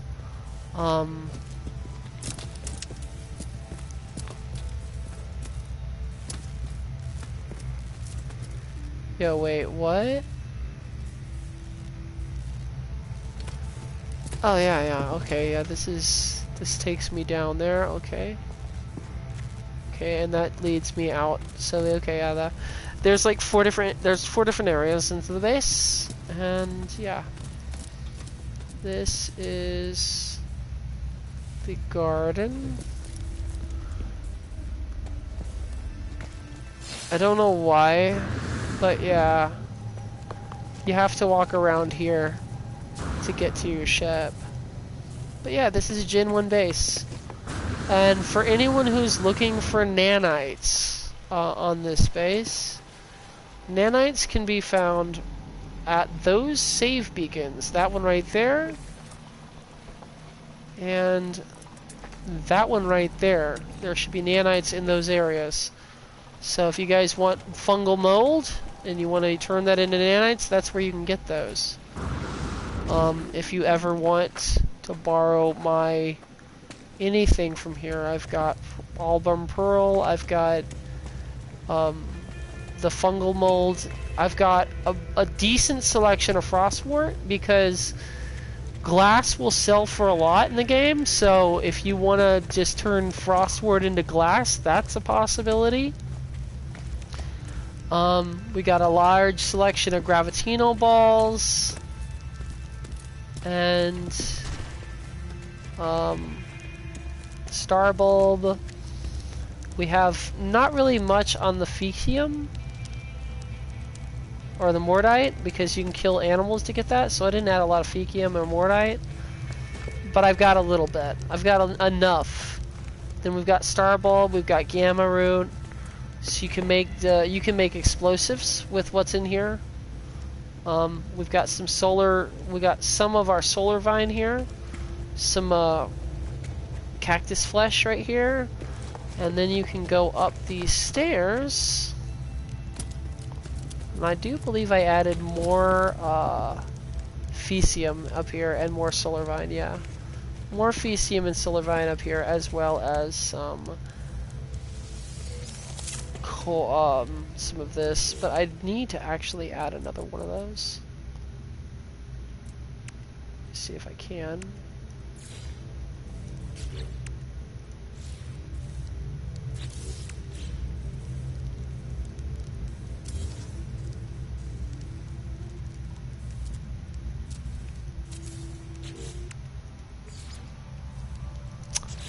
Nope, that doesn't work.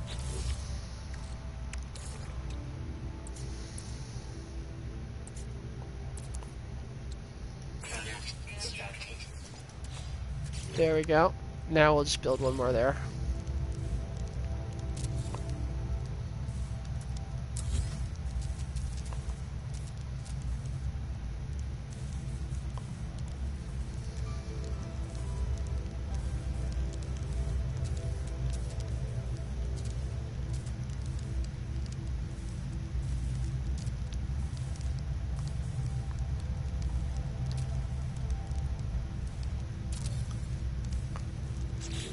Perfect.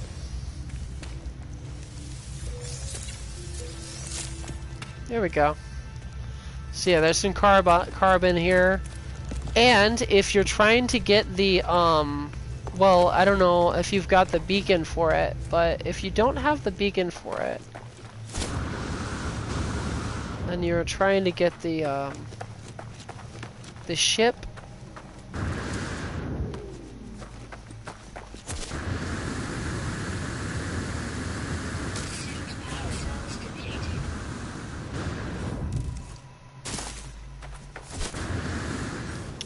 I was actually fortunate enough, I didn't want to have to go searching. And because I was on this planet, I was fortunate enough to get my ship here. Quite literally at the ring. That was right there.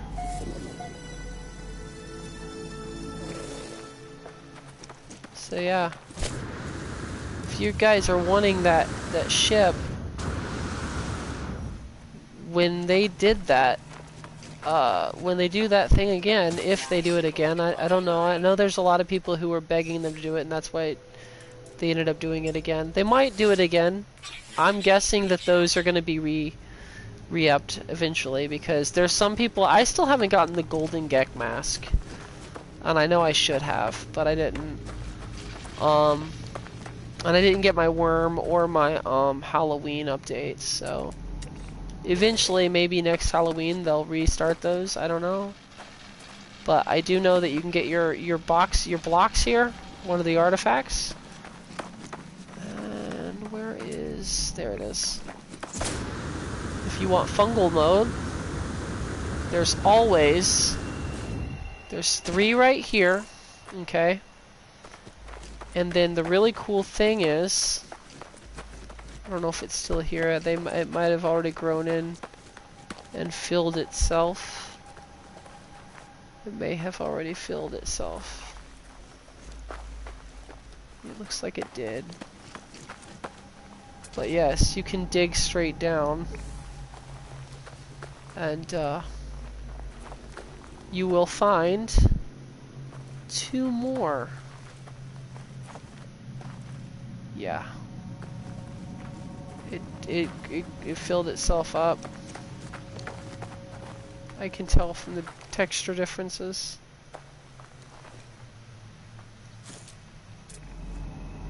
So yeah. You can get those 3, and then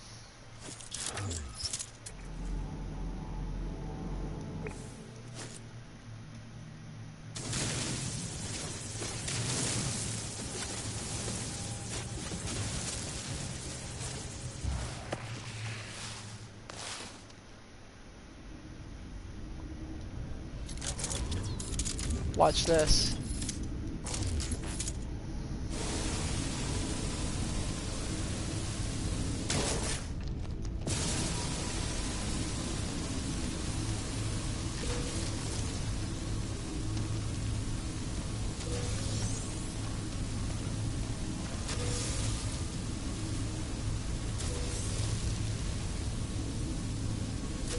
So like I said, my main base is great for nanite farming, because I can go to and from, and every time you go from one to the other, they always automatically respawn. You don't even have to leave the game or leave the system. You can literally just walk from one side to the other and continuously farm nanites. It's super easy.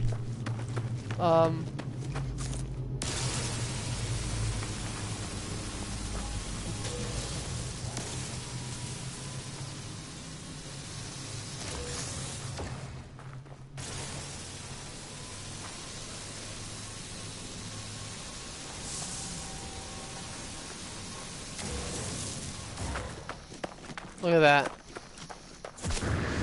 And that is some of the fungal mold. Then if I go over here, I can walk all the way to that other side where that safe beacon is, and there's another 3 fungal mold over there. And while I'm walking over here, as soon as I pass by my base, you guys will see that I'm going to pass by my base. It doesn't want to load up my entire base right quick. There we go. Okay, as soon as I pass by the entire base, that has now respawned. That over there is now respawned. So that fungal mold over there has respawned, but there's still fungal mold that can be got right over here. Now the longer you wait, the more will respawn. I think you only get 3. You lose a couple from this side.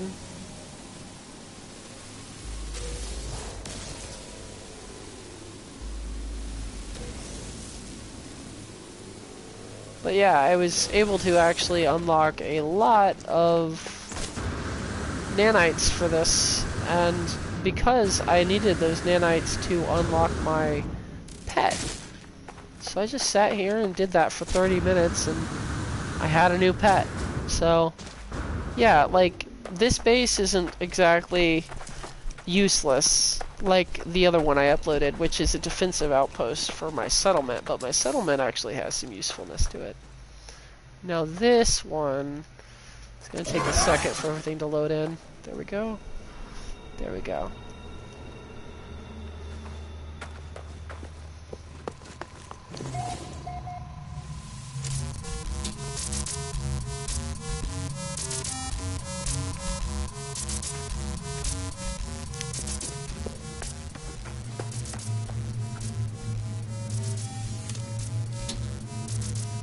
And that pretty much powers the entire settlement. That powers the entire settlement. It's all solar energy. I love solar farms. I don't know why, I just like solar farms. Even more so than those towers. I think they look cooler. They add an aesthetic to the bases that you just don't get with the towers.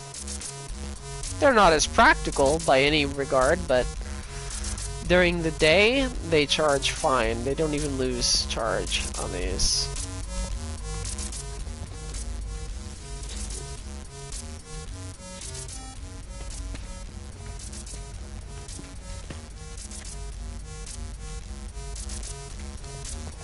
But now during the night, you are going to lose charge.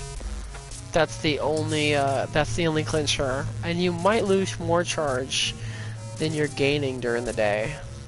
But yeah, this is my Gen 1 base, guys.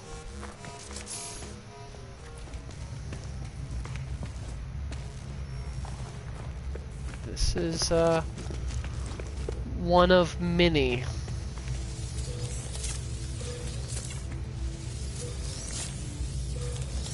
Forgot about the standing planters and refineries that I have down here.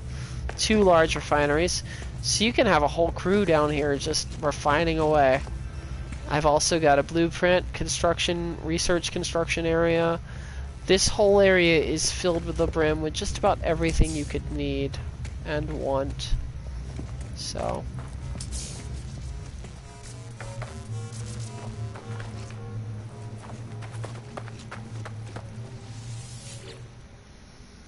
this is a antimatter reactor, which will produce antimatter for you. Not a lot of bases have those, I don't think. But yeah, mine does. You can also, while you're here, dancing at your leisure, you can have some oxygen built for you. Right there. So yeah, I've spent a lot of time on this base.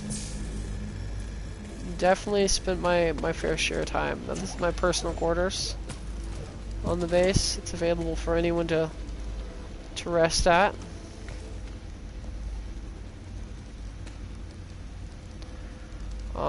Not all these items are obviously not all obviously Gen 1 anymore. I have added stuff to it, obviously. But yeah, this was made back when I first started the game. So many years ago. In fact, I think I've got video of building this space up, so it's pretty far back, but yeah. It's nice coming home every once in a while and just reminiscing, you know? It's just nice.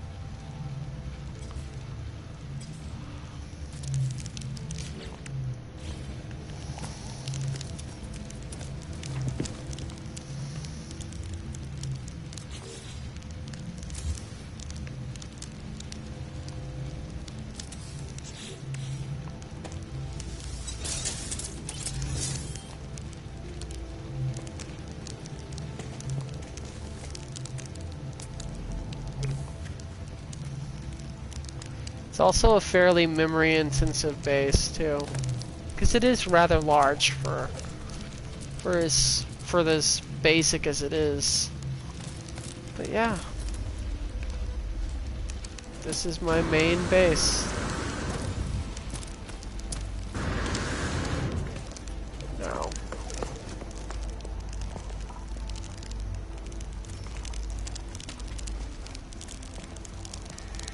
I believe there's a way to go.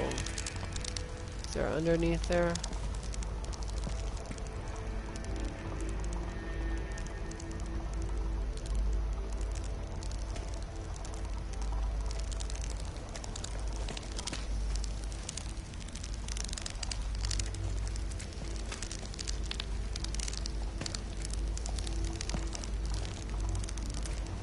Just rest areas and relaxing areas.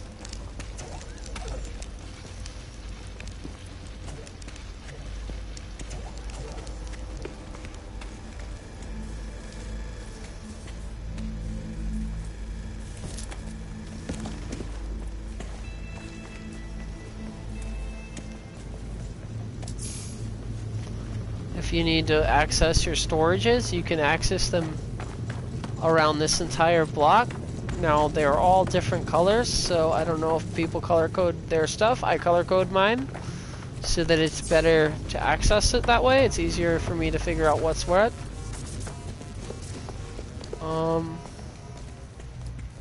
But yeah, this is the base, and I started this base back in the very first day that this game came out. Or not the very first day, but the very first day base building was a thing, so yeah. But this game, FAL, actually dates back to even before base building was a thing. Which is pretty cool. At least I think it was pretty cool. Some people might not think it's cool, but I think it's pretty cool. Alright, so that said, I think that's it for my my tour of my original capital base, which, like I said, if you guys ever need to find it, you can go to the portal repository. It's there. Just look for my gamer tag, Zynexian 2013, spelled ZYN3X14 2013. And yeah.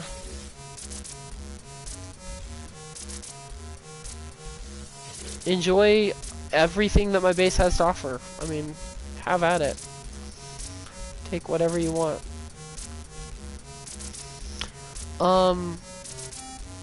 But yeah, as you can see, this is how many bases I have, guys. Except for one of them, which for some reason I cannot delete. I wish I could, because it doesn't do anything. These are all my bases, though.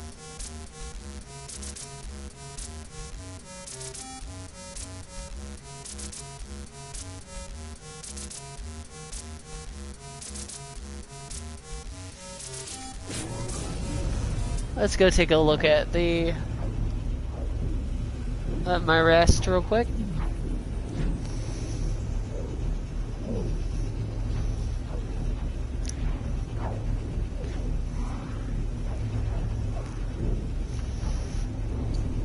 Oh, that's weird. I wonder if that's my TV or if that's the game. It looks like it's the game, but I can't be too sure. I hope it's just the game. If it's the TV, I'm gonna feel really bad.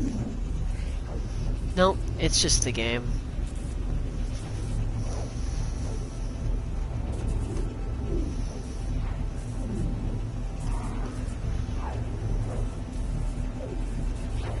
I've gotta wipe my TV down, though. I know that. I know that much for sure.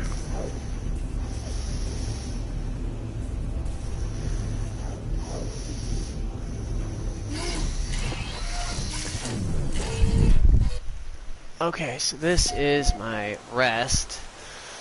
This was on someone else's system, but they were building a ship, so I came in built this huge fucking compound right next to their, what looked like they were building a, I actually kind of liked what they were building. That's why I built this next to it, because I was actually wanting to look at it more once it was finished, but then they removed the build entirely, which kind of just fucked that up for me.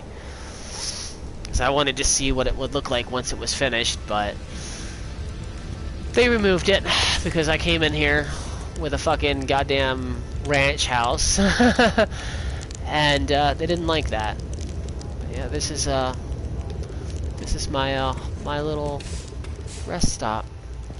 I can literally watch. Now I have a private base or a private area up there for my my jets and whatnot. This is literally just simply so that people can park and have commerce. So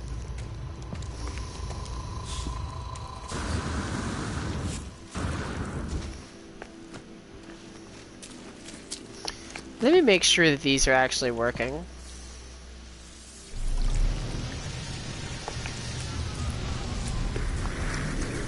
Because if they're not working, then it's not helping anyone. They are working. Okay, awesome. So those are working, but for some reason no one's landing on them. Kinda lame.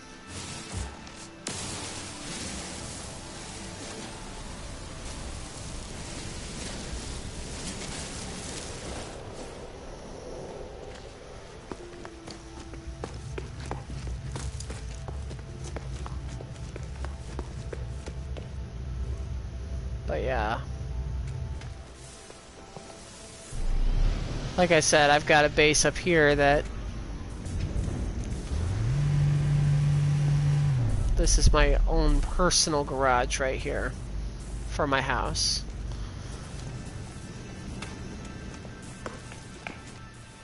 And then I go down here, go to my house, and I can literally watch the ships go in and out of my my landing zone. And it's pretty. It is super pretty.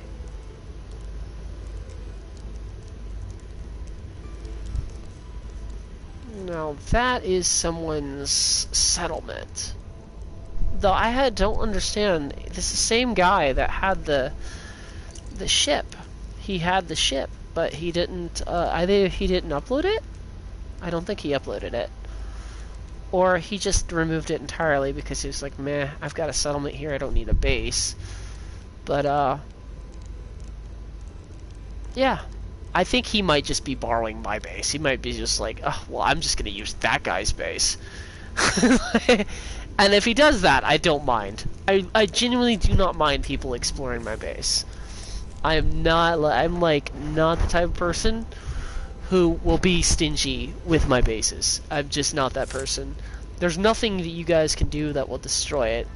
So it's not like I'm going to lose my base when I leave. It's a decent little place, and if people want to like chill here and watch the sunset, then I'm not gonna hate them for it. I'm not opposed to it. It's a beautiful planet. The bubbles and the water and the constant steady flow of traffic. Look at this. Look at this. Wait. See, this is why you build it. This is why you build it the way you build it. Look at this. Look at this. Here it goes. Here it goes. We got one coming in. See, look at that. And I can just sit here and I can watch ships come in and out all day. And it's just the nicest, most pleasant, most calming, soothing thing. It really is. I love it.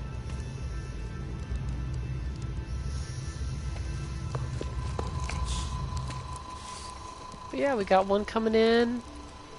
Now if I spawn my frigate out here,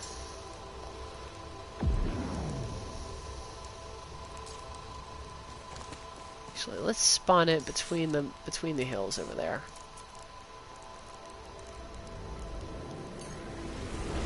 We're gonna have a lot more ships coming in and taking off, because now we have an area from which they will have traffic, you know? So those ships that land there might come down and actually land here, which is pretty cool. Well, let's take a look at how his settlement's coming along.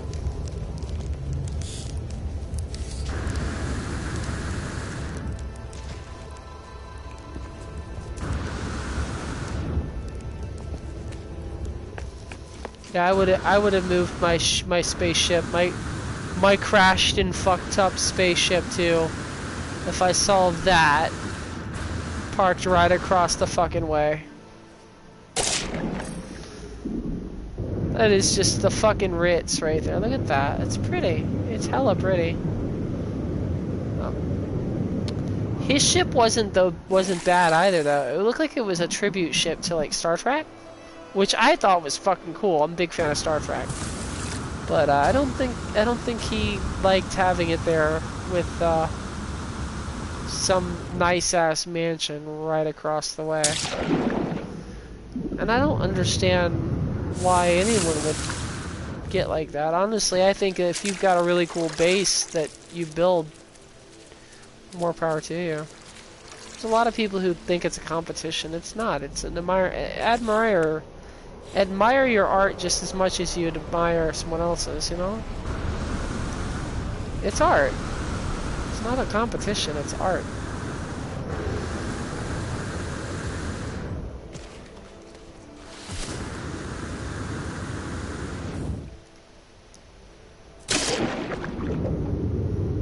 That kind of sucks. Alright, let's get up here.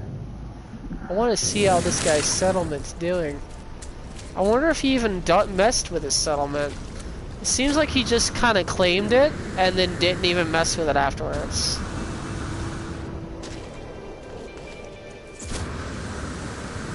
He has built some things. No. Not really. That's pretty much a default settlement. He's added nothing to it. It's just sitting here.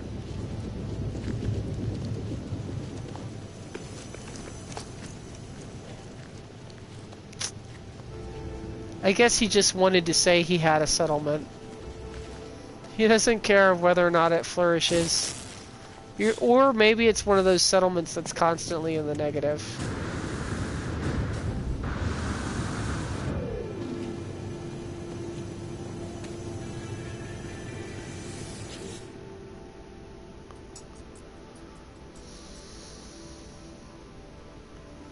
No?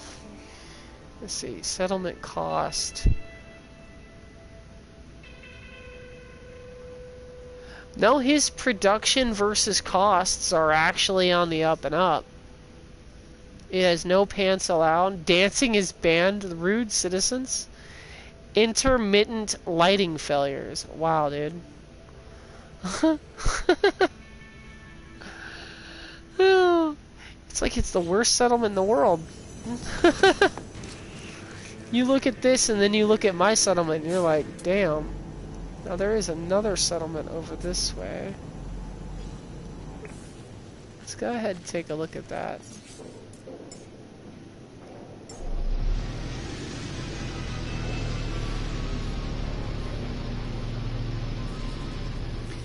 It is kind of sad though that he doesn't have a he has put no effort into a settlement, so he doesn't have any traffic coming through this area.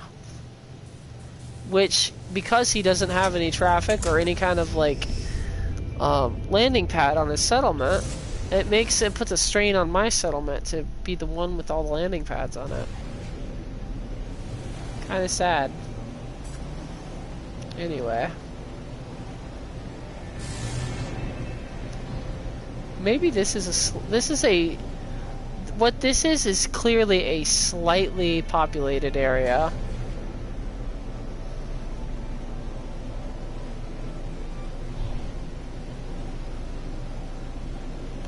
I'm guessing these guys all just claimed settlements so that no one else could have them. And then they just said, fuck it.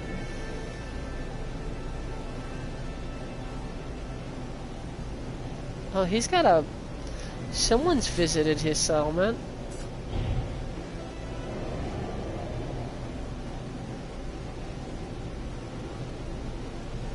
And a really cool thing about this planet is it has islands, it has mountains, and it has beaches.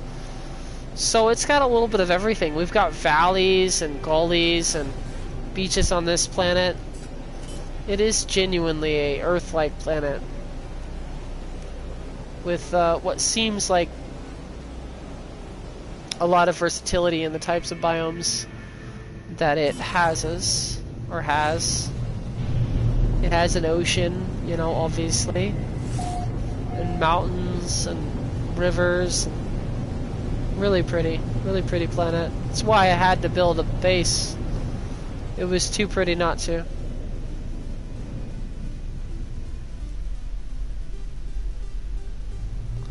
So we are at another settlement that is not loading in. This one looks as though maybe it is in much better straits than its predecessor.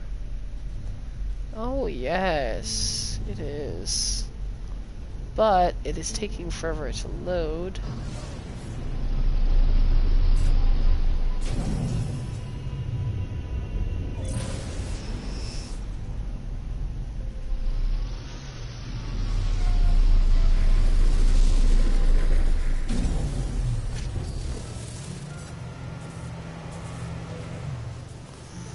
Yeah, this settlement's gonna take a second to pop in, so.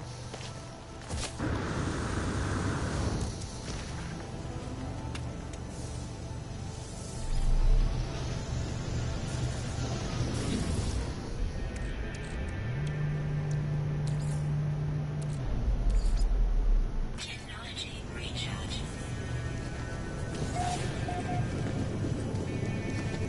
It's a Gek settlement.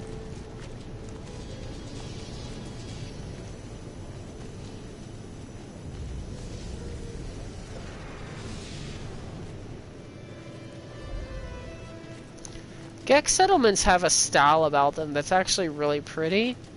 I like them. But my settlement is made of metal, and theirs is made of wood.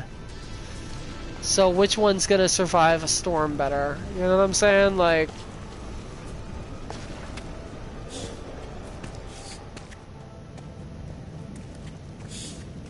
But I will say the design aesthetic for Gek is much prettier than that of the Korvax. Now, if only this game would... Oh. So sorry. So he has got 2 different or 3 different airports on his settlement. Creating some crowd control for mine.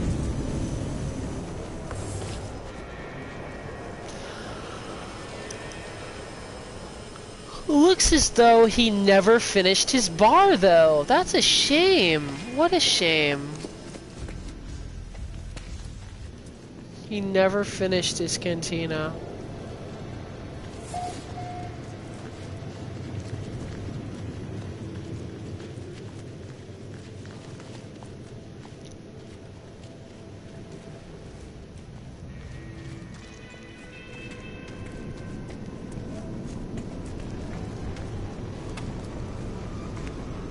Okay, this I don't understand. He has a place here that clearly should have a door. It has an internal structure. It has no door. This is the only problem I've had. Oh wait, there's the door.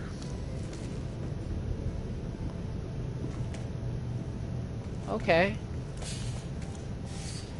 About to fucking pitch a bitch, but... Oh wait, no. No. Okay, now look at this. This is the only thing I don't understand about the algorithm in this game. Check this out. Clearly, there is a second story, and that area has an entrance to it. Clearly. Alright. But Because of the algorithm, the game will not let you enter that area.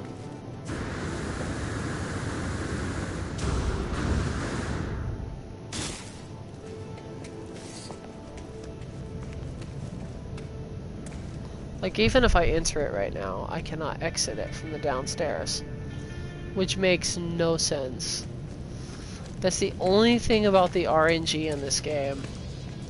Is there's sometimes, some instances where getting from point A to point B just won't happen for you.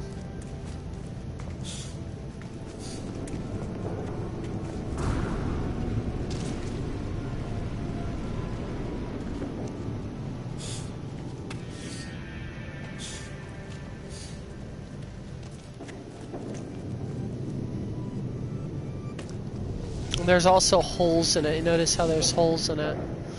It didn't complete the build. I have some things like that on my settlement too, where I know I should be able to go inside of an area, but I can't. There's just genuinely no door there. And I'm stuck there thinking to myself, well, shit.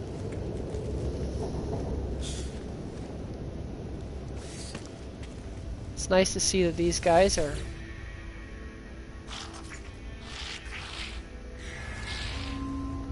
hoping no one notices. What are you doing? Sighing.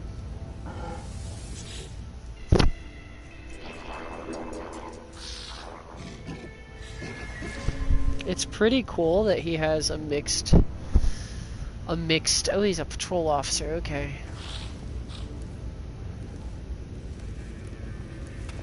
Cool.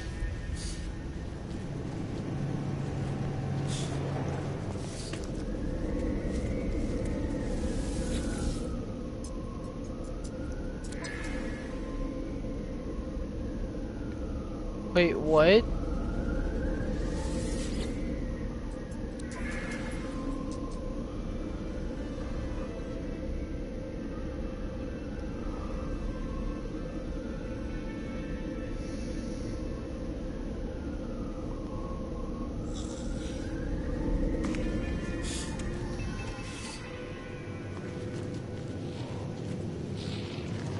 So I can make settlement disputes for, I can settle settlement disputes for him?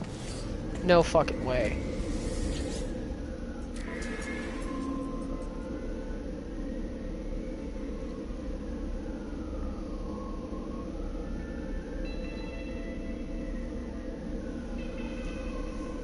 Okay.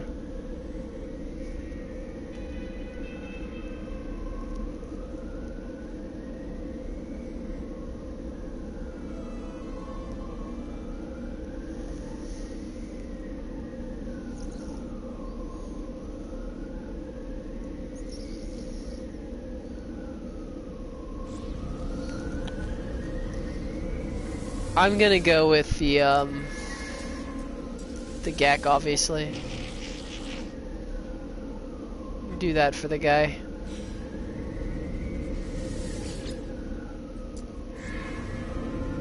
I did that for him. He could thank me later. My settlement is huge. And just keeps getting bigger. Just keeps getting bigger. I think I'm at the max cap, though. I don't think mine can get any bigger than what it's gotten. This is where my mech base is, so... I think this is about it for me, though. I'm gonna call it a night. I'm gonna grab something to eat. And then I'm gonna go to bed, guys. It's been fun. It's been a good night. And, I've been able to explain a lot to you people, to everyone. I don't know, man. I want to like figure out like a name for the people that. Why don't you guys come up with it? Like, people who watch my streams, like, come up with like a name for yourselves. Like, not a name for yourselves, but like a you know, like I don't know, Zynexian, or I don't know. I don't even want to say that, like, yeah, but like, that way I don't just say y'all. And you people, like, I don't have to, like, I don't want to, like, say shit like that, you know, like, I want to be able to address my audience in a way that they can relate to, you know, would be nice. Just kind of feels weird saying y'all and you people. It almost feels disrespectful. I'm not trying to be that guy, you know. But so yeah, this is my settlement. This is, and just take a look up. We'll just go straight up with it, and so you guys can see how big it is. It's got 2 bazaars. It's got 2 cantinas, 3 landing pads. It's a pretty big settlement. I did not put pathway or walkway in it, and it is in a crater. It is in a crater where there is 1 entrance, and it is clearly there. Looks like a worm may have went through here at one point. But yeah. Looks as though the worm may have went through here and then went up that way, or maybe that's just runoff. Okay, yeah, so that's definitely where water was, because if you look at the tree line, it's actually following along that path. So that is a dried up river, and this settlement is built in a dried up lake. Oh, nice. Okay, that's interesting. Okay, so if you go a little bit to the left of my settlement, you'll see that there's a planetarium, and then there's a planetarium just off to the distance as well. On that side, those are not a part of my settlement, but they're nice little features to have next to your settlement if people are looking for, say, blueprints or things like that. In the distance, I don't know if anyone can see that, but in the distance you can see the mech base that I have built on top of the structure over there that has an internal, like, it's a donut mountain pretty much, and that's where my mech base is built.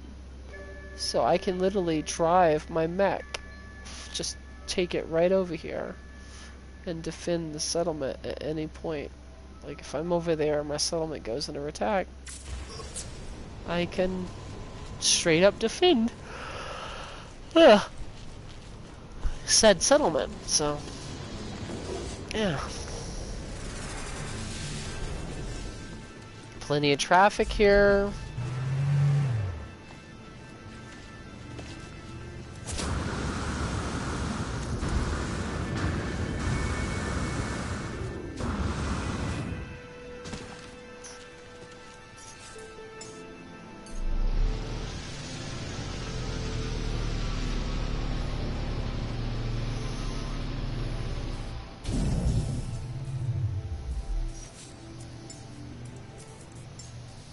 Let's go ahead and park another ship here. Let's park this one here.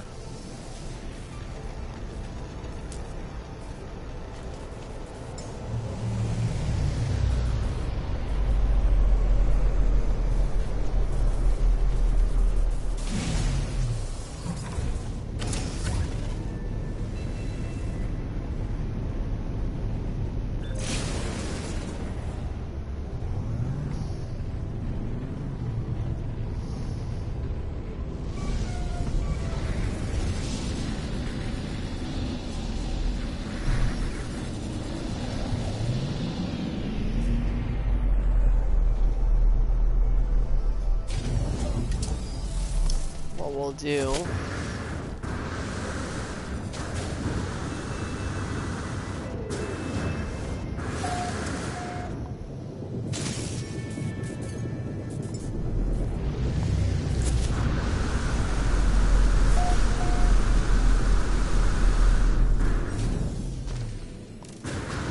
see if I can make a decision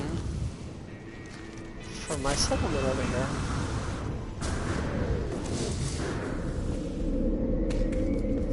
Well, that was weird.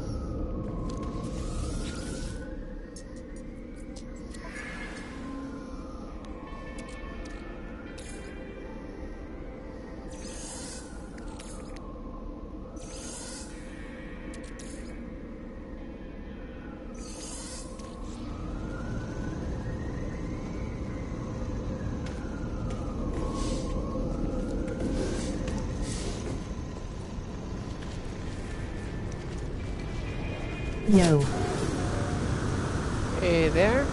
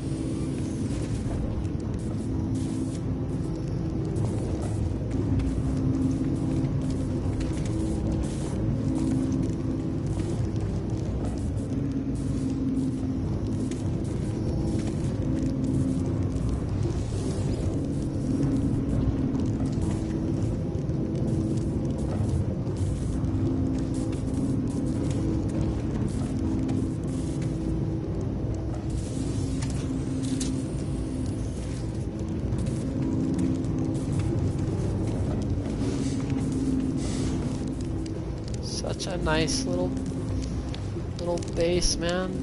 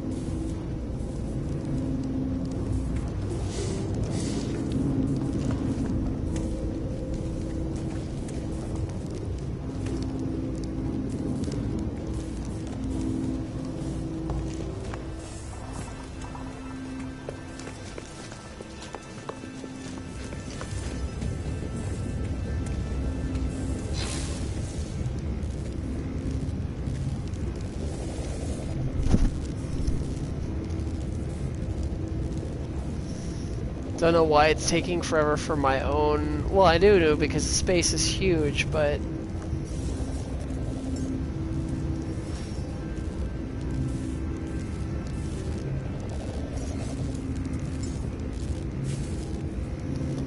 Taking forever for my suit to show up because the space is huge.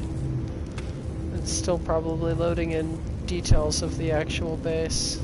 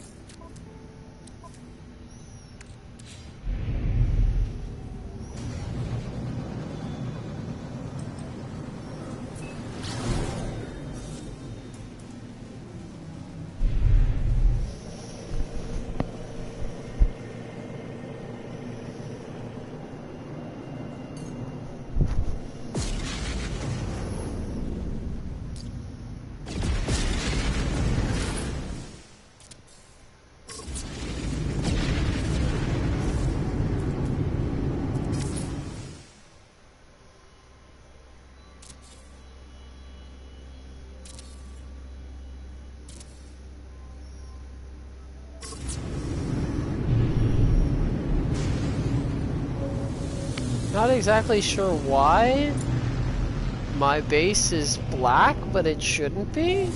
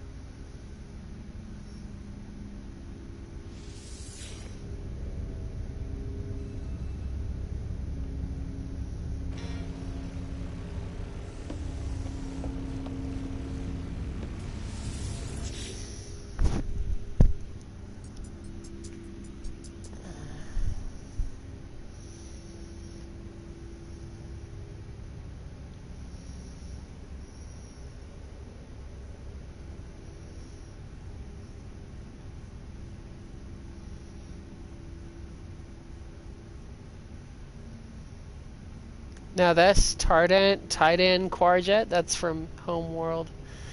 People who played Homeworld will know that. The Kilrathi Midway is from Wing Commander. People who've played Wing Commander would know that. Vector Industries Demerung is from Xenosaga Episode 1, as well as the GFT Waglinde. The BNL Axiom is from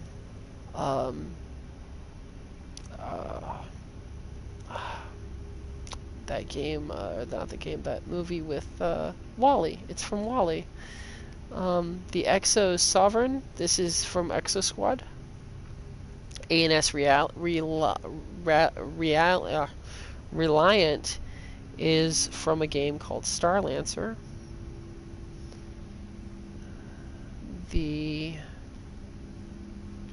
Anything with ZEA is Zynexian Imperial Alliance, which basically is ships that were captured and became allies to the Zynexian Empire. They're not from other franchises.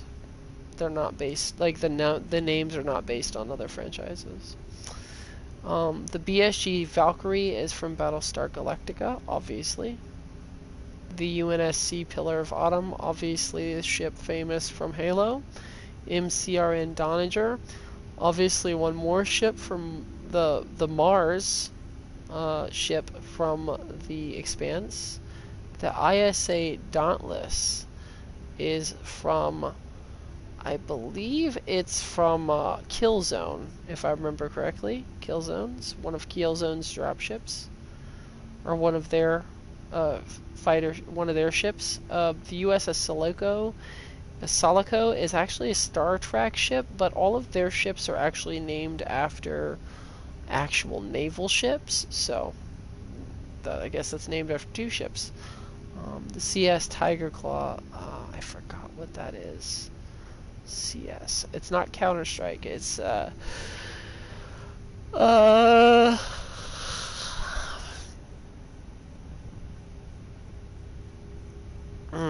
don't even know.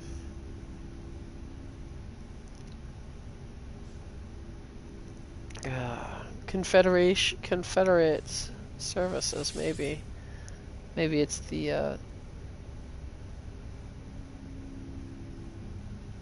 okay, then we got a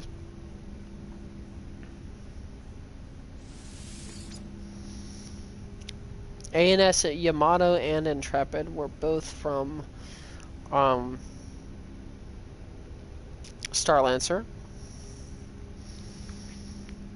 The SLS Manassas, I believe that's from I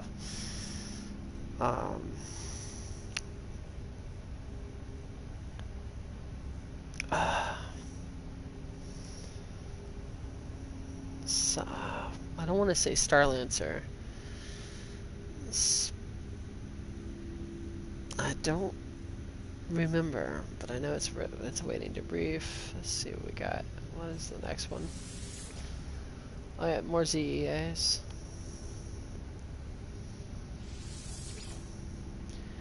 Oh, it might be from Zone of Enders. I don't know. I'll have to look that one up. I think it's either from Zone of Enders or Battles or Robotech. It might be from Robotech, so.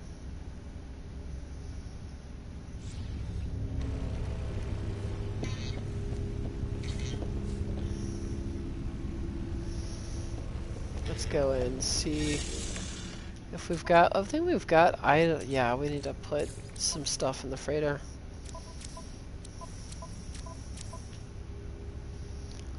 We've got too much stuff on our possession to accept a mission brief from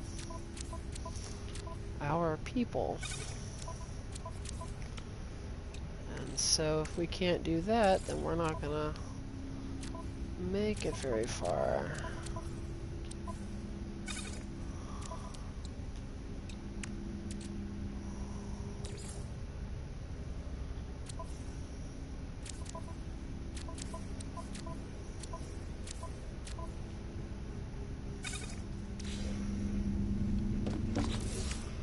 Okay, oh, also, obviously we're gonna have to put the cadmium in there too.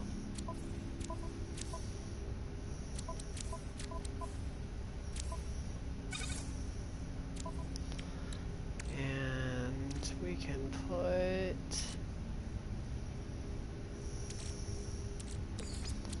the hadral cores where the hadral cores go. And the living slime where the living slime goes, which is in green storage.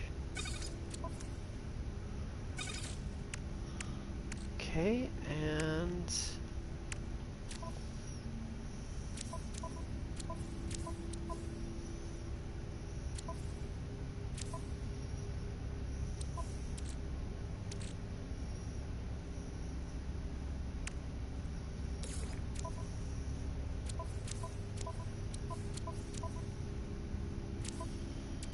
huh.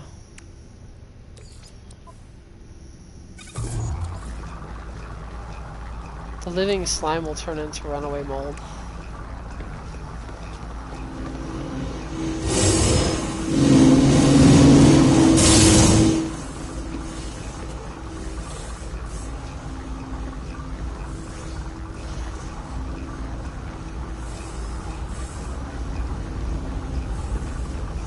That was great, scary.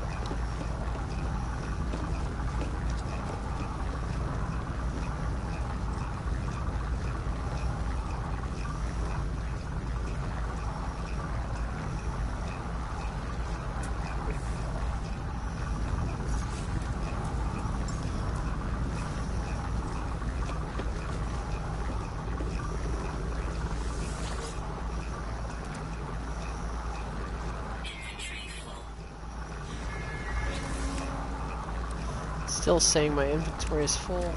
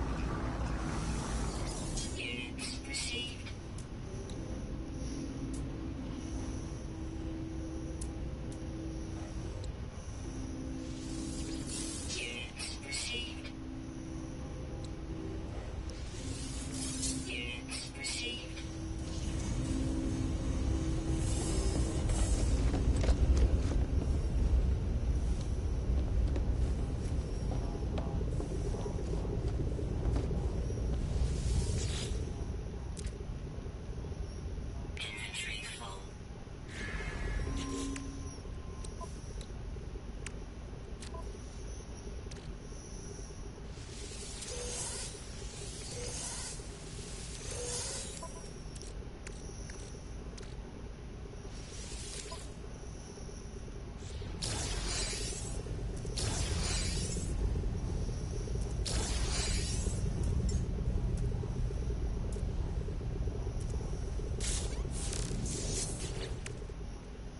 I hope nobody's hearing all this.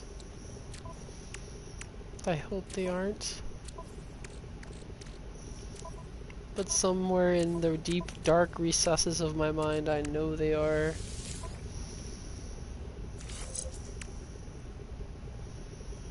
My body's making so many noises right now. It is not right. Okay, what is this? Sentinel weapon upgrade.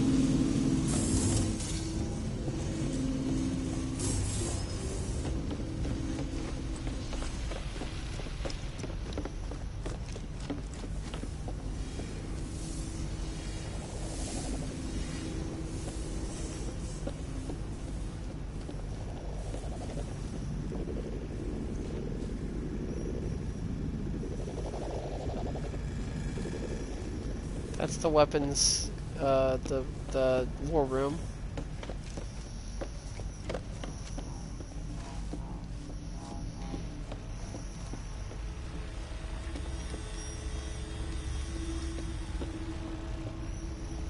You can already guess what this is.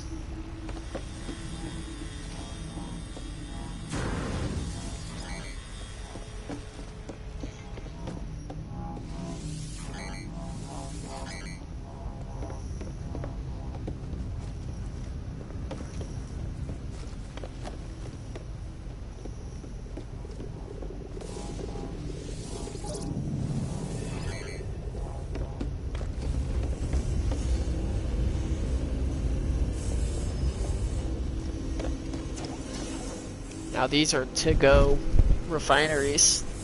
These are pick up and go, and when you're done with them, you just leave them. Leave them there.